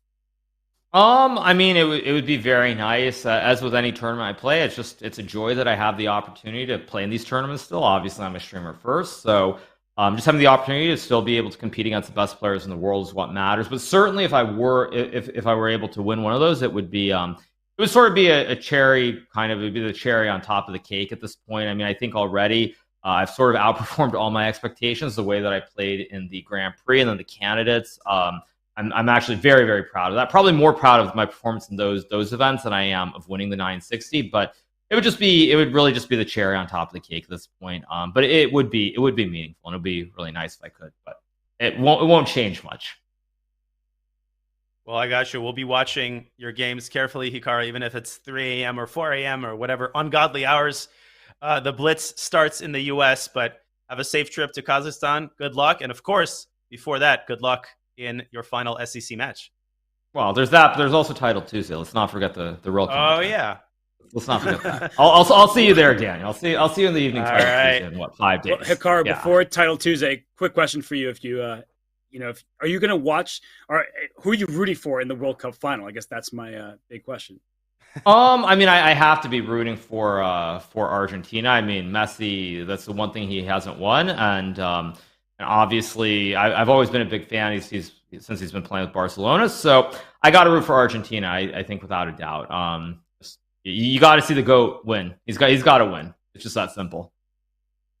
Okay, well, you heard it from Hikaru. Rooting for Argentina and Messi. We'll let you go, Hikaru. We look forward to seeing you here in the finals of the Speed Chess Championship. Thanks, you guys. Have a good one. Thank you. Well, always a great interviewee is Hikaru Nakamura, and always a menace in the Speed Chess Championship. He moves on to the final where he awaits the winner of Magnus Carlsen and Maxime Vachier-Lagrave. And Danya, I know a lot of people think the inevitable is Magnus versus Hikaru, but Magnus has a very tough task ahead of him tomorrow, facing off against Maxime Vachier-Lagrave, who beat him 2 years ago. And I'm going to say what I said after Magnus's previous match. If he plays the way he did against Fabi, I think even MVL will admit, he did admit in the interview that Magnus is incredibly hard to stop when he plays like that. But MVL's beaten him before, and Maxime has been on the ball this SEC. He's made very few blunders. He's demonstrated great opening preparation, and I think he's got the right set of ingredients and the level of sharpness to give Magnus a serious run for his money. This is not a walkover, and this is more than a worthy match to watch. No, it'll be super exciting to see that tomorrow. That's Friday. You know what you're going to be doing on your Friday. It's not going to be working. It's going to be working your chess brain, watching this match. And then on Saturday, there's also a very special event that you will not want to miss either. It is the second annual Chess Kid All-Star Finals. It's coming your way this Saturday, December 17th. The world's top juniors who won the Chess Kid Monthly Championships in 2022 will be competing for the title of Chess Kid of the Year. They can also win fun prizes like lessons with GMs and merch from our store. Chess Kid's own Fun Master Mike will hold down the 6 rounds of the match on Chess TV and the Chess Kid Twitch channel. Tune in on Saturday, December 17th at 9 a.m. Pacific time. That's 12 p.m. Eastern. You will not want to miss the Chess Kid All-Star Finals. But this is the Speed Chess Championship. Danya, before we go, I do want to give you some kind of final words about the match we just saw. So take it away. Well, it's just been an honor to cover the SEC thus far. As I always say, I try to keep the praise sparing, but nobody I'd rather do this with. The clock just flies by. I can't believe it's already 1 p.m. The sun is out. The rain has stopped, but Hikaru is going to try to make it rain in the finals. And I think this match really shows that the match format is so amazing. Not just the SEC format in terms of the time control, but just watching two amazing players going after it again and again and again. It doesn't get repetitive, especially when you get the different openings and the different styles of play, and when two players who are in great form butt heads. That's what we saw today. But ultimately, King Hikaru emerges victorious, and he will face his ultimate trial in the next match. Well, as James Caney might say, Naka gonna clock you, and he did get through Nihal Sarin today, and that sets up a championship match against either Magnus Carlsen or Maxime Vachier-Lagrave. That remains to be seen. We'll tune in tomorrow for that. Danya and I will have the call, so we're excited to bring you that action tomorrow. But for now, we say goodbye. We thank you on behalf of Chess.com to the over 50,000 of you that were here earlier and still remain. Thank you so much. Your viewership is so appreciative. We love helping you learn and watch and get excited by chess. So until tomorrow, this has been Grandmaster Robert Hess and Grandmaster Daniel Naroditsky. Your name is a tongue twister. I'll take Daryl. Yeah, I got the blooper reel going for everybody. But for real, we appreciate you. We'll see you tomorrow right here on Chess.com.